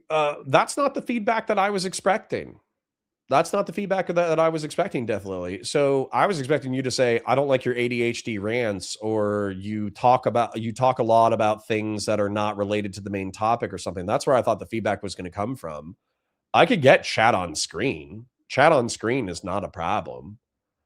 Is that like a huge thing for Zoomers or for Alpha, where like you want to be able to see the chat? That way you can see what I'm interacting with? Is that a big deal? Because I mean, I could figure that out. That's not hard. How are you trying to get into the Crucible debates? Well, number one, I did talk to Andrew Wilson recently. Number two, who is it? I was literally just on the show yesterday, but I debated J Bob. I debated, or is it Jim Bob? I debated Jim Bob. I debated Marte. And that was on Speakeasy's channel, who I think is linked up with the Crucible. I also DM'd Raging Tomato. I know that she's no longer friends with the Crucible, but I figured that she could put me on to some right-wing conservatarian freaks. So Grid, I know that you're in that community. No, I'm not going to go over the news, guys. No, you guys love drama. Shut the fuck up. No way. You're like, hey, be more dry. Be more dry. Cover more dry topics that people don't give a fuck about. Anyways. The yeah, but Grid, if you have like a Crucible hookup, if you just want to put me with like the Crucible Booker, and then the Crucible Booker just wants a rhino, a center righty that they can beat up on, I'll be happy to throw elbows with anybody in the Crucible crew. Rob says you literally just play the comments you're replying to generally. I know. That's why that wasn't the I'm sorry that I'm distracting from the content, but that's why that wasn't the feedback that I was expecting. Old School says you're low in the frame. Half the frame is above your head. True. I mean, I'm just kind of relaxing right now. I'm kind of leaned back. You guys really, you think that I would have more viewership if people were able to look at my face more? Seriously? I'm not a booby streamer, guys. I don't think that many of you guys are like, wow, I really can't see Connor's face while he's talking about things. This content sucks. You may hate it, but you would increase your viewership per Josiah. What, for drier top? I would have to shift the entire spirit of the channel. I would just have to cover news. Solidus says I already like the channel, so I don't have feedback. Well, that's okay. Connor, just be more left wing. Oh, that's funny. Yeah. All right. Anyways, just like DM me because once again, we are, dude, guys, I used to cover the news. I used to spend the first hour, the first month or two that I was doing this, the first hour of the stream was me pulling up a half a dozen news stories. But number one, I had reduced viewership. Number two, it was boring. It was boring because you know what happens is if I open up the news stories every single day, then you watch every news story develop by a millimeter. So you're talking about you're talking about the invasion of Venezuela. Then guess what you're talking about tomorrow? The invasion of Venezuela. Guess what you're talking about the next day? The invasion of Venezuela. Guess what you're talking about the next day? Epstein files. Guess what you're talking about next day? Epstein files. Guess what you're talking about next day? Epstein files. Dude, news move like news hits all at once, but when you're doing daily news, it moves by an inch. So, yeah. Olive branching to Rob Nort. Rob and I are not on good terms. Talk to the Bulwark people. I mean, I would. I absolutely would. There's a little bit of distance between Valor and Midas, and there's a little bit of distance between Midas and Bulwark. I probably could reach out through back channels, but I don't want to be like a total shitter being like, hey guys, bring me into your already successful like I want to have an independently successful project. All right. Yeah, you think everybody would be trumped out. Dude, I'm trumped out. I don't want to talk about Trump bad every single day, a.k.a. Batu Sai. I don't want to wake up every single day and do 4 episodes that are 15 minutes long of Trump's bad. Hey, guys, guess how Trump's bad? Hey, guess how Trump's bad? Like, I don't want to do that. You need a cop channel covering reactions and tactics. I've only seen a couple of former cops do that. Yeah, I could do that, but that's post-recorded. That's like recorded, edited content, not live streams. Did you miss my suggestion or skip it? I don't want to spam, lol. I don't think I saw yours, Sacred Snow. I'll scroll up, but you can write it again. Sacred Snow, where are you? I'm just going to try tighter editing on the VODs. I'm not going to lie. I'm going to talk to Danovo about that and be like, dude, if you can only chop timestamps, that's not what we need. Sacred Snow says you should ask Sesame to set you up with Ryan Macbeth. Yeah. Ryan Macbeth's a cool guy, but once again, I don't expect to talk to Ryan Macbeth once and then boom, all my problems are solved. Counterpoints, you just said you were growing your hair. Yeah, sorry, I got bored. Go back to the news story, but just Trump. I'd rather kill myself. I would rather kill myself than do that. Any thoughts on Russia moving missiles into Belarus? Nope. Don't have any thoughts. You know why? Alimony, maybe? You know why I don't have any thoughts? Because we've been in a nuclear, mutually assured destruction detente with Russia for decades. Okay? So, yeah. Grid says, I'm aware of the situation between you and Rob. Yeah. It's not, it's a little personal. It's a little spicy, but it's not, cover the market and finance. Once again, I would rather smash my balls with a hammer. Cover Bitcoin. God, all right. I'll never ask Chad again. All these suggestions are terrible. I hate all these suggestions. Okay, I'm just going to edit better. Okay? Death Lily says Connor needs a nemesis or drama arc. Also, we need more stream hangouts like Twitter and Discord. People hang out a little in Discord, but there's not much to do there. I gotcha. All right, cool. Grid is offering to be a network into the Crucible area. Okay. Yeah. Grassroots says, Connor, I love you. You do not need to cover finances, please. Yeah. I'll be like, hey, guys, have you heard of not getting your burrito a taxi? Excellent way to save a lot of money. There's my financial advice. Hold on. You say the VODs are not worth investing to, aka Batu Sai, but you understand that that's the Destiny model. So hold on. We're playing back and forth, and you guys seem to be having fun with it. So I'll play it back and forth. So the VODs, the way that Destiny operates is he streams, right? He streams 5 to 8 hours, whatever. But then he does a few hour-long to 2-hour-long segments. Sometimes they're 20 minutes, sometimes they're 40 minutes. But realistically, let's be real. Most of them are an hour to 2 hours. And then he does unlist all his stuff. That's true. But then he takes the hour to 2 hours. And as far as I know, I wanted Danabo to be my, not Augie, August, right? And what August does, which I think is important, is he probably watches all of Destiny's stuff on 2x speed, and he segments it all out, where he cuts out the fat, he cuts out the boring parts, he cuts out this, he cuts out that. Well, when I started working with Danabo, I was like, hey, like, if you can just cut up the timestamps and just post the content, that's great. We'll do a little rev share, this, that, the other. But when we're bigger and we're making tons of money, I want you to be my August. But he's only really had time for the timestamp stuff, where we've just been dropping effectively rough cuts of the content. And truth be told, I think he's a little bit too busy to watch all my content on 2x speed.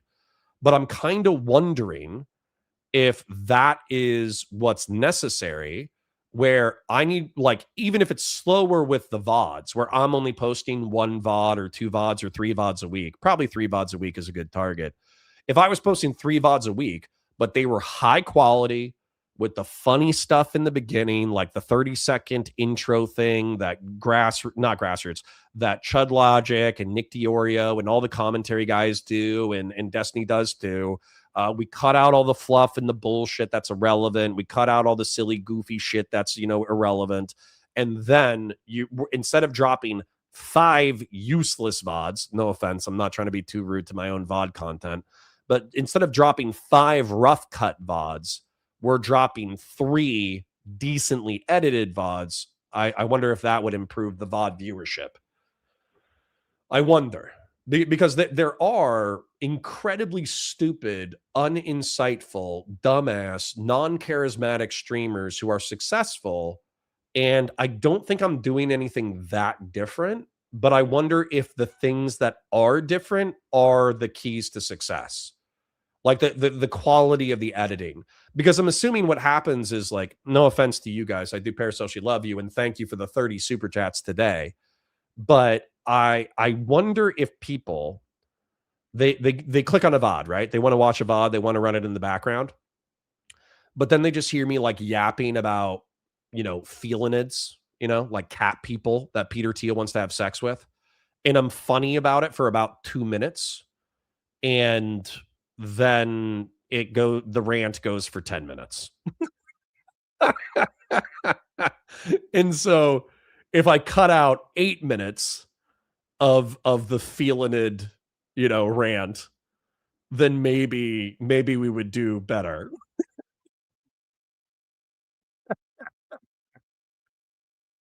Oh man. Okay, Matthew Tater says, I vote more news, less drama, but that's just me. Okay, well, we'll try to figure it out. Shorts. Well, then we could find the shorts too. I'll wrap it up. I'll put this segment on a nice little bow. But what I would say is, what I would do is, while I'm listening to my own content at 2x speed, and I find the jokes where we're talking about cat people, and we're talking about Pisco being a non-consent debater, and we're talking about Destiny being a vampire, and we're talking about, I don't know, Candace Owen'S, I don't know, whatever. But when I'm finding the jokes and I'm cutting up the intro, I would post the intro. I would hold on to those clips and I would post those as like TikTok and YouTube shorts. And then also what I would do is I would go for out of context stuff. So if I have a sentence that just sounds horrible, then I would clip that and keep that in like a 2-minute file, where eventually I build up 1 to 2 minutes of sentences that sound terrible out of context, and then release it as a 1 to 2 minute short for counterpoints out of context, which I think would be hilarious. So hold on. Let me scroll a little bit and engage with chat a little bit and do it. August had a 50% cut. Yeah, but that's where I did give Danabo a decent cut, but I haven't always been able to fulfill the cut because of financial limitations. So that's where I told him, like, hey, I can give you a minimum of this. This is the ideal rev share, but I can only give you the ideal rev share if I have enough to pay bills. So anyways, Christian Blair says, stay more on topic, decrease autism, which is going to be difficult for Connor. Right. And not just that, no offense, you guys kind of reward my autism a little bit. 30 super chats is nothing to shake a stick at, especially with 100 100 viewer stream. All right. Anyways, I'm going to keep reading. Batu Sai says the trick is to appealing to a younger stream. I would rather kill myself. Matthew Tatter says I vote more news, less drama. We can try it a little bit. I agree. More news, less drama. My chippers are saying that they want more news, but that's more dry. Xena says you're going to laugh at my Harry Potter joke. I'm sorry, I missed your Harry Potter joke. Gomlims TV says, I think the VOD formula only works when you reach a critical mass of viewers and fans live stream. In my opinion, building your core audience is the more important thing to do. The best method is probably TikTok. Deathly says, Connor, is there a channel in the Discord for clips? No, but we can make it. Cotter is a tech boomer, but he really needs to do TikTok. True. AKA Batu Sai says you can grow on TikTok, but you don't make a lot of money. True. Danabo still working for Dylan. Yes. Twitter Spaces fighting with almost read that out loud. In using TikTok, yes. Input output, I says think going for the hookup with bigger stations is the fastest way to get exposure. I don't know about big political philosophy centrist channels. I know. I was actually thinking JJ McCulloch. I heard stop super chatting. No, keep super chatting. The fact that Trump canceled monthly jobs reports is Watergate level, but he averages a Watergate a week. Exactly. That's true. Harry Potter and the Half-Blood Crip based.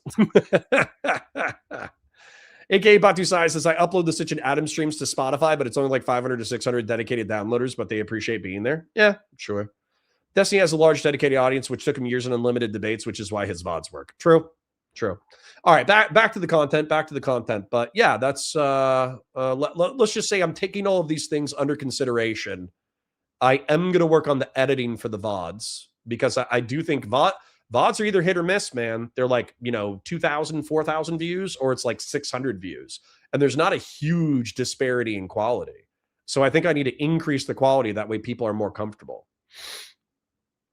Julia Collins says another horrible jobs report was released on Tuesday. The unemployment rate went up again for the 5th straight month in a row. 4.1, 4.2, 4.4, 4.5, November 4.6. Yeah, it's brutal. Have you tried playing StarCraft? No. The Orbiter fights were the best content, which we will never see again. Maybe I need to get some Orbiters and fight them. All right. Anyways. Let's do a little bit more content. Of the murder of Charlie Kirk. I wouldn't know how it was planned. Absolutely. I can't make that. I cannot confidently make that statement. I can say confidently that I know they're engaged in the cover-up because I've been investigating what happened on that day and what transpired thereafter.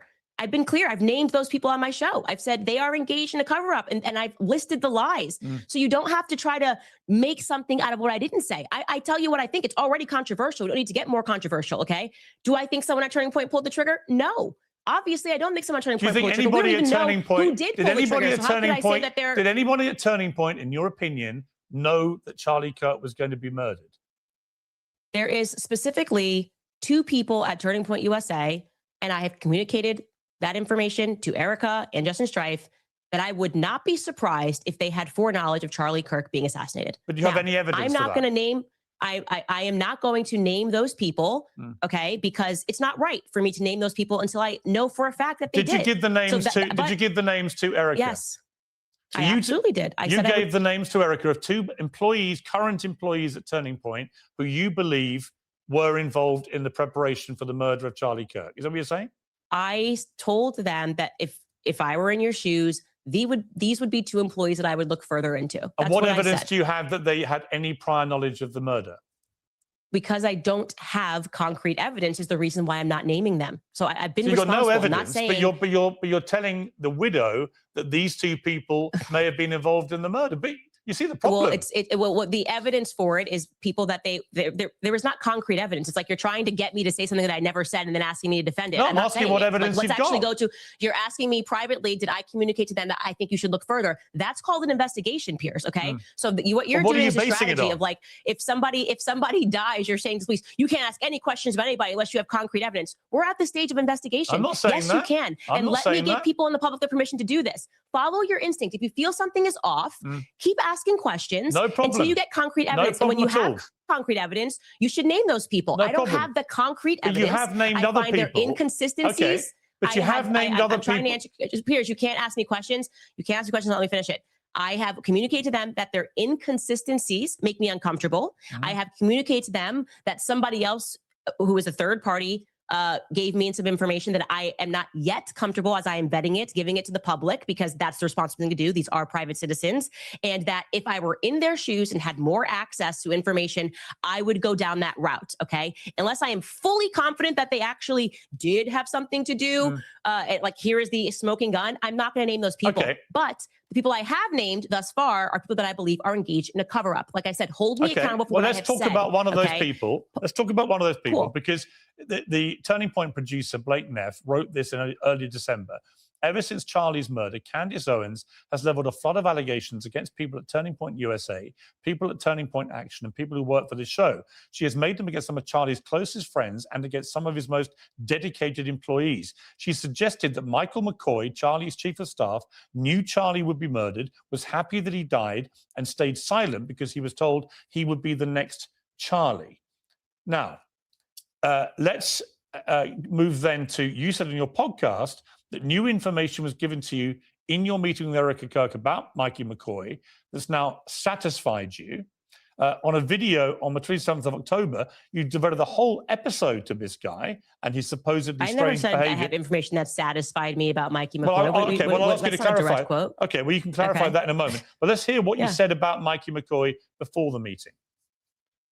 So we decided to slow this clip down, and we're going to watch this clip slow down so you can see that it is exactly 834 milliseconds from the time that you hear the shot. That is how long it takes for Mikey McCoy to put the phone to his ear. Now, why is that precise timing so important? Because there's no dialing. Mikey didn't have time to dial. Okay. You can't dial and put your phone to an ear in 0.834 seconds. No. I'm sorry. Why is that a relevant detail? Can't you just click on a contact? What the hell is this shit?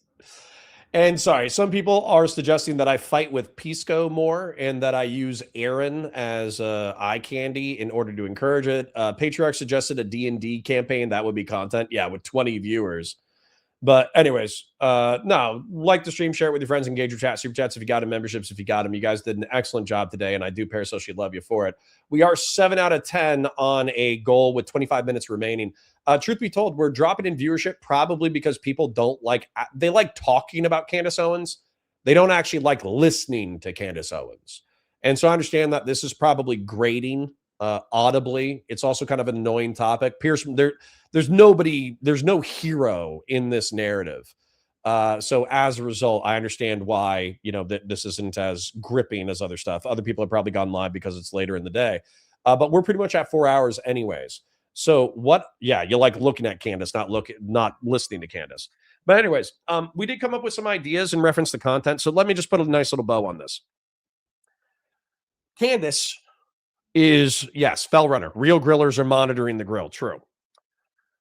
Candace is a schizophrenic. She should have never been propped up to be where she is in position politically. She was astroturfed by Dave Rubin, TPUSA, Daily Wire until she got too high for her britches. She's now a schizophrenic who is constantly insinuating that there is a broad conspiracy in order to, yes, I can see your chats, that there's a broad conspiracy to kill Charlie Kirk, to co-opt Charlie Kirk, to make TPUSA a Ziocon institution, and that she thinks that there's more to the story than there is. She will make inferential statements, meaning that she will posit evidence without actually finishing the conclusions, without sufficient evidence to do so. And then she'll just let her audience infer what she believes from what she's said. And then now that she's being pressed by Piers Morgan, effectively what's going on is she is sweeping for herself by saying, oh, I never said that. I never said that. I never said that. Yes, you implied it. Now, this is interesting because Doobie, even if he's not here anymore, thank you, Doobie, for the super chats that you did earlier. Doobie said, oh, okay, well, you do believe the official story about Charlie Kirk. What do you think about the JFK assassination?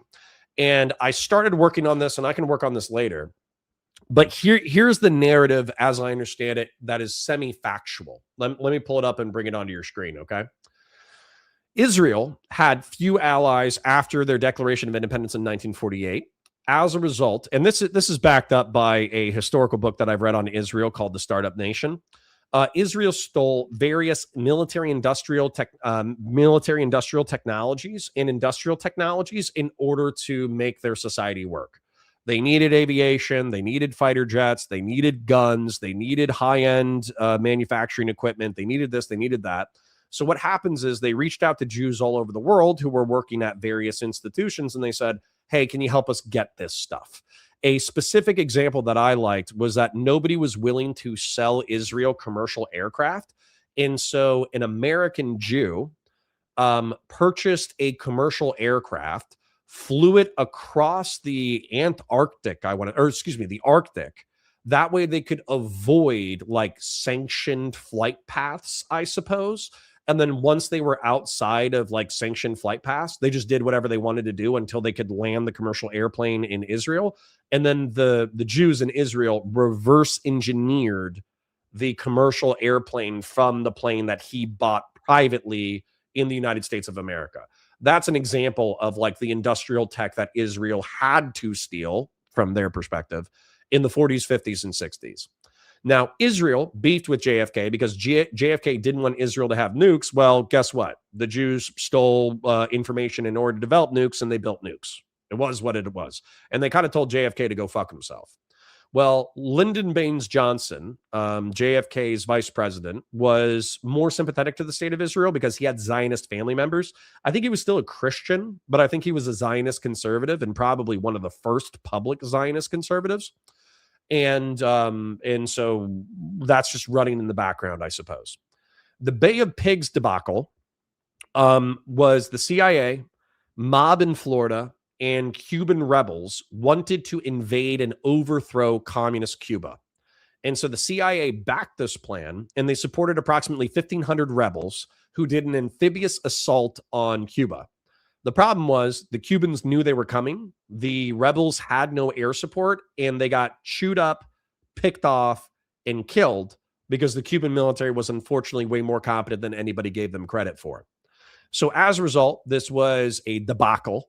It was embarrassing for the Kennedy administration. They were upset that they had listened to the CIA in reference to this plot, and so he hates the CIA now. The Cuba Missile Crisis was where JFK he basically said that you cannot put nukes on Cuba and you can go F yourself in reference to that to the Soviet Union. And he blockaded Cuba. That's because the United States had put nukes in Turkey. Well, what ultimately happened was we got into a standoff, and then JFK took the nukes out of Turkey. But as a result, the Soviets promised not to put nukes in Cuba. But there was beef there between JFK and the Soviets. JFK's brother became a state attorney. I don't know if he was state attorney at the federal level or if he was a state attorney at the state level. But either way, he started harassing the mob and saying that he was going to go after the mobs and the unions and the confluence of corrupt interest and this, that, the other. Okay. JFK greenlights the assassination of the Vietnamese president, and he actually feels guilty about that. There's some documentation saying he's like, I have no idea why. Why I kind of put that guy's blood on my hands. And so he resents and hates the CIA, thinking that they're trying to get him into Vietnam, which is going to cost more American lives, more American treasure. And so privately, he's talking shit about the CIA and effectively saying that he needs to gut them and turn them back into the OSS, a part of the military rather than a part of the civilian government. Lee Harvey Oswald is a Soviet sympathizer, and he honeymoons in the Soviet Union. Lee Harvey Oswald hates the American empire and wants to overthrow them. So he tries to assassinate a U.S. general in his home, but he misses and does not kill him. Lee Harvey Oswald goes to the book depository in Texas and allegedly snipes JFK from about 100 yards. The shot is actually not that hard. So I think it's entirely possible that a Soviet sympathizing former Marine is able to make a 100-yard shot and kill JFK. Lee Harvey Oswald goes into Dallas police custody.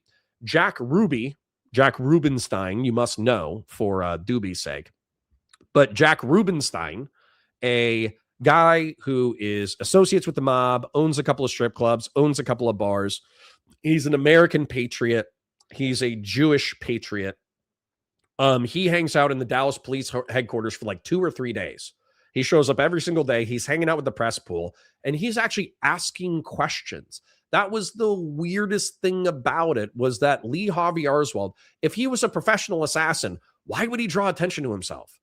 Jack Ruby. Why would Jack Ruby draw attention to himself? Why would he ask like cops questions? Why would he be, involving himself in like the banter between the reporters and the cops? Now, maybe he just got bored and he's kind of an idiot. That's also an explanation for it. But that's where like the mob connection, killing Lee Harvey Oswald so he keeps his mouth shut, that kind of doesn't make sense. Why didn't they have a rendezvous with Lee Harvey Oswald so they could take him out and then boom, nobody knows who Lee Harvey Oswald is and he's killed and you don't have the loose end, boom, you're good. Why did they wait for him to get arrested to try to take him out? Doesn't make much sense to me. But anyways, Jack Ruby hangs out in the police parking area for while they're moving Lee Harvey Oswald. He guns him down, he gets arrested, and then he dies of a heart attack in jail 2 years later. Well, my beef with that is, if you were worried about Lee Harvey Oswald snitching, why are you not worried about Jack Ruby snitching? And why do you let him sit in jail for 2 years without killing him? Right? Now, maybe he's mobbed up, maybe he's clicked up, maybe he knows how to keep his mouth shut. I have no idea. But if you actually go off of his behavior prior to the assassination, he does not seem like a reliable guy that you can rely on to not open his mouth. So it's kind of silly, right? So anyways, that's kind of my summary of it, is that I believe with a strong probability that Lee Harvey Oswald took out JFK. The remaining question is whether or not the CIA assisted him, whether or not Soviet intelligence assisted him, whether or not Israeli intelligence assisted him in order to set him up for the shot, all that kind of stuff. And so, in my opinion, them just saying, oh, yeah, it's Israel because JFK didn't like they had nukes, or, oh, it was LBJ because he wanted to be president and he had friends in the CIA, or, oh, it was the CIA because they it was the CIA because they hated JFK because he hated them for Bay of Pigs and the Vietnamese assassination. Or, oh, it was definitely the Soviets because they hated him for the Cuban Missile Crisis. And Lee Harvey Oswald went to the Soviet Union. The more people you add to the conspiracy, the less likely it stays unrevealed. Okay? So it makes sense for it to be one of them. It doesn't make sense for it to be all of them, because if it was all of them, somebody would have snitched by now. Anyways. So, like the stream, share it with your friends, engage with chat, super chats if you got them, memberships if you got them. Thank you to the 80 people who are still hanging out with us. I'm probably going to wrap up a little bit early. We've done 4 hours of streaming today. I'm going to wrap up a little bit early. That way I can kind of focus on doing editing stuff and the family and this, that, the other. But Anonymous Chatter, Vazaraka, Real Serious, Doobie, Grassroots Hedgemon, Doobie again, Games Are for Kids, Doobie, Grassroots, Anonymous Chatter, Grassroots, Real Serious, Tofu, Patriarch with the 10 gifted memberships. Thank you for the Oil King, and thank you to Christian Vlaris and Grassroots for chipping and oiling when you can. Thank you to Jen Winkler, It's Just Avi, Horse God, Fast and Bulbous, Jason 5G, Keep Your Bill Steins, and Barabbas Dantioch for your viewership, but also thank you for your financial support. It is very much appreciated. Thank you.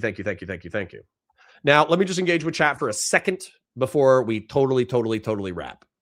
Officer Nasty, so hold on. Fell Runner says real grillers monitor the grill. Thank you.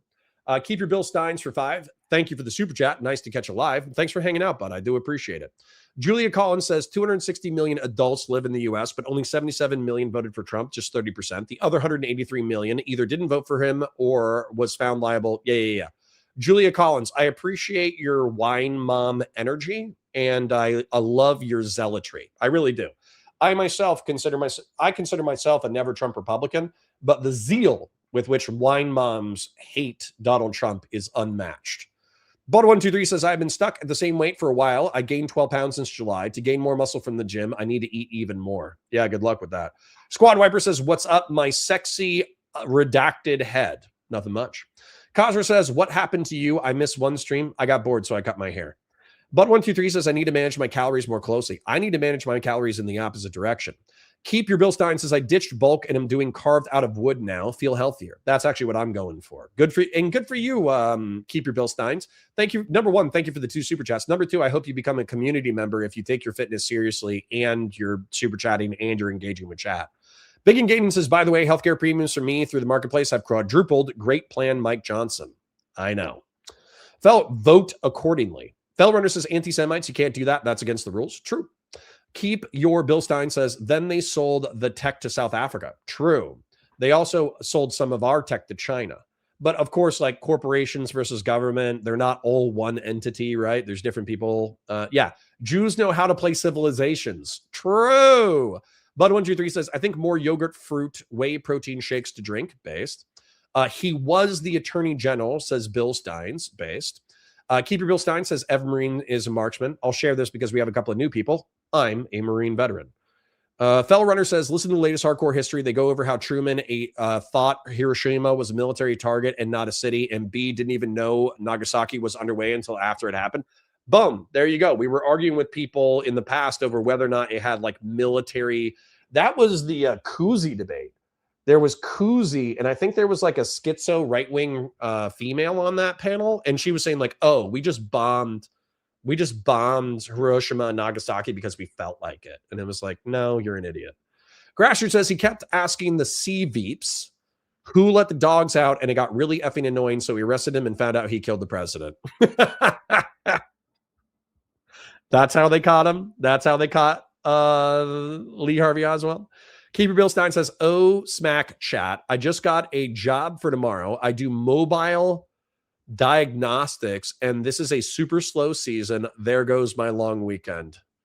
Sorry, buddy. I'm sorry you have to work, but I hope you get the paycheck, and the paycheck gives you a good Christmas. Bud123 says, then I started to gain weight and muscle, but I did not increase my body fat percentage. I do eat super healthy. Based. Does your wife like the bald look? Sometimes. Nobody puts wine moms in the corner. True. Hearshot says, I use a calorie counting and macro tracking app. Based.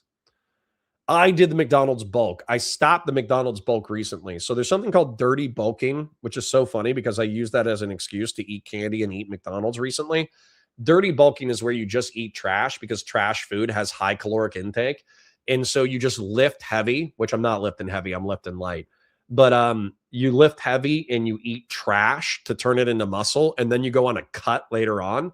I knew a guy in the Marine Corps who was dirty bulking, and he used to go eat the chow hall, and then he would pick up a Burger King meal after every single meal.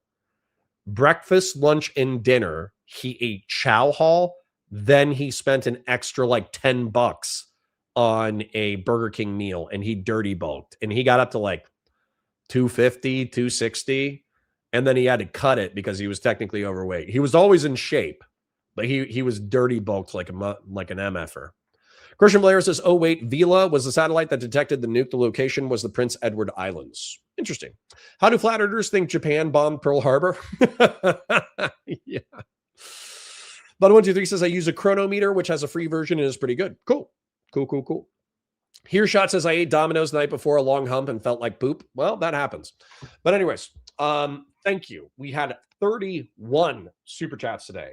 So while I'm complaining that we're hard stuck at 100 to 150 live viewers, you guys are disproportionately employed, intelligent, generous, giga chads and giga Stacy's, and I appreciate your viewership and I appreciate your financial support.